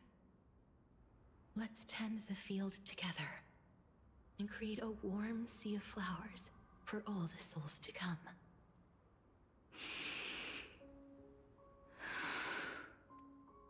What do you think, Polixia? She says Yes, no. Just one last step. You shall wither, and through that, the dead will sprout again from the remains, and be reborn with the dead flame. As foretold by the prophecy, Thanatos' authority is only destined for only one person to wield. As the Chrysos heir of death, as their demigod, as a titan, our fated moment has arrived once again. Just like before. Yes, just like before. But unlike that time, the ones undergoing the trial this time are prepared. You've Hi, Kawaii. made up your mind. Brothers. That's funny. As dictated by fate. I like that one. But I won't be afraid. As long as you're here with me. Complete your trial in this life. Grant me the embrace of death. And light the spark of life ablaze. You've been tempered by life and death. I know you'll be able to give this wasteland its first breath of life. Like a raven butterfly, flying swiftly into the Netherrealm, perching on the twig of death.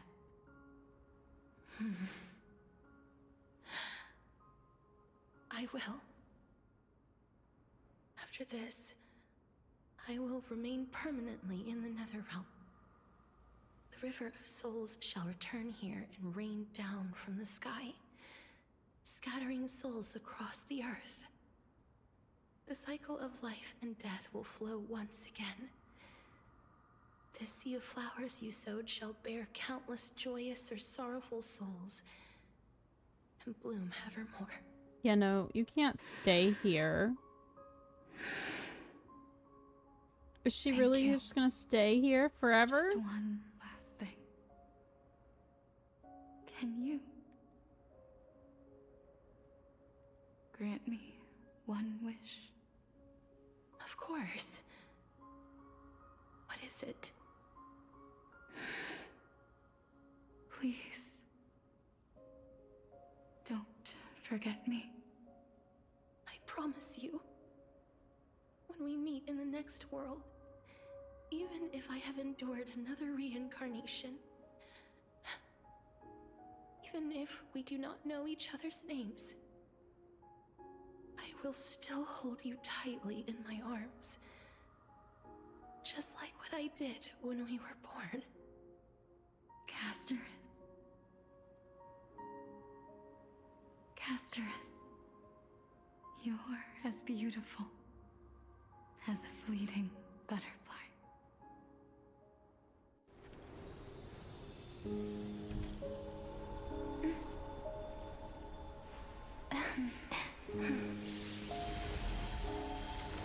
I will bring rest to death.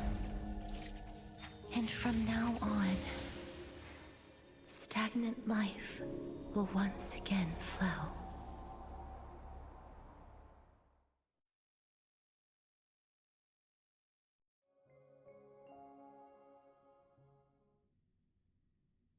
Oh.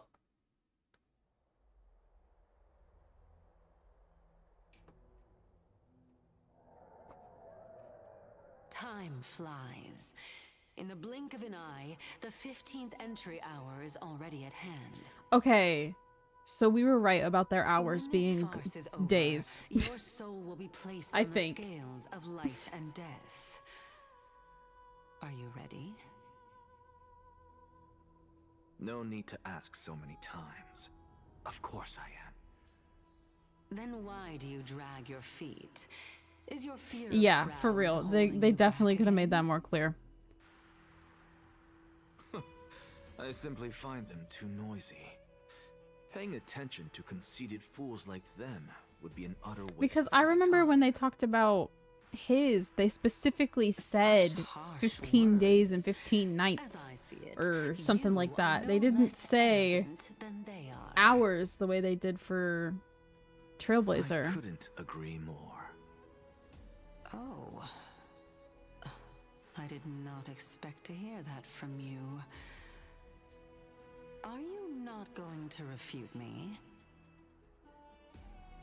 I know myself better than you think I do. At the very least, better than a stowaway like you.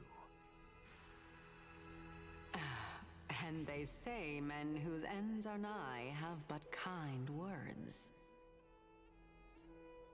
Well, that is exactly why I chose you. Should I thank you for the compliment? The hour of the trial has come. Do you have an answer for me? And how will you prove the veracity of your argument? I suppose there is no point in putting this off any longer. Do you recall where we stopped the last time? You were saying that Amphorius's history is cyclical. Indeed. The demigods that bear the core flames eventually become the new titans at the world's end. Remember what happened on the Holy Mountain? Calypso, Naias. As their destined ends approached, one by one they left this world, leaving only the twins, who are fated to succeed death. Unfortunately, while their journey is consistent with ours, you and Calypso, as well as Nikador and Naias, act as supporting evidence. I can only come up with a rough sketch for my theory of a cyclical history. For all the pains I took to reach this point, I had already lost hope of ever obtaining definitive proof. After all, the past is in the past.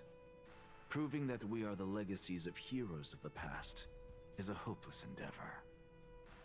That is, until I met a girl named Polixia and her sister. If Castorus was truly sent from the past to the present for the Titan's self-serving reasons, then having lived through 2 cycles, and with Styxia as the pivot, she will no doubt be the link to connect all of this together. If the Twins of Death can bridge 2 cycles to reunite at the shores of the Sea of Souls, then my hypothesis will no longer be just a hypothesis. And you too will get the answer to your question. Well, that is all well and good, but how can you be so sure? If there is even the slightest error in your hypothesis, the girl will be shattered. It matters not. The most important quality a scholar must possess is foolhardiness. If you are overly cautious, then you'll never have the gumption to make the first step, and change will never come. Besides, I, Anaxagoras, am destined to overturn this farcical world. Come, Let us go and teach those pathetic worms one final lesson.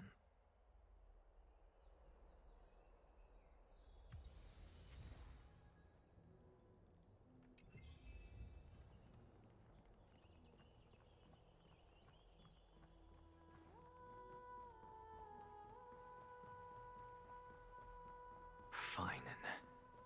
So they are leaving the final debate to him. Let those Chrysos heirs who started this terrible war hear you. Let them hear the voices of the people!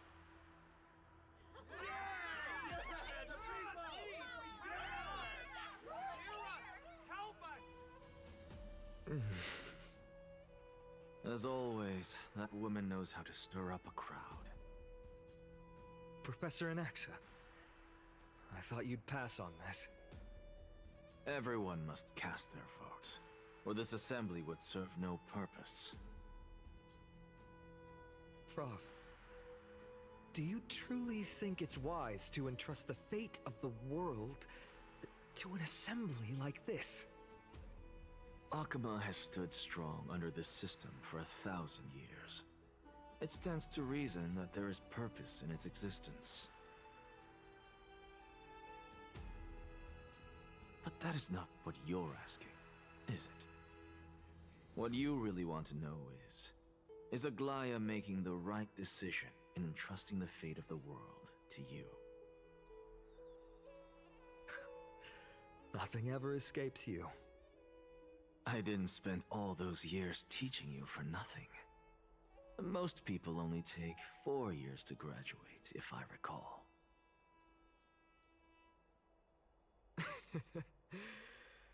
To tell the truth, I feel like I'm on my way to an execution chamber instead of a podium. So, do you have an answer to that question? No, I don't. I thought so. Because that question is not yours to ask in the first place. Is Aglaya entrusting the world to you the right decision? Don't make me laugh. That is a question that woman must answer herself. Why are you fretting about this on her behalf? Or have you been seeing yourself as her pawn all this time? Listen up. I'll say this only once. Flip your perspective around and ask yourself this instead. What should I do to ensure that the world doesn't stray from the correct path? That is what you should be thinking about. You still have time. He's got a point. So give it some thought. Finan has always had don't the bother issue telling of me the underestimating himself. Tell The it to those self-doubt begging for salvation from the gods. is what has kept him Got it. from his goal the whole Thank you, time. Professor Anaxa. That's Anaxagoras to you. Who will you be voting for? That'll depend on how well you perform. May Circe safeguard your thoughts.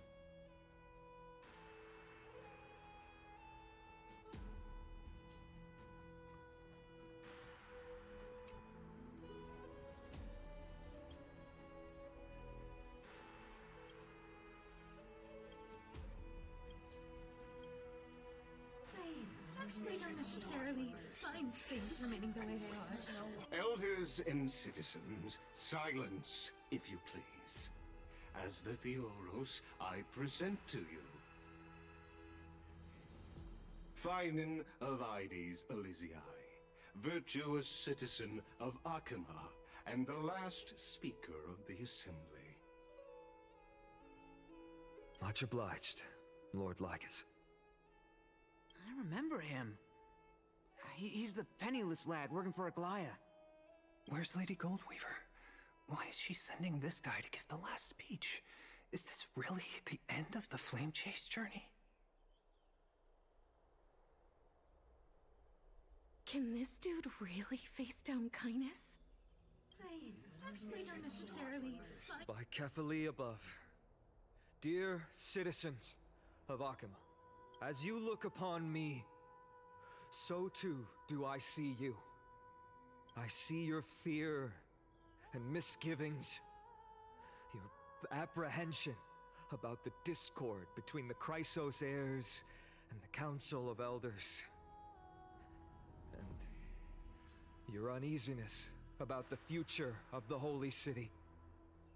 Yet, before you contemplate something as grand as the fate of the world, I ask that you look closer. Look beyond the horizon illuminated by Kefali, at the crisis threatening to overwhelm us.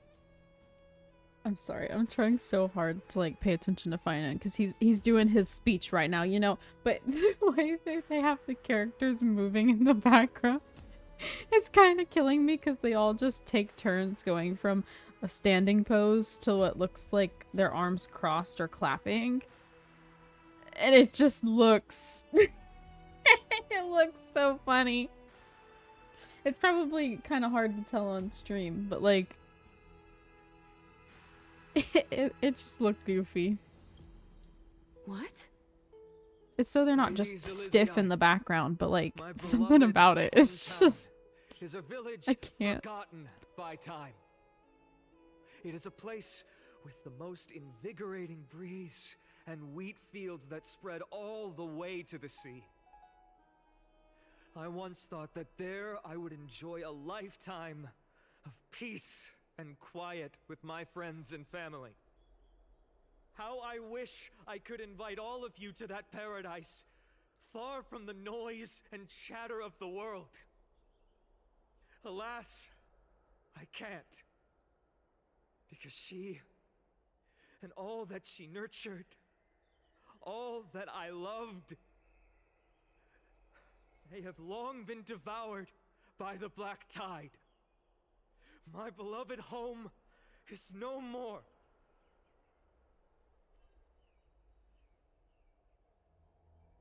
I will never forget the day the black tide struck.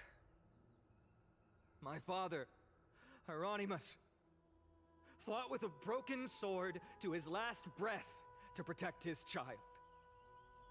My mother, Aldada, she was ripped apart by monsters. Also, I might live to stand before you here and now. Galba, he was a hunter. But in the end, those arms that once drew a bow instead embraced Piso, his beloved son, as they both breathed their last. Pythias, the teacher, risked her life to save her students, but a burning beam fell on her, crushing her. And what of Livia, her daughter? Did she make it out alive? No, she didn't. Livia, Piso, and so many other children. My childhood friends. They were all swallowed by the black tide and turned into monsters. They kept saying the same thing over and over. Even up until the final moment, I finally steeled my heart and granted them eternal peace with my sword. Why, Finan? Aren't we the best of friends?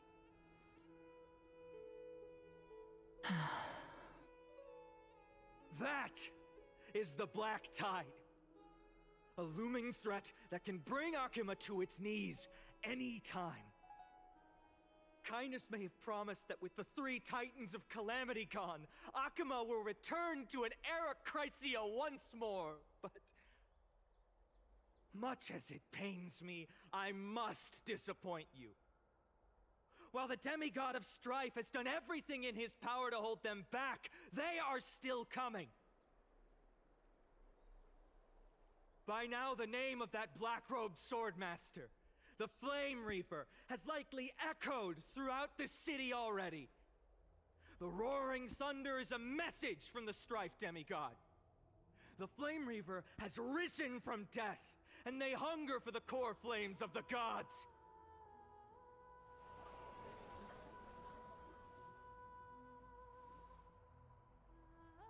Lies! If such a powerful enemy is indeed approaching, God, I'm gonna have to fight this bitch again, aren't I? Exactly. The city of Akuma shows no signs of Are you kidding me? or chaos. And why is that? I beg you, spare a moment to think about this. Are you fucking kidding me? They're saying, well, if that's true, then how come that city is safe? Oh, you mean the city that, like, 5 different fucking Chrysos heirs are protecting right now, dog? Are you kidding me? Yeah, because bro's gonna come fight a fight he knows he can't win against the 4 or 5 that are just sitting and protecting this fucking city. Like, are you fucking kidding me, dude? Obviously, he's not gonna attack there first when he's going to single them out instead. Why would he try to fight multiple enemies at once when he can just bide his time and keep taking them out one by one? Like, part of me hopes that he just shows up right in the middle of this fucking arena, right in front of everybody. Let me fight him again. I don't give a fuck. Just make these people shut the fuck up, please. No! This peace we enjoy is no gift of fate. We are able to stand here today only because the Chrysos heirs have stepped up and shielded Akuma from calamity. With her golden threads, Aglaya has preserved and continues to preserve these idyllic days that all of you hold dear. The Council of Elders claims that Aglaya will one day forsake the people because her divinity is eroding her body and soul. I mean, this is true. But ask yourselves this. But rather than offering her aid and that doesn't mean she'll forsake them. Why do they choose to watch and push Akuma away from the flame chase journey? The answer that no one can bring themselves to speak of. A truth stained in blood and buried in greed, fear, and vanity. Allow me to lay it bare before you. It is because the Council of Elders, which bears Akuma's history and honor, along with this Citizens' Assembly we once took so much pride in, are now infested with vermin. Damn, he called them vermin. Holy shit. You insolent whelp! How dare you! It is true that Aglaya has reached her limit. Why?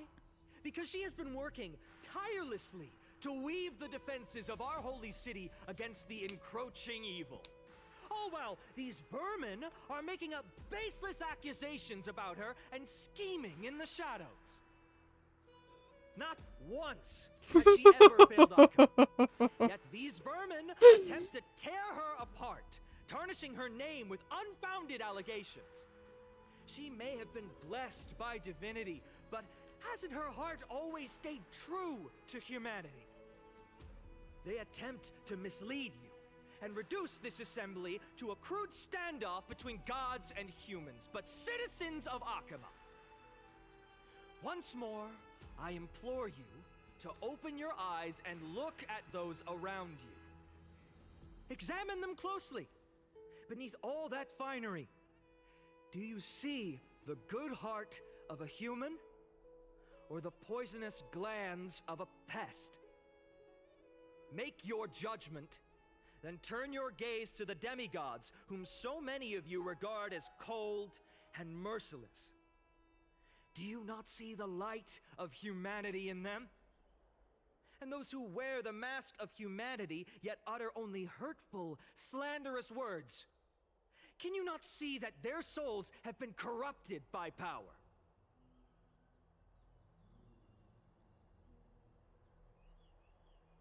Yet, no matter what your answer is, and no matter who your vote goes to, rest assured that you have nothing to fear.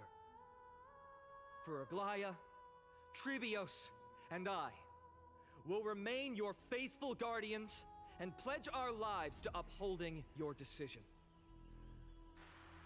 And this vow will stay true until the end of our days. where it will be passed on to future flame chasers. A steadfast and unwavering promise that shall endure through the ages. Damn. You tell him.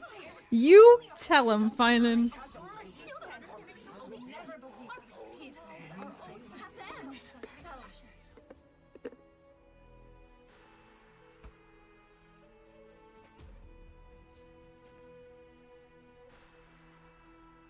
They throw pottery?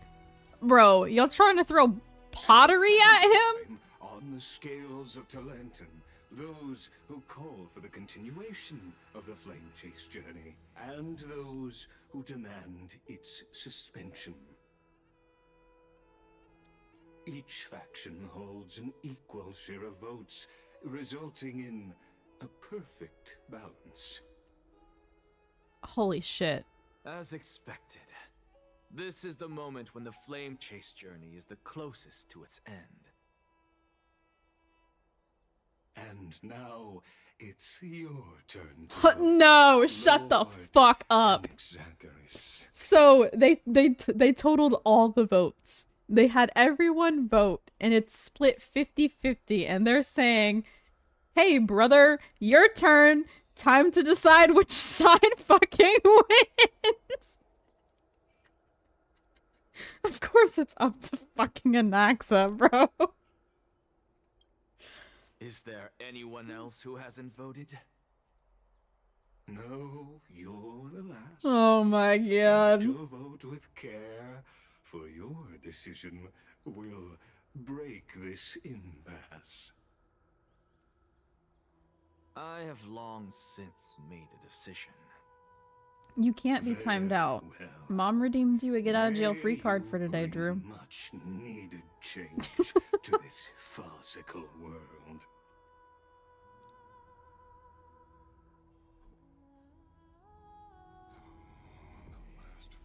Yeah, no, you definitely would deserve it for that joke.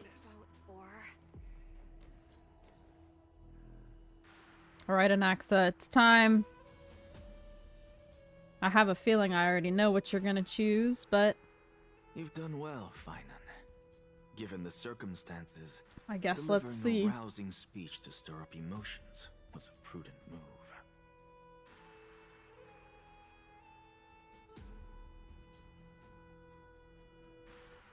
Thank you all for your patience. On behalf of the 7 sages of the Grove of Epiphany and the scholars of Amphorius, I, Anaxagoras, am ready to cast my vote. But before that, in the interest of fairness, Lady Goldweaver, I pose a question to you before all who are gathered here. Will you, as Finan has promised, stand by the decision made in the Assembly, regardless of outcome? In the interest of fairness, I make no promises, lest it should influence your decision. Very well. I thank you for your honesty.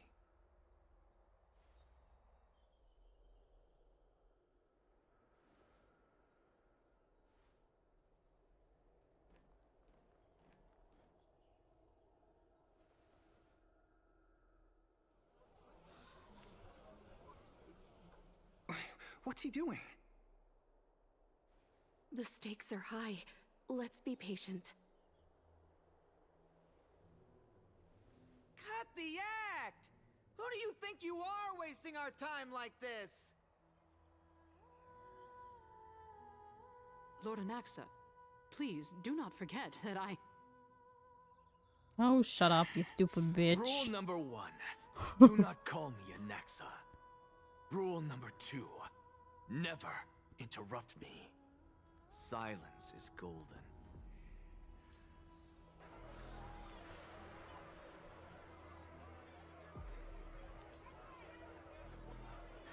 Just vote already. What are you waiting for?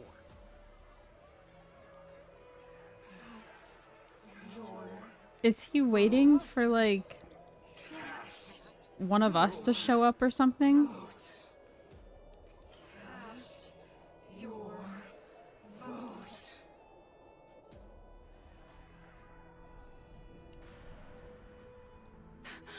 I cannot help but wonder, is every hardship in the world something you will exploit and use to your advantage?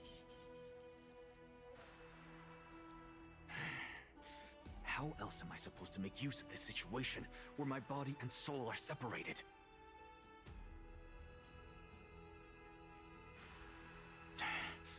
Oh, Xerxes. Or should I say Calypso? Accompany me on this final journey. Let us journey to the Netherrealm and see how she will substantiate the answer to your question and validate my decision.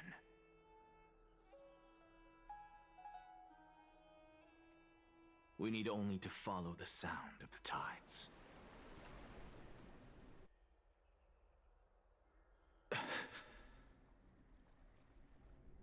You are...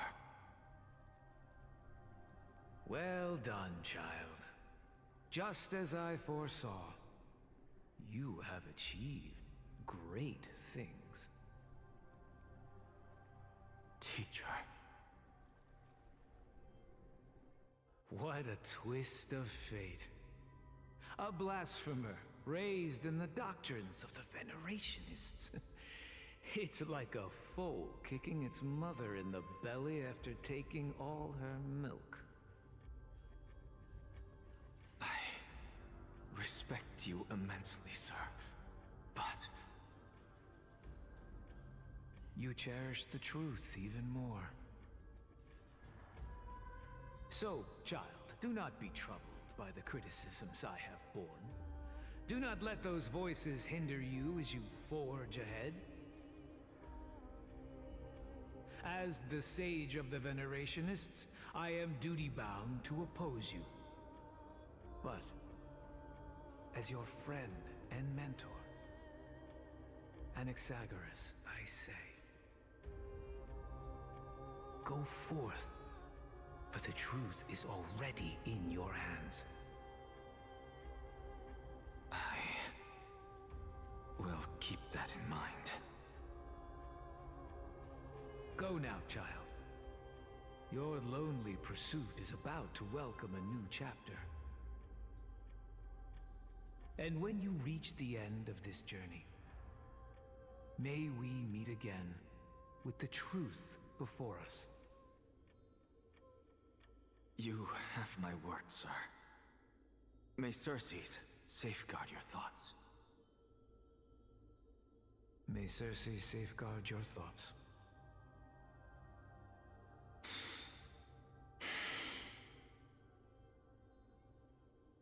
You are right, Empedocles. My lonely pursuit is about to welcome a new chapter. I must be on my way now. May we meet again with the truth before us, Empedocles. What are you waiting for? Just cast your vote. Silence! Silence, everyone! Behold, Xerxes, here at the center of the world, I shall write the final step of my proof. For this place is but one step away from the truth.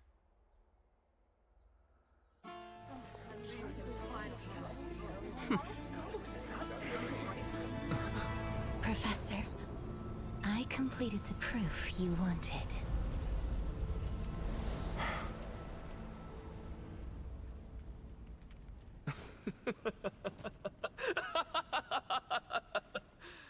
Thank you, Castorus. The answer is plain as day. My vote goes to the Flame Chase journey and nothing else! Elder Kindness, I have deciphered the truth of this world!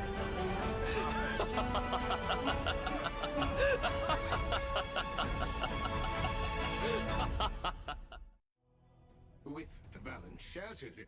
The result is clear. He's such a cocky little bitch. As the Theoros, I have observed. No!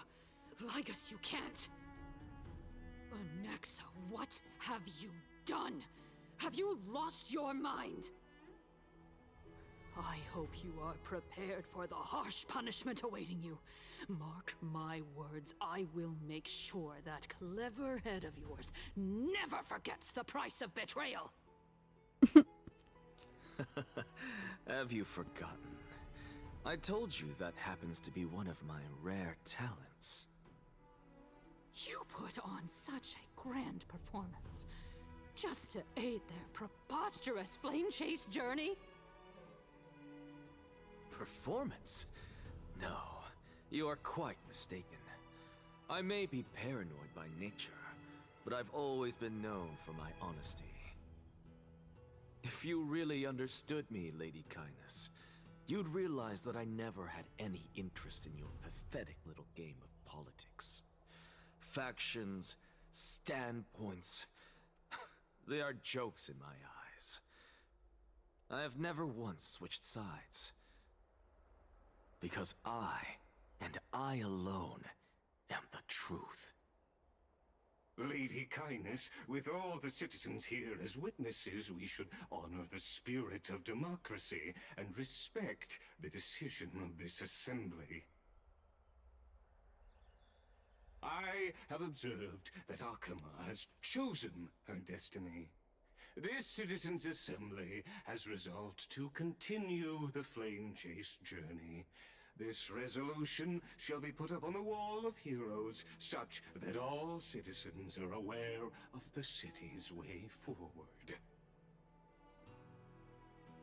You! It seems not everyone is ready for the assembly to end. Very well. Let me entertain you for a little longer. Oh my god, what now? By your leave, Lord Lygus. Interesting. Elders and citizens, your attention, please. Stay for a moment more, if you will. Anaxagoras of the Grove of Epiphany has an announcement for the assembly. Is he gonna tell them the truth about the Titans?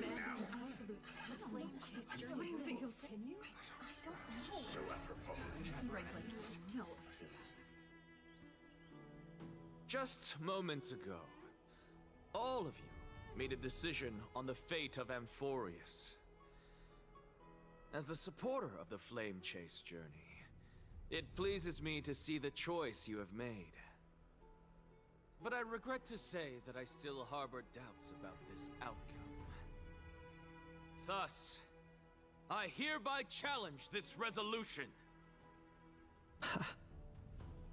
Tell me, who among you dare swear to Kefali's name that Era Nova will truly welcome the fairy tale ending that the Chrysos heirs have promised? A beautiful new world free of calamity and madness? Nonsense! That's impossible! What is he getting at?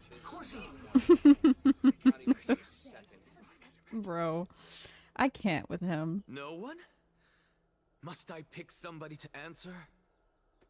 Very well. You, the one acting so wise and profound. In front of all present here, do you dare swear that it will happen for sure? No? Fine. Next. You, the one with ignorance written all over your face. Yes, you. Oh my god. Do you dare swear by it in front of the Titan? What are you trying to do? Useless. Your turn, then. Oh my goodness. With that smug look of yours, you must be confident that the Flame Chase journey is the best course to take, right? Hey! Mind your tongue! So, no one? I see. In that case, Finan, answer me this. Your speech was filled with such passion just now. How confident, then, are you in making this promise? Professor, what are you doing? Let him continue with his performance.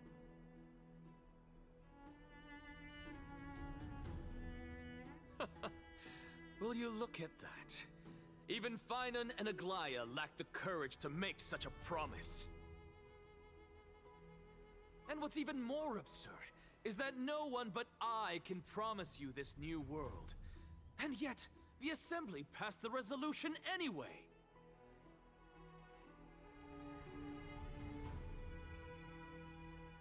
But you needn't worry, because I knew better than to trust you good-for-nothings.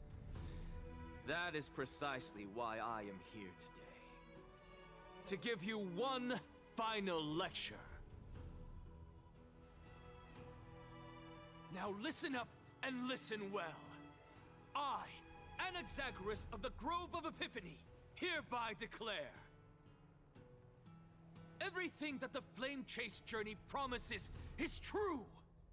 Finan of Ides Elysiae, the prophesized demigod who shall succeed Kefali, will reforge each and every one of us in the new world with his complete, intact memories. What? The core flame-bearing titans were the Chrysos heirs of yesterday, and the Chrysos heirs who carry the core flames today will become the titans of tomorrow. Damn. So he really did tell everyone. The miracle of the World Bearer, and all under Kefali's protection shall step into that new world.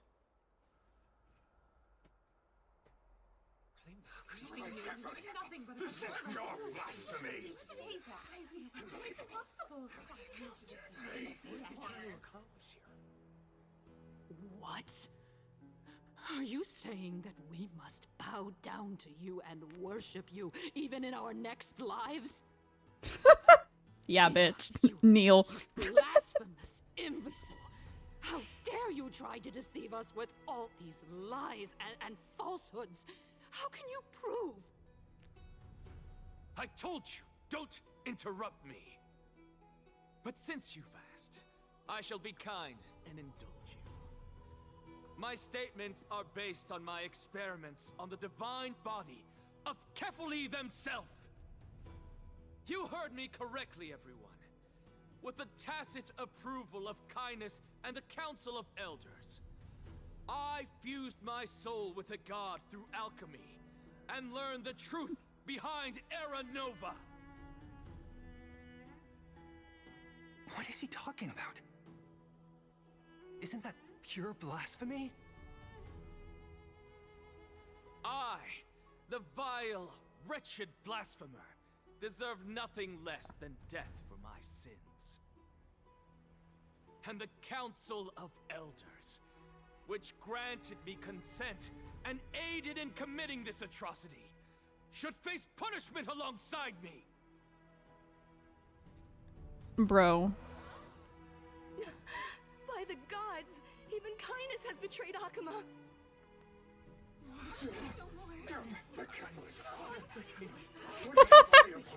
Bro.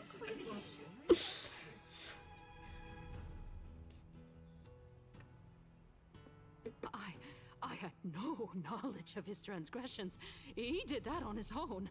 The Council of Elders bears no responsibility for his actions. Sure, whatever you say, lady. Esteemed Theoros, are you going to simply stand by and allow the Council of Elders to be dragged through the mud?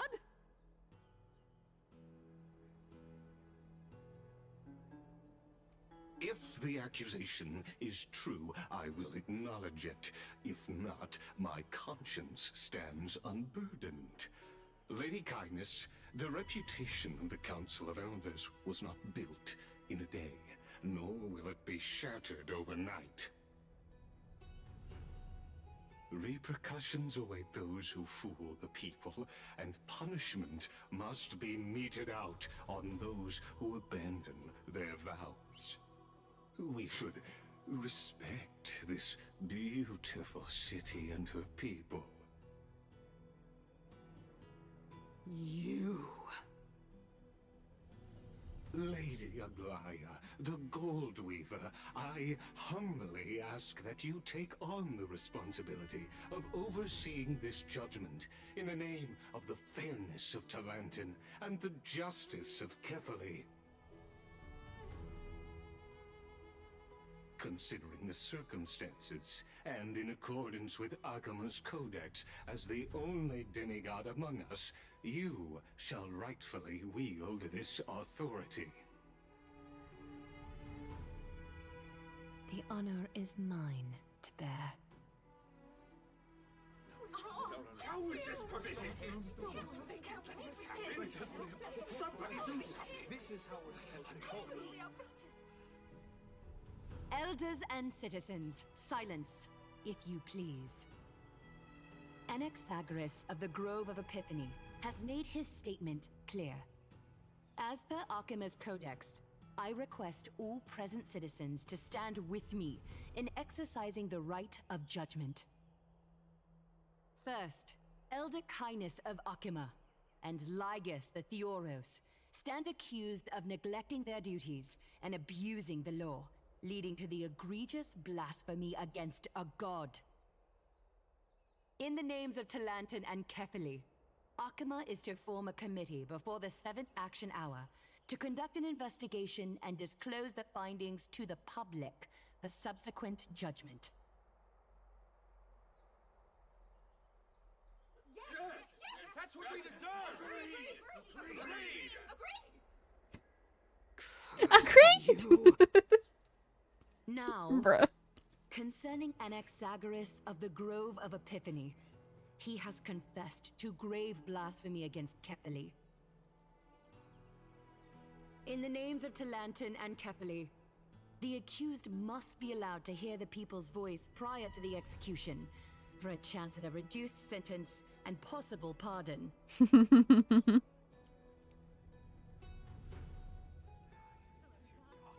Let him die is crazy.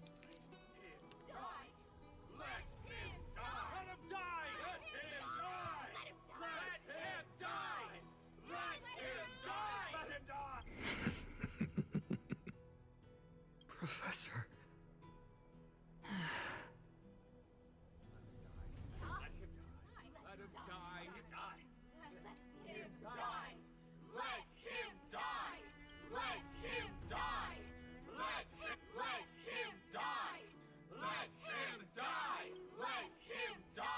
What decision will you make, Lady Goldweaver?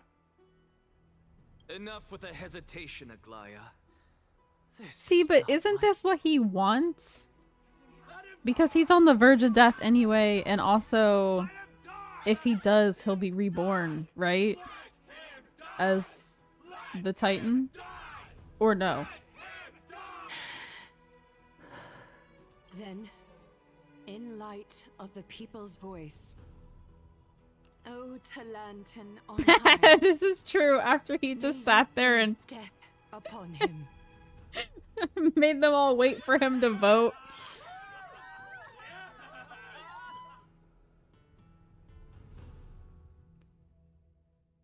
What? What do you mean switching back to us? Right before they're about to murder him?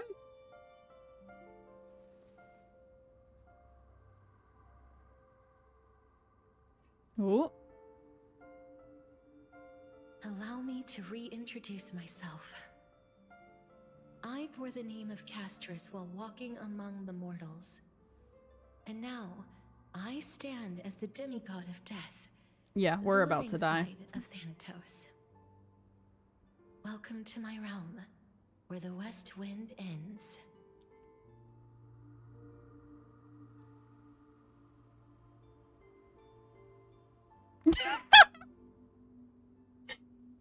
Mom Damn, I made it. My character arc is finally done.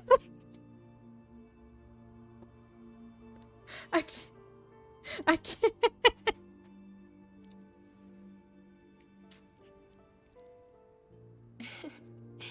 You're still as energetic as always. Did you know? Every flower here was planted by Thanatos themselves. These flowers were originally both lifeless and immortal, but in the first rain brought by the River of Souls, they were given new life, flourishing as the bearers of countless souls. And it is my duty as the Master of Death to tend to their well-being and foster their growth in this serene haven. Similar to the structured cycle of life and death in the mortal world, these flowers too shall wither and fade, returning to the earth and then ascending to the sky with mist and tides. Eventually, they will descend to the mortal land as gentle rain. Every soul undergoes the perpetual cycle of reincarnation, albeit in varied forms, until the world meets its end. Yet, sadly, there's no time left for Amphorius to wait for when the flowers bloom again. Now, death is the power at my fingertips. It once led the souls of the deceased here, but I shall open the gate of the Netherworld and return you to the realm of the living. In exchange, please, take the core flame of death with you and complete the flame chase journey. Do not let our work thus far be in vain.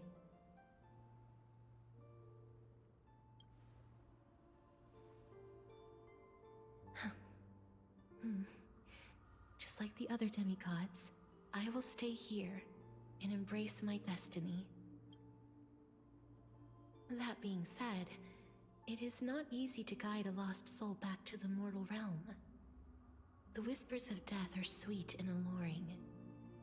If your determination wavers, you will succumb and be forever ensnared by the Netherworld's grasp.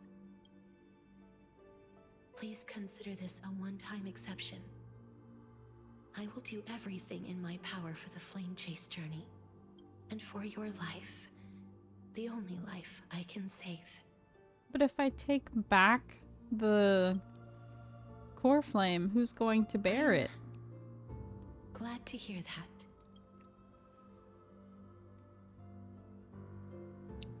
Over here. March?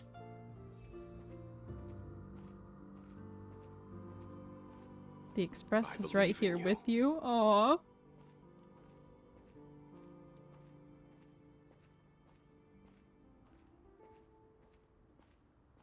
It's their voices telling me where to go. Aww. Lift your chin up high and step forward with us toward tomorrow. That's right. Keep your eyes on the dawn. Onward. Show me your courage.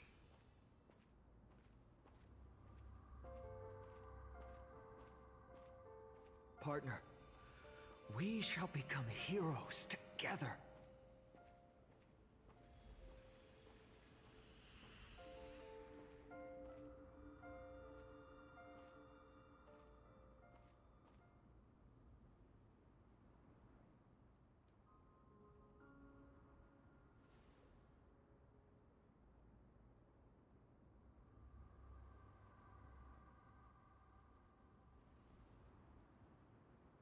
Maybe don't. Maybe don't do that.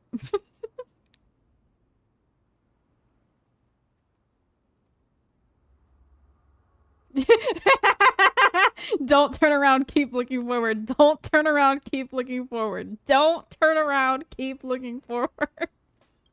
They're like, girl, don't you fucking turn around.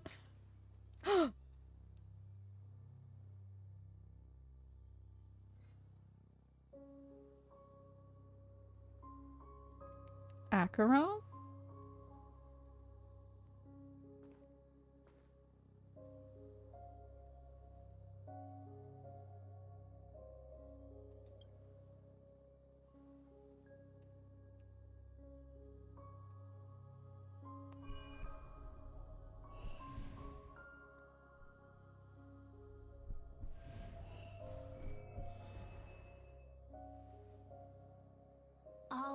This is proof that you once lived. Your soul, your memories. Why are they acting like I don't know, ma'am? Journeyed through, and the path they revealed, Or leading you back home. is it actually Fuli? So, continue onward.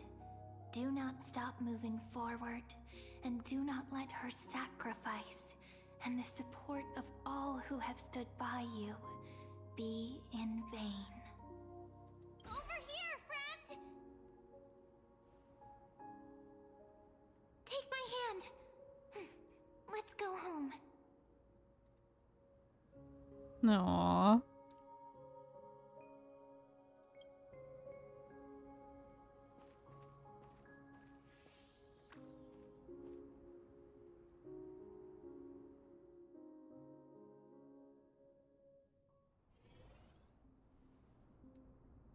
At last.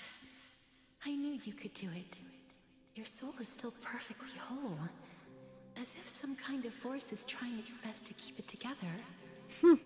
Is it Orynyx's final blessing? Or is it a miracle of your own? It's truly incredible. Such a strange surge of familiarity. So hard to describe. Perhaps it is fate, once again fulfilling its own design.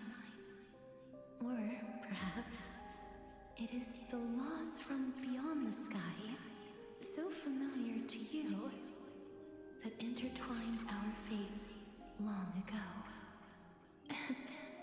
It seems that this is the riddle which cannot be solved anytime soon. The sensation of becoming a demigod is truly wondrous. It's as if the river of souls is winding its way through the depths of my spirit, transforming with each breath into a fine rain that nourishes the world. Do you recall that prophecy? At the end of the sea of flowers, the souls of the living shall warm thy fingertips, and after an embrace, there shall be eternal separation. I promised you that I would do everything in my power to give it another meaning. Now I can finally end it in a way that is as beautiful as it deserves. The wish I once sought, but could never grasp is now within reach. I wonder if Acheron knew this was going to happen to us. Every life will lift its arms in celebration and recount the profound meaning of this very instant. Every touch, every embrace we share will never again be an ice-cold loss. They will radiate with an intense warmth, sowing love far and wide throughout the land. Oh. The other shore is very cold.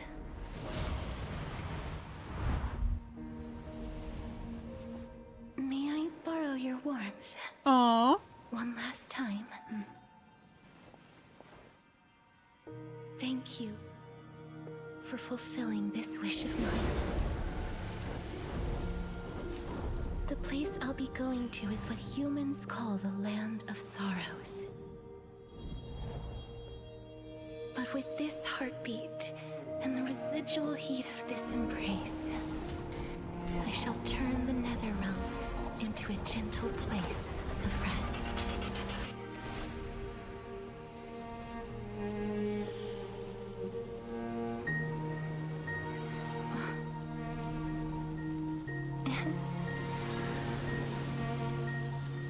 This embrace may be brief, but it's the proof that I once lived.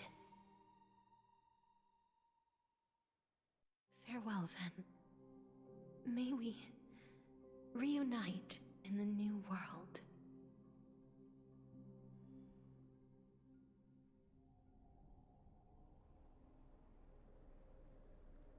That grand and absurd performance was what you've been seeking your whole life?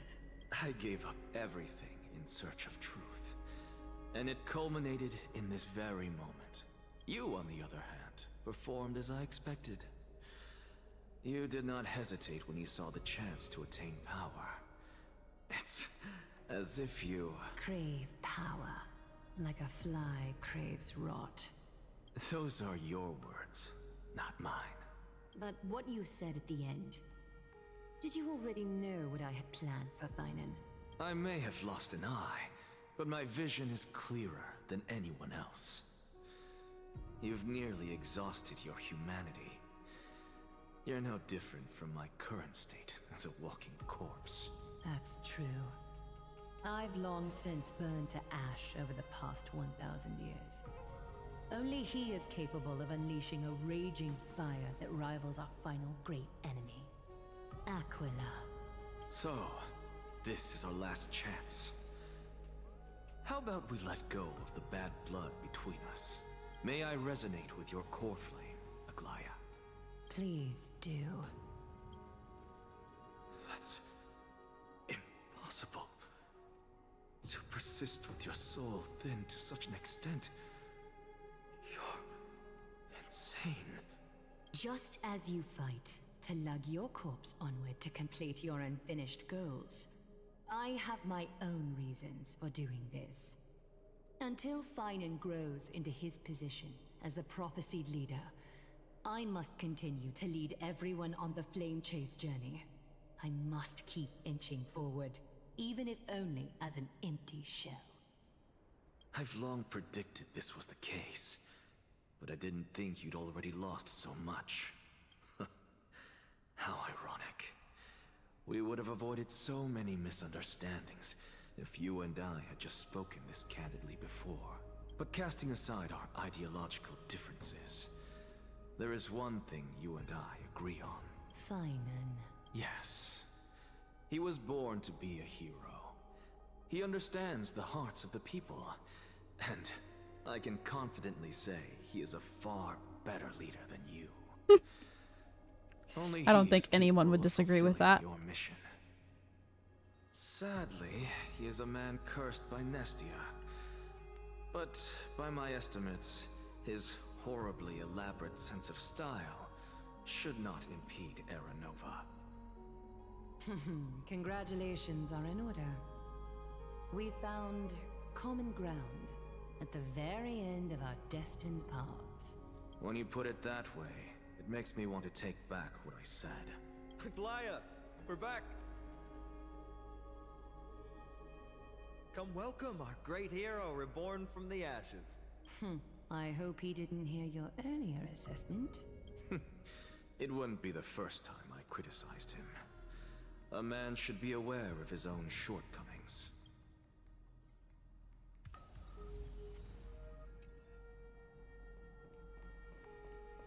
Alright, because I brought the I'm gladdened, core flame.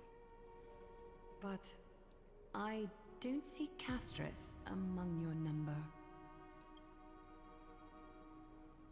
It looks like she not only helped me prove my theory, but helped you fulfill your mission as well.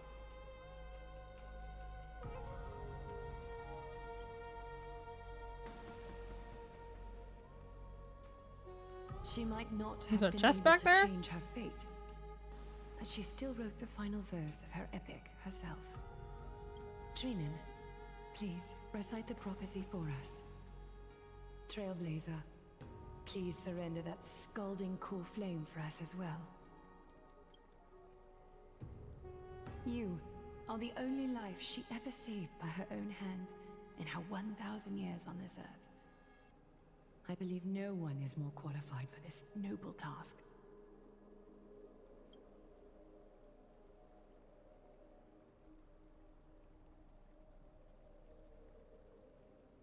O gods who have returned, and gods who are still watching, today we bring you a soul laid bare. The Hand of Shadow, Thanatos, remembered their name from the past. From daylight they came, and to their fragrant dwelling they return, to walk now among your ranks. And there was one who joined hands with the Titan, a traveler risen from the dead, and reborn among mortal kind. She is the everlasting night, and shall now proclaim in her good name. O Majesty of the 12 Titans, pillars of the world, we seek your divinity to mend the rifts of the world. Fill our bodies with blood of gold, till we wither in willing service to the prophecy. Step forward, trailblazer from beyond the sky, and together with us, surrender the core flame and carve their star into the sky.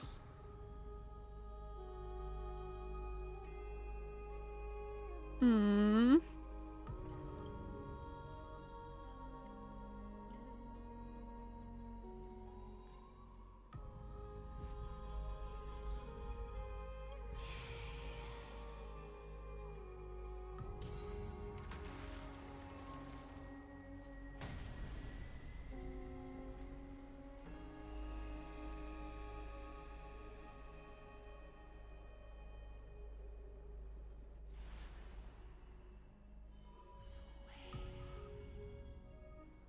The constellation for death.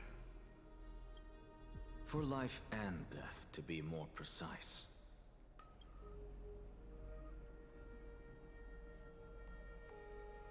Look! It's... Castris.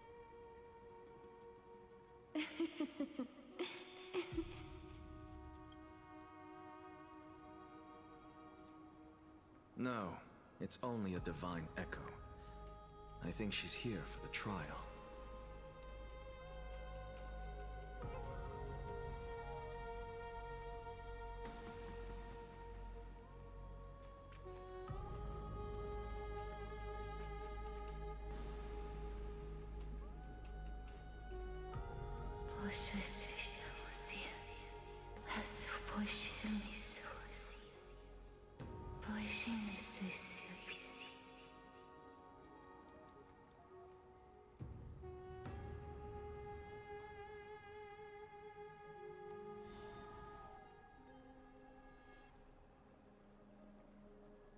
What did she say? That's the language of the Titans. Castris... No. The Titan. They said... I have illuminated the cold shadow of death. Onwards. For your path to the future is bright and its flame eternal.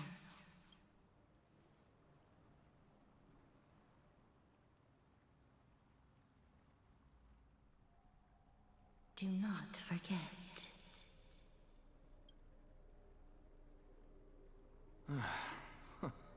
She made quite a scene. I suppose it's my turn now. I won't stop you. Professor, you... What's with that look? You were present, so let's get this execution over with. We wouldn't want to bring shame to Akima's divine laws or keep me from creating a new world. You never change, do you, Professor? I don't understand. If your theory is correct, you'll lose all memories of your past life once you become a Titan. So what's the point of becoming a god? Of course there's a point. Even if I forget who I am, I'll still have my brilliant mind. It goes without saying, I'll find a way to retrieve memories of my past life. Besides, I still have you, don't I?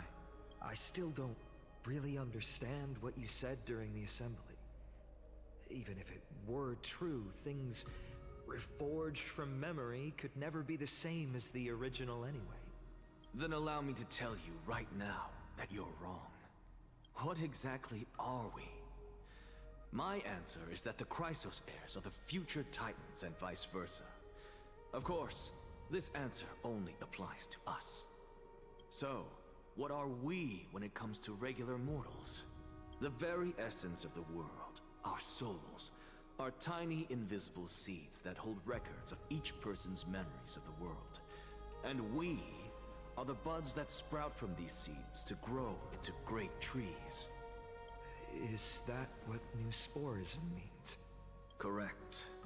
Once our physical bodies are born, we become new extensions of the world. From there, we plant our seeds into someone's memories, and then scatter them into the hearts of countless people in the future. Just as seeds are affected by their environment, so too will our appearances differ across memories.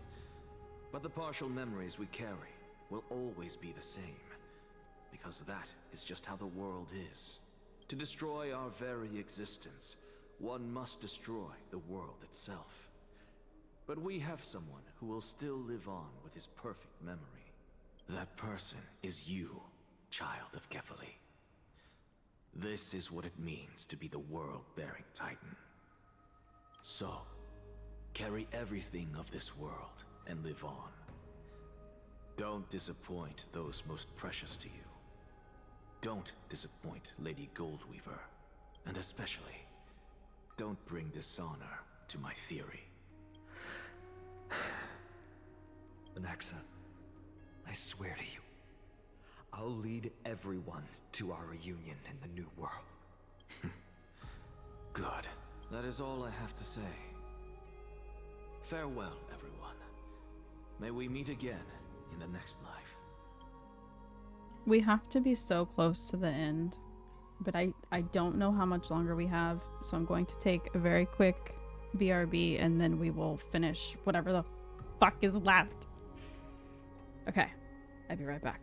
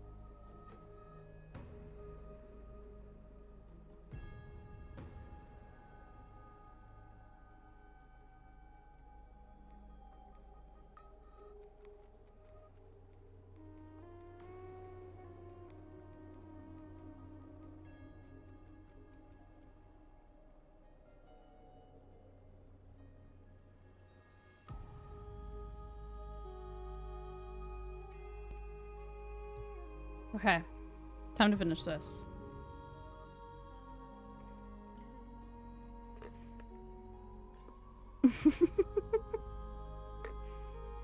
You need to Google it?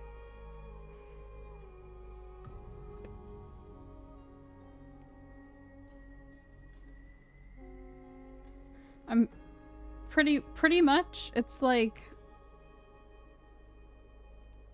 you know, the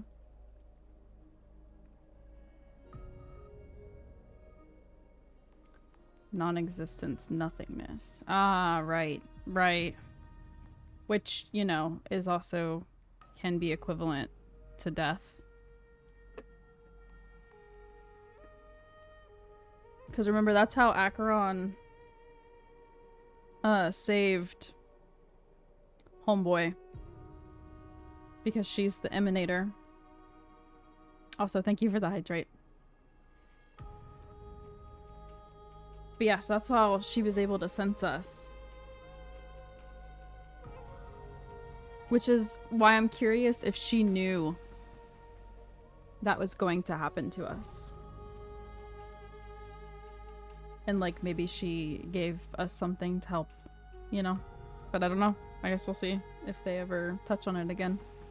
Farewell, great performer. May Circes safeguard your thoughts.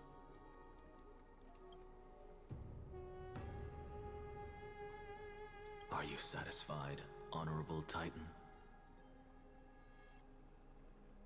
Very. I hereby swear I have borne witness. Anaxagoras of the New Sporists and the Grove of Epiphany has successfully overcome the trial of reason. Damn. So you're telling me bro has been doing all of this just to overcome his trial, and now that he finally has, they're about to kill him? Thus, I shall confer upon you these words. You shall transcend the peaks of purity and return to corruption and hardship. Oh, so that's a god's prophecy. It sounds like you just rephrased my past, present, and future. Oh, Circes. Is that all you've got? Well, you've already transcended the peaks of purity, and you were never the type to give me any leeway. That is true. But I do still have one question. I knew it. What is it? Maybe we're thinking of the same thing. As you've so boldly stated, we and the world itself live on through the memories of others. If that is the case, whose memories did the very first new spore sprout from? She's got a point. How should I know? But since we are both equally curious, we should allow the children of humanity who come after us to investigate in our stead.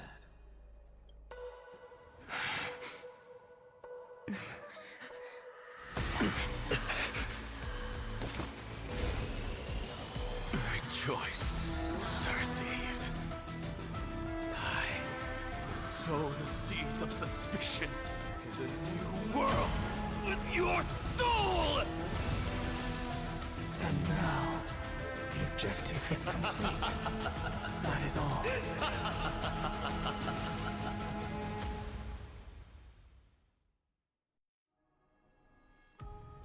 Damn. Thankfully. Bro, so did he just die, quote unquote? And now we're back to this? Are they just gonna, at the end of each of these fucking passes, these freaking, just keep giving us gosh darn updates on March, just little bits and pieces, and we're never gonna get more info? Was March 7th also in this condition when she was first rescued by the Express? It was similar.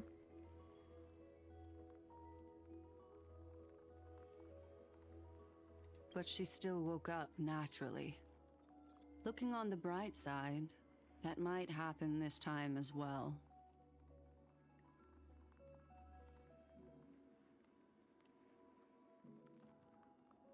Oh no. I'm sorry, Leah.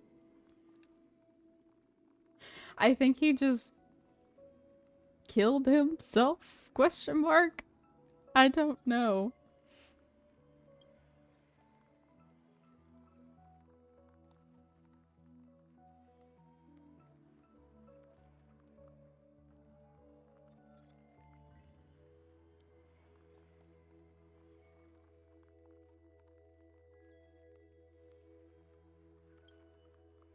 It was just it was so quick. He whipped it out, it floated into the air, and then he just kind of like gold dusted away, kind of.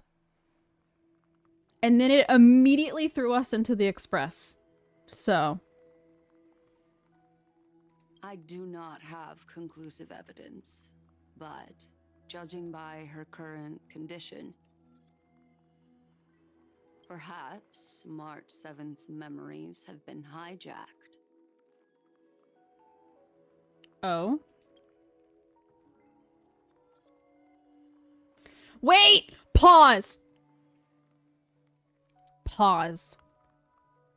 Were her memories hijacked because Fuli needed them to keep us alive? Because this happened to her right when we got here and we died. Remember? We got here and then we died. And March has been in this condition the whole time. Think about it, Miss Himiko. What will happen when someone loses their ability to remember? It started right as we got to Amphorius, just before we went to land on it.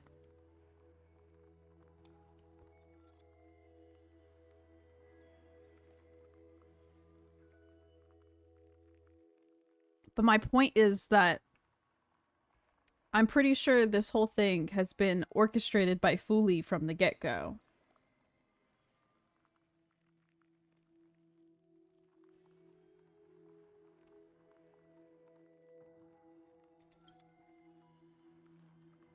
Or perhaps the suspicions about her being an Emanator were right? I don't know.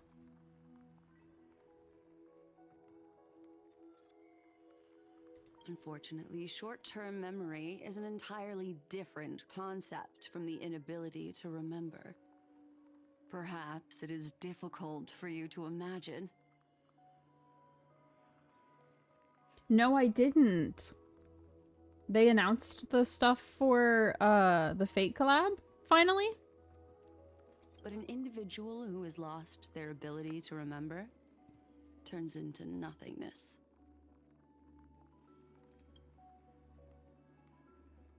Nothingness, nihility. The belief of the Garden is that everything in this universe can be interpreted through memories. It's Saber and Archer? Behind the continuance of Wind this path. Destruction and Quantum Hunt. Wait, we get Archer for free? Stop. I have to pull Saber. Destruction's my thing. I have to pull her. Oh, shit. I mean, I kind of guessed it would be Saber for sure, but I didn't know if they would do Archer or not.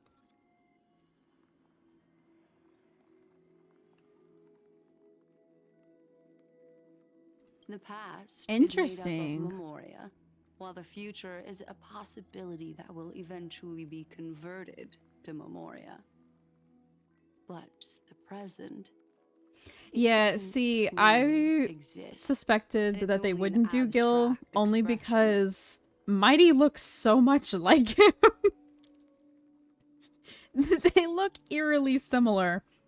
Therefore, when a person is affected by the path and loses their ability to remember, their physical form But will like, also be affected. Saber and Archer These are ice also kind of the crystals are two a most manifestation of well-known from the series, I feel like.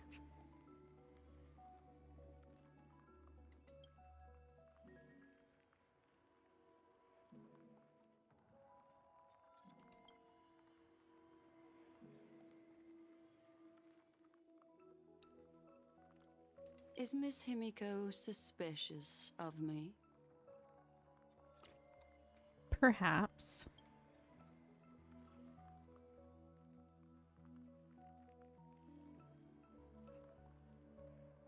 In other words, now is the time for me to prove my innocence. That's not a problem, of course. The true reason behind my intentions is that Amphorius holds special significance. For some memo keepers of the garden with extremist views, it is a perfect example.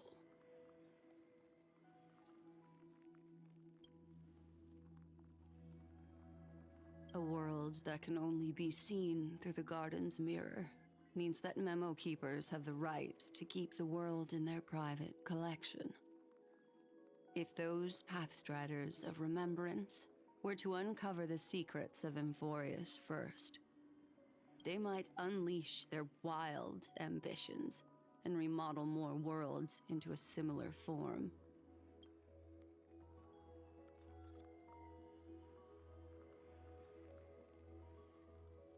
I chose to remain quiet before, because I did not want to involve you in the garden's internal conflicts. Mm-hmm.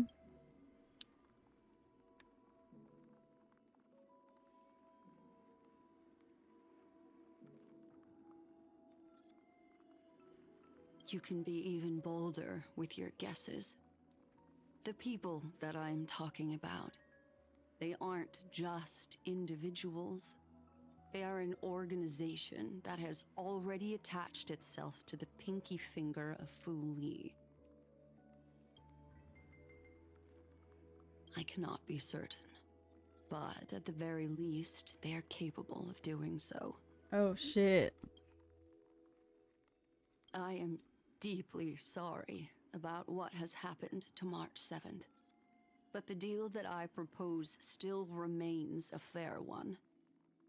Amphorius is still an excellent destination, and investigating further might allow us to uncover the truth behind the accident.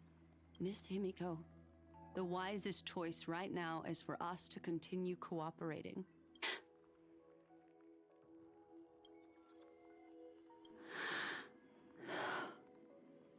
Let me take back a part of what I said just now, Miss Himiko.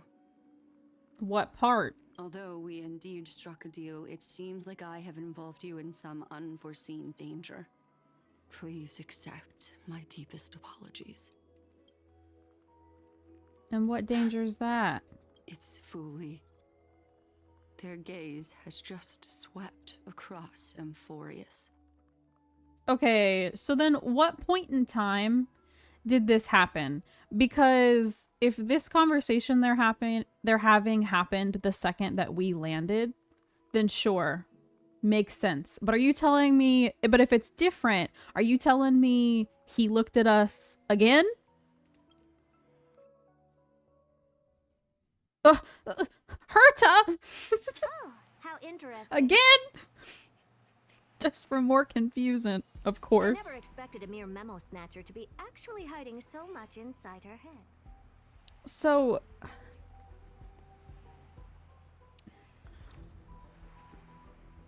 I'm guessing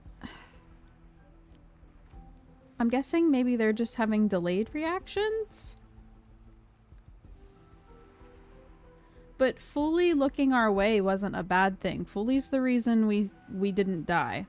So the reason I'm confused about it is because that isn't necessarily something for Black Swan to apologize about. What's even more interesting is that the word Amphorius has appeared in her subconscious. And whose? This lady seems to be having fun. Oh, right. I forgot. These two went to go talk to her.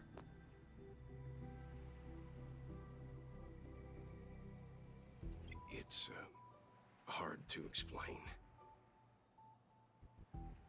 What are you two whispering about? Has it not occurred to you that I can hear everything clearly? Please pardon me, Madam Herta. Would you mind sharing with us what you've discovered?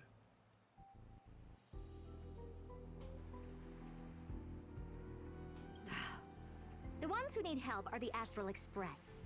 You will have to put up with my methods, even if they are rather unconventional. let's get back to the topic. By using the fourth mirror, I rummaged through the brain of this memo snatcher and learned a good deal.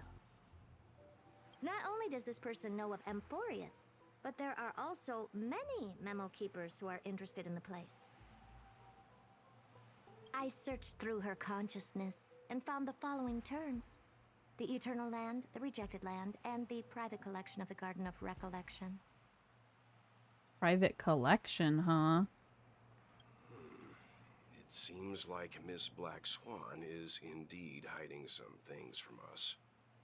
Since I'm not able to find any useful clues from Hi, the outside, welcome. How's it going? why don't I personally visit Many? this Yeah, we knew that. mysterious Amphorius? We knew that there were multiple. You're planning to head to Amphorius yourself? Yes, but not in the flesh like you all foolishly did. See these Herda mirrors? With them, I can project my data spirit entity to any corner of the cosmos through spatial warps, without even needing to leave my room. I swear to God, if it cuts, if the like teaser is just a digital Herta popping up in front of Trailblazer. But of course, these corners of the cosmos must be within the coverage zone of inter-astral peace communications. After all, this is collaborative technology. And is it within the coverage zone of the IPC? I see. You do seem like the more indoor type. Sunday. Although that star zone is not within the network of the IPC. Okay, so the it's Express not. itself can serve as a signal station. Come, give me the astral chart coordinates. Then sit back and enjoy the show.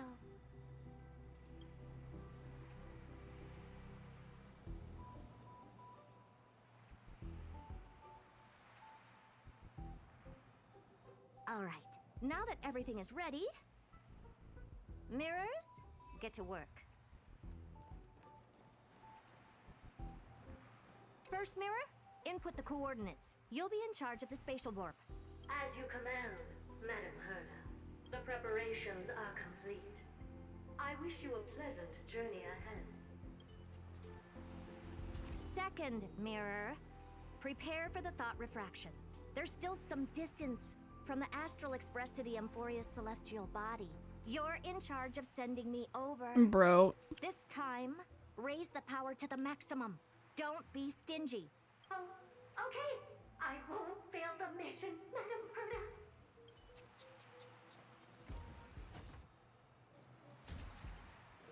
Third mirror, you're in charge of generating the data spirit entity. I'm happy to help, Madam Herda. What kind of appearance are you planning to use this time? Good question. Let me think. Bro.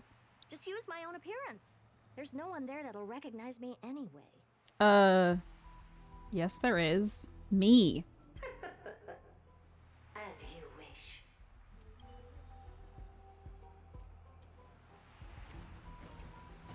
Preparation of the data spirit entity complete. Thought refraction at max power. Excellent. The first mirror. Let's get going. Have a safe trip, Madam Herta. May your journey yield good results. Coordinates input complete. Preparing to activate spatial warp. Destination: unknown celestial body. Amphorius. Spatial warp countdown. 5, 4, 3, 2, 1. Warp activated. Oh! So that's Amphorius? Its appearance is, well, sure is unique. Second mirror. Prepare for thought refraction. It's time to send me in. Alright, please read the safety protocols carefully. I wonder if something's gonna block her. Can't you hurry up? Yes, Or if she'll actually be able to do it. Oh.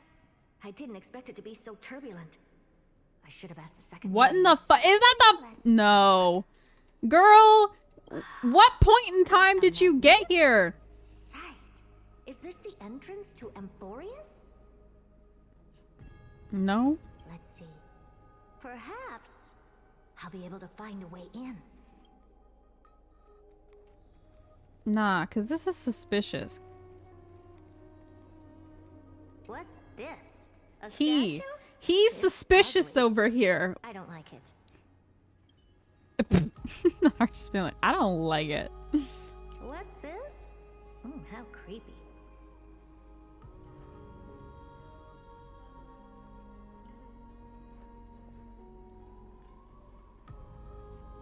Yeah, she looks really similar to the puppets. So I feel like even if we haven't seen her, Trailblazer should be able to look at her and be like, Herta? Like, at least somewhat. Oh, I finally found your traces. How esteemed must you be for the great Herta to come out personally? When we return, get ready to become free labor for the simulated universe Ugh, for the rest great. of your lives. It's either a projection I feel like or fake. There doesn't seem to be much to take note of. Now then, how am I going to get into Amphorius? him being in here, suspicious. My deepest Oh. apologies, esteemed lady. I'm afraid that you cannot proceed further. Bro? Who's there? I knew this guy was sus. Bro's name took out the middle syllable of his name. Why would they do that? Although not part of my calculations, it is a pleasant surprise. It's a pity that the preparations are not yet in place to receive you with the hospitality that someone of your status deserves. Nah, bro. Who are you? Cause how you know her status, huh? Are you not going to answer my question? Who are you?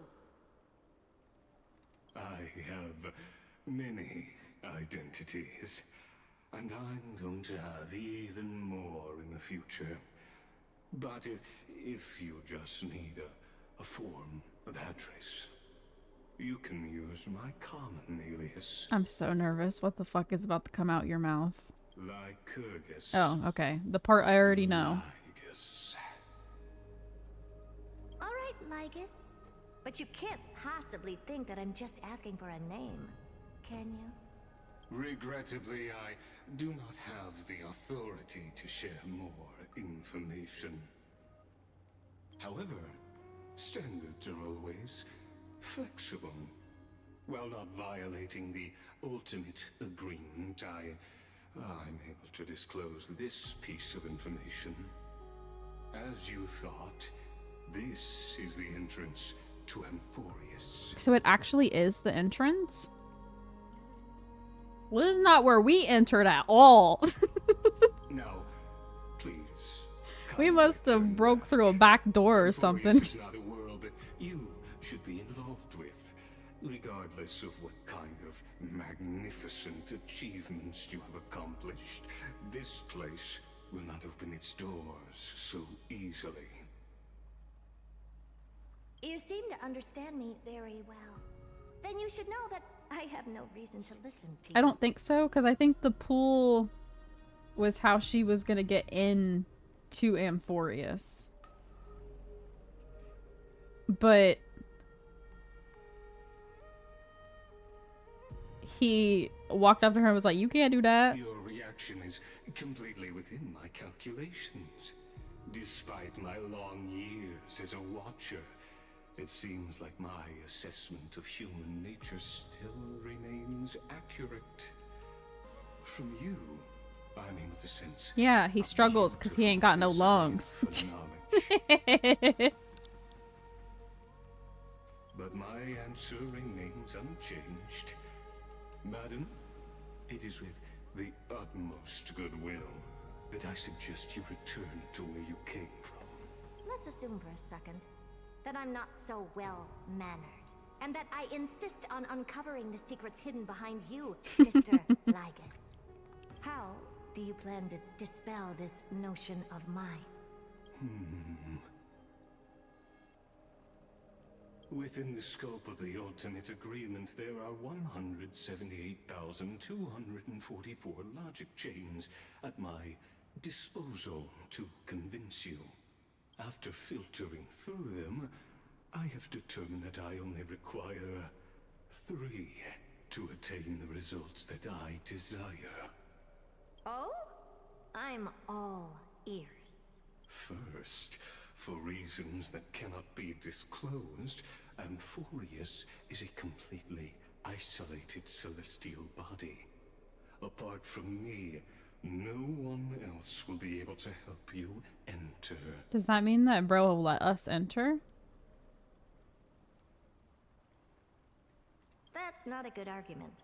Second, if your plan is, as you've alluded to previously, to force me into cooperating by showing hostility, do know that, just like you, I have basked in the gaze of the erudition. I stake my honor, and assure you that, in the worst case scenario, our mutual destruction will be inevitable. Okay, see, I had a feeling he knew a bit more than he was letting on if bro's the gatekeeper. So, where's your daddy? He's here somewhere. Oh. No wonder I couldn't find a back door. When I did a scan of our surroundings, the safety protocols on you are comparable to Screwy's. How interesting. I assume that you still wish to hear the third logic chain? Of course. Why wouldn't I? Third, even if you exhaust all your means and find a way to break through, you will surely give up once you understand the consequences of your actions. After all, throughout your long life, as much as you'd hate to admit, your conscience has played a crucial role.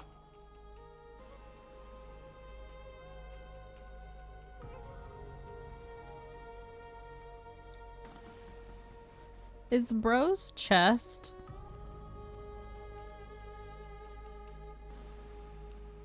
I feel like the middle piece, if it was filled in, would look just like the sky that's back there. What a brazen robot. You think that you can actually understand me through your paltry calculations? Are we sure bro's a But robot? since you put it that way, why don't you tell me what these consequences will be? It concerns the third path that is entangled with Amphorius. A path. Oh, are they finally gonna tell us? Are we finally gonna learn? Understanding of. Remembrance, erudition, and fuck! No! Oh no! You just had to be here, didn't you? Oh no! Oh no! Oh no! No! We're screwed, bitches! Wait, so does that mean that our bros, the Stellaron hunters, are gonna come here? Fury will engulf the cosmos. I feel like I guessed him a long time ago. Maybe I didn't. I don't remember. But these 3 paths being the ones that are here definitely make a lot of sense.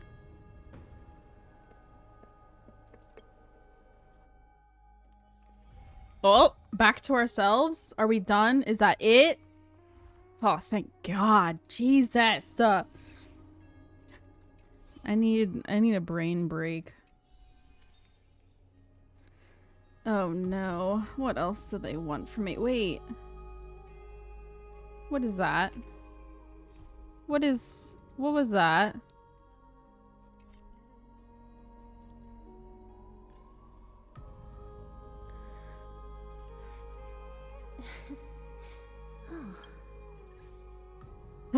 goodness. What does bro want? Destruction. See, I love destruction, but damn it. I don't know if I wanted him to be here.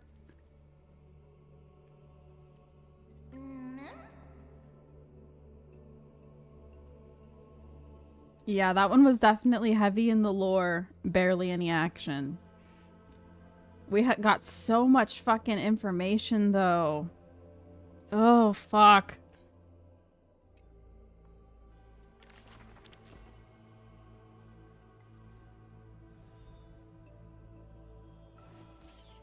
I wonder what stories it's gonna give us this time.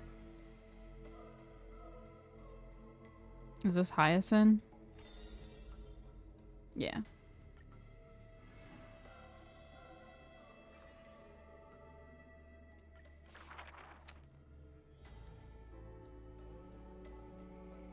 Is this courtyard a tad too small? It's okay, Clementine. As long as Pinnaconia who? Yeah, I like this place a lot too. I think it's my favorite out of everywhere we've been so far. Even though we're not done. They slow burning it. Yeah. You can tell that they have a lot that they want to do with this place just based on how little we've gotten so far. Like, it's been 3 patches and I still feel like we barely know anything, you know?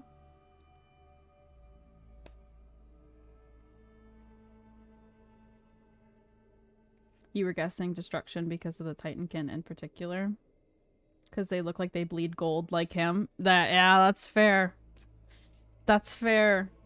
Oh, wait, is that why the demigods have gold blood? Shut the fuck up. Shut the fuck up. Oh my god. You guys remember how we were talking about the theory that the Titans were created by one of the Eons? Was it fucking Nanook? Is that why they bleed gold?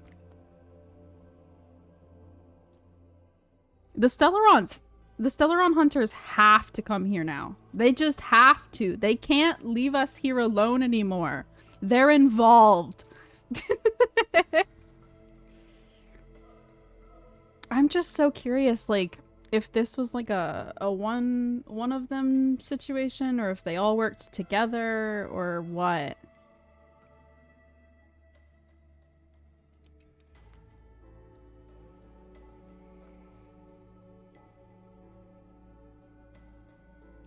They were made from different ones? Maybe.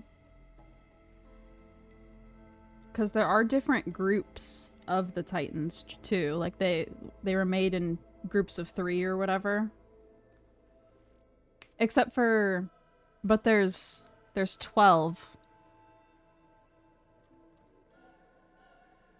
So that would be 4 groups of 3. Unless one of them did 2 groups instead of 1 or whatever. Oh man.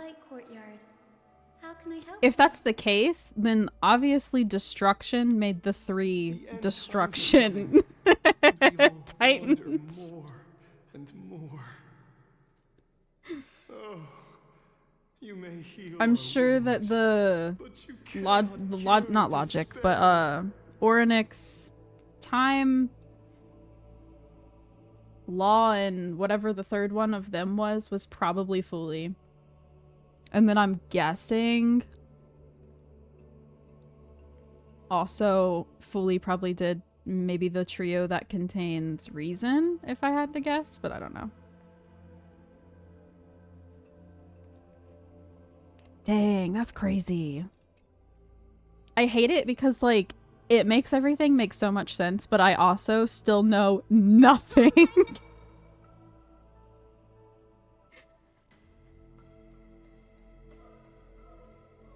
We want Nihility MC? Yeah. I've heard a lot of people really want that one next.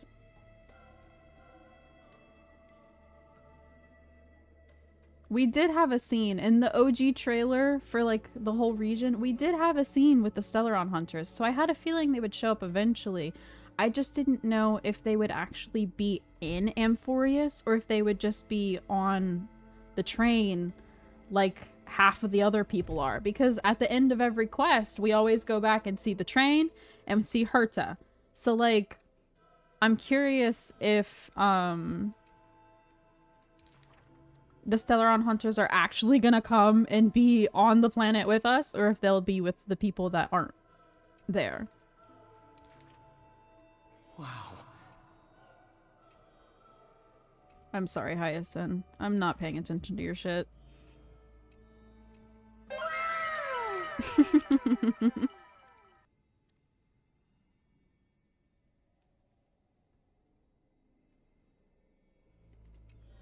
Maybe he's actually good. Maybe.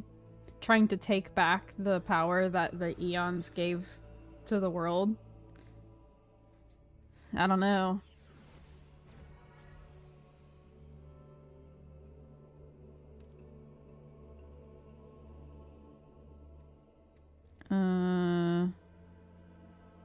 Do an Axa next.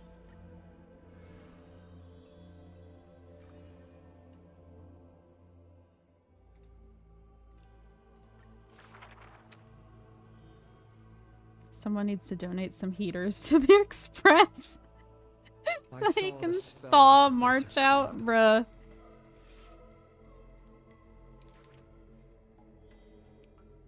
Some hot hands. Have you seen the comments at lack of 4 stars? Yes, I have. Because there aren't any.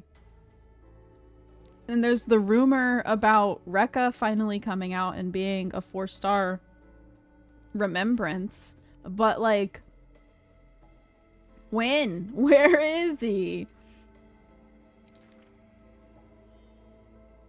I didn't cry so much. Really? I cried a lot at this one.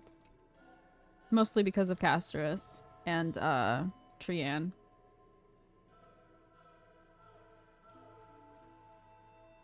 No remembrance 4-star, we have Trailblazer. No, I know, but there was the rumor that Rekka was supposed to come out and be If it's just for odd jobs, a 4-star. Students are a better gamble.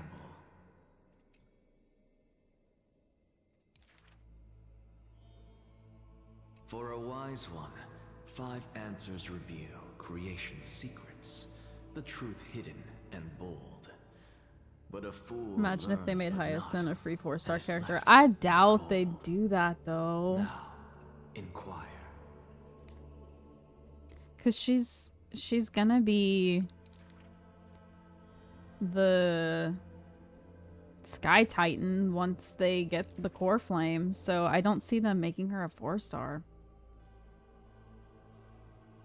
Never leaving the closet jail. I know. He is panicked by the flow of Bro's time, been waiting. for his work is yet done, yet to implement.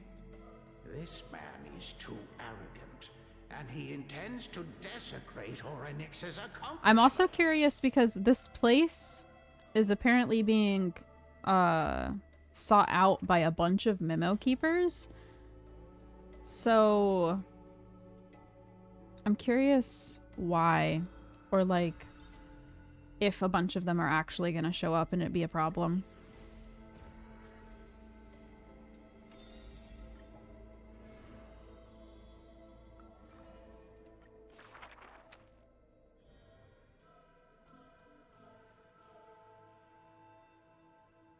Let me see how many stories this mofo has, because there's no way he's actually done.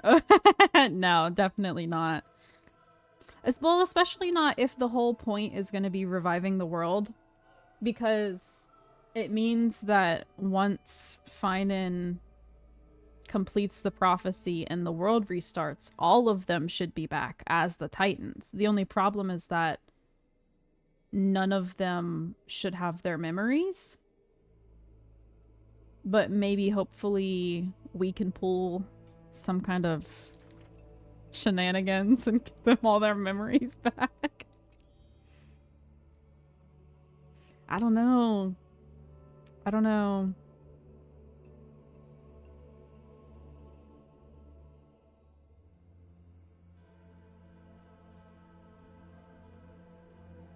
Yeah, he was rumored to be Remembrance, but I don't know if / when he'll ever come out. But he's a memo keeper, so like they could full well make him come here because of the whole a bunch of memo keepers have their eye on this place. Like they could totally utilize that to make him come out, but I don't know, man. Maybe they're just waiting for the right patch. He's recording us for a Greek drama. He's been here the whole time, just making a movie. Hiding in the shadows.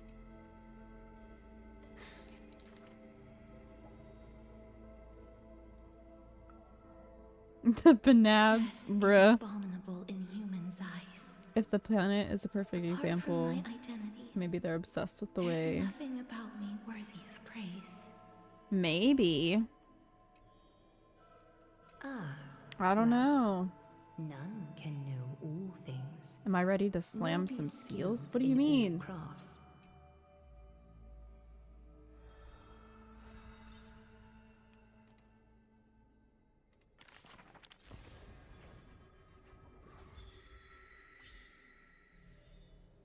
I'm super curious about these ones. Like if we'll actually get stuff for them.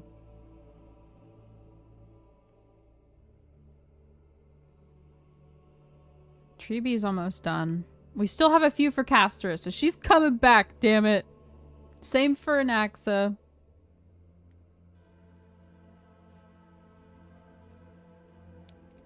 Okay.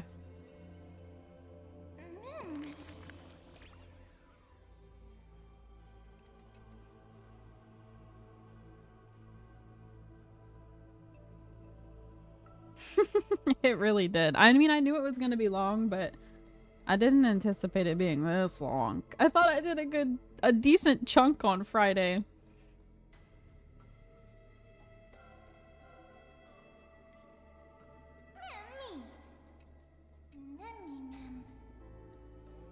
When do you think they'll realize that Mario and his friends are racing?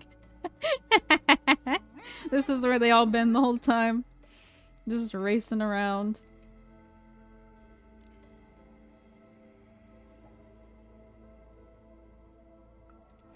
Bro. What's crazy is like the story is basically about humans becoming gods, right? But what if that's the same for the Eons? Like, what if one day we learn they're the fucking same?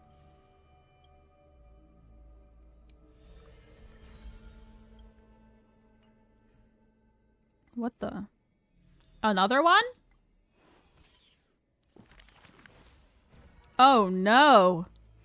Oh no, there's more! Okay. Cypher. I'm skipping through this. I cannot. The first Go, go. Go, go.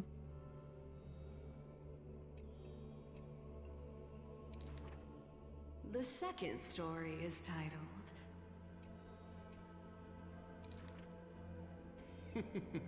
Even the If there's any actual important lore in these pages, someone can just inform me. I'm not reading it. Can only tell lies? The fourth Only? story is called Are we sure about that?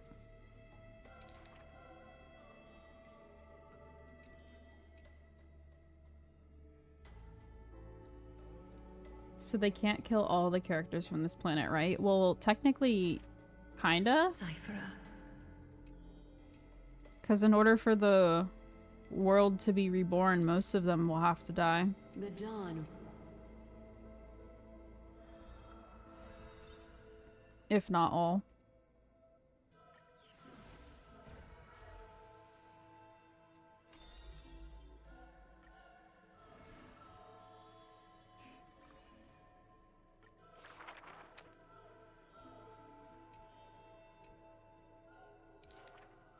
The Before people pass. Also, haven't we still not seen a pink-haired girl that was in the trailers? Like, not any of the version-specific trailers, but the region trailer. Was there not a pink-haired girl in there that we still haven't even seen at all?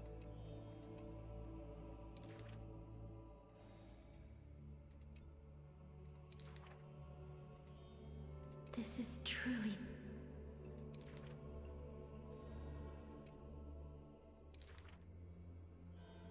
What'd she bring? Apart from Dad. I'm gonna have to go back and find the fucking trailers.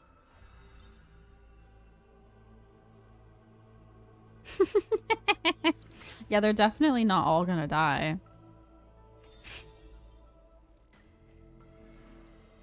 No, I just have a gut feeling that literally everyone will. Except maybe Finan.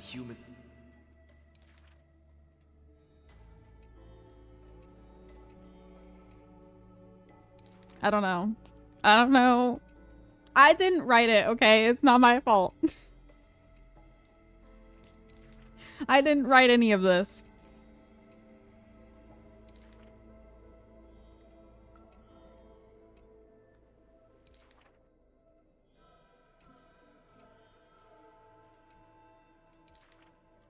If this...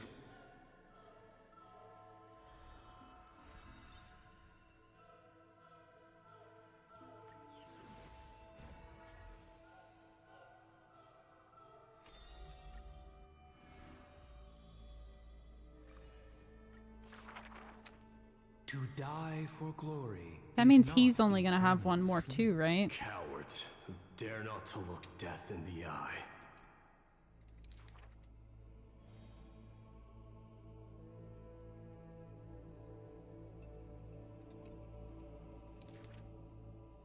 Well, but they would be reborn, because that was the whole point, is like they'll all be reincarnated. It's just that they may or may not remember us.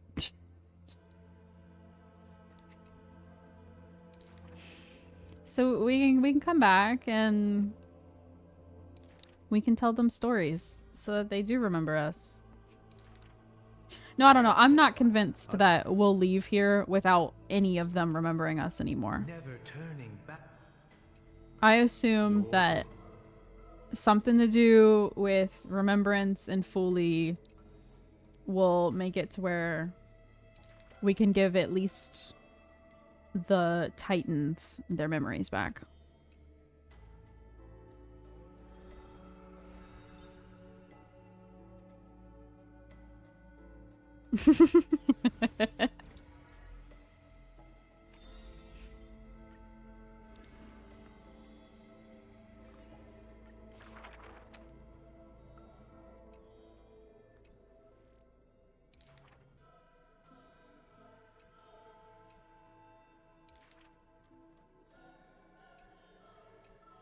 I'm still curious, like, what about the Black Tide? Because it's not from here. It's something that, like,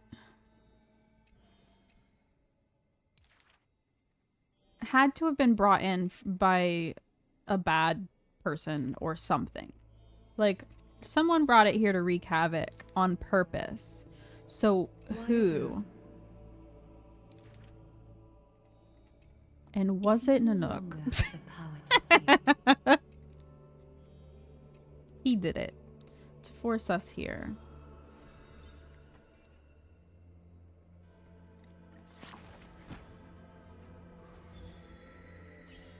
It might be a Stellaron. I don't know. Okay, so they're both one away from being done. So is Treeby.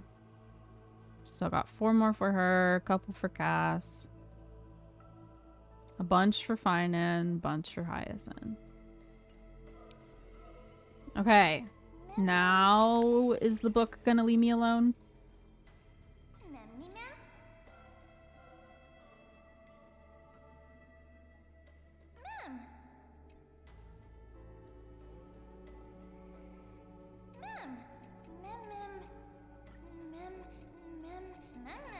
Please.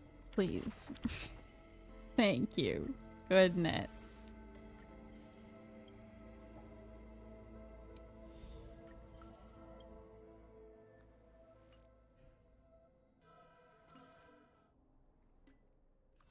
Wait. Oh my god, you guys. What if this book we're keeping is how we give them back their memories? Like this book. We're collecting their stories.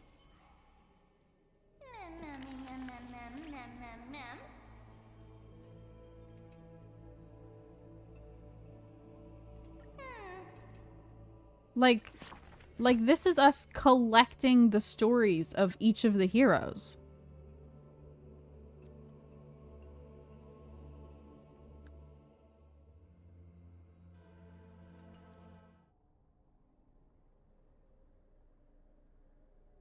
Oh man, I need my brain to stop. I need it to stop. I can't. No more thoughts. No ideas.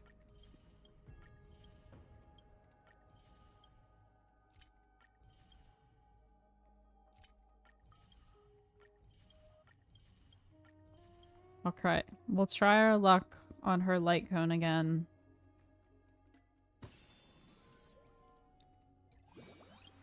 I'll do this next time.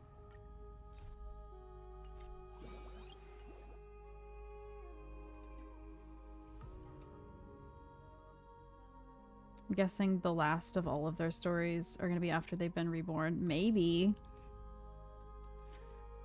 I love this planet, but I also hate it with all my hate. How could you do this to me? Real.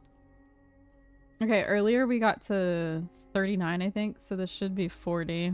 Hold on, let me see if I can make it a full 10. I don't think so. No. Okay. 40. 41.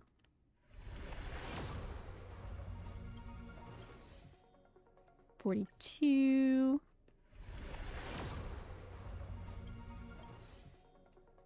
43.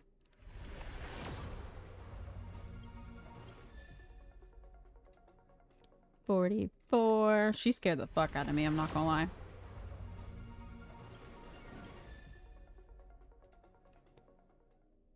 45.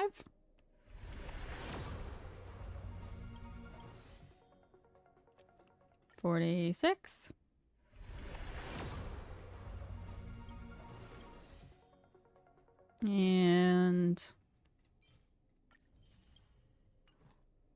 47. Okay, guess not. I tried. Let's give Gwen her constellation. Not constellation. It's fine. Living? That's all a big hustle and bustle. But life's all about savoring the moment.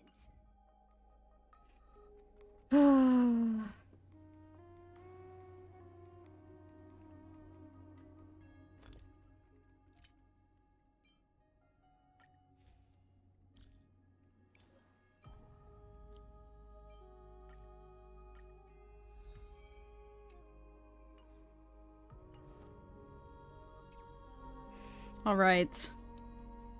We're done. That's it. Sad. But also happy because that was long as fuck. So much information. My brain can't handle it.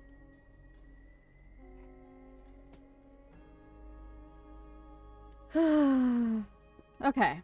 Let's see. Today is Sunday. So Tuesday we're doing Minecraft and Discord. And we're gonna watch those trailer things for To Be Hero. Let's see, what week is this? Reminder that there will be no stream on Friday because it is Drew and I's anniversary Friday. And we'll do Movie night Saturday like usual. And Sunday, I don't know what we'll play. Maybe we'll play some more Star Rail, do the events and stuff. We'll see. But yeah, that's the plan for next week. Thank you guys for hanging out with me. I appreciate you. I hope you enjoyed the story. It was a lot, but I think it was good. I cried. I feel like it makes me cry every time. It's fine. Everything is fine. Did you hear her to make the pun about traces? Yeah. Still haven't watched the new episode because you were busy. Bro. New episode crazy. It was good though. Need to go crying in my pillow now? For real. I feel like I just like... I don't know. I need time to process. Oh yeah. No spoils. It's good. I liked the episode. 100% understood everything. Right? Obviously. Everything completely retained and understood. You'll freak out at one of the VAs. Huh?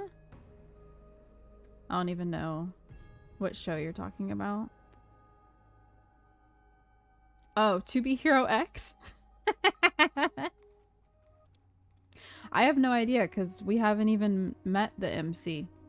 So. No clue if there is any truth behind that statement at all.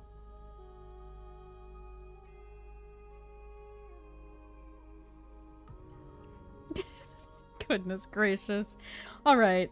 I hope everyone has a great rest of their night, and I shall see you guys in Discord throughout the week and on Tuesday. And if not, then I shall see you Sunday. Have a good one, you guys. Bye!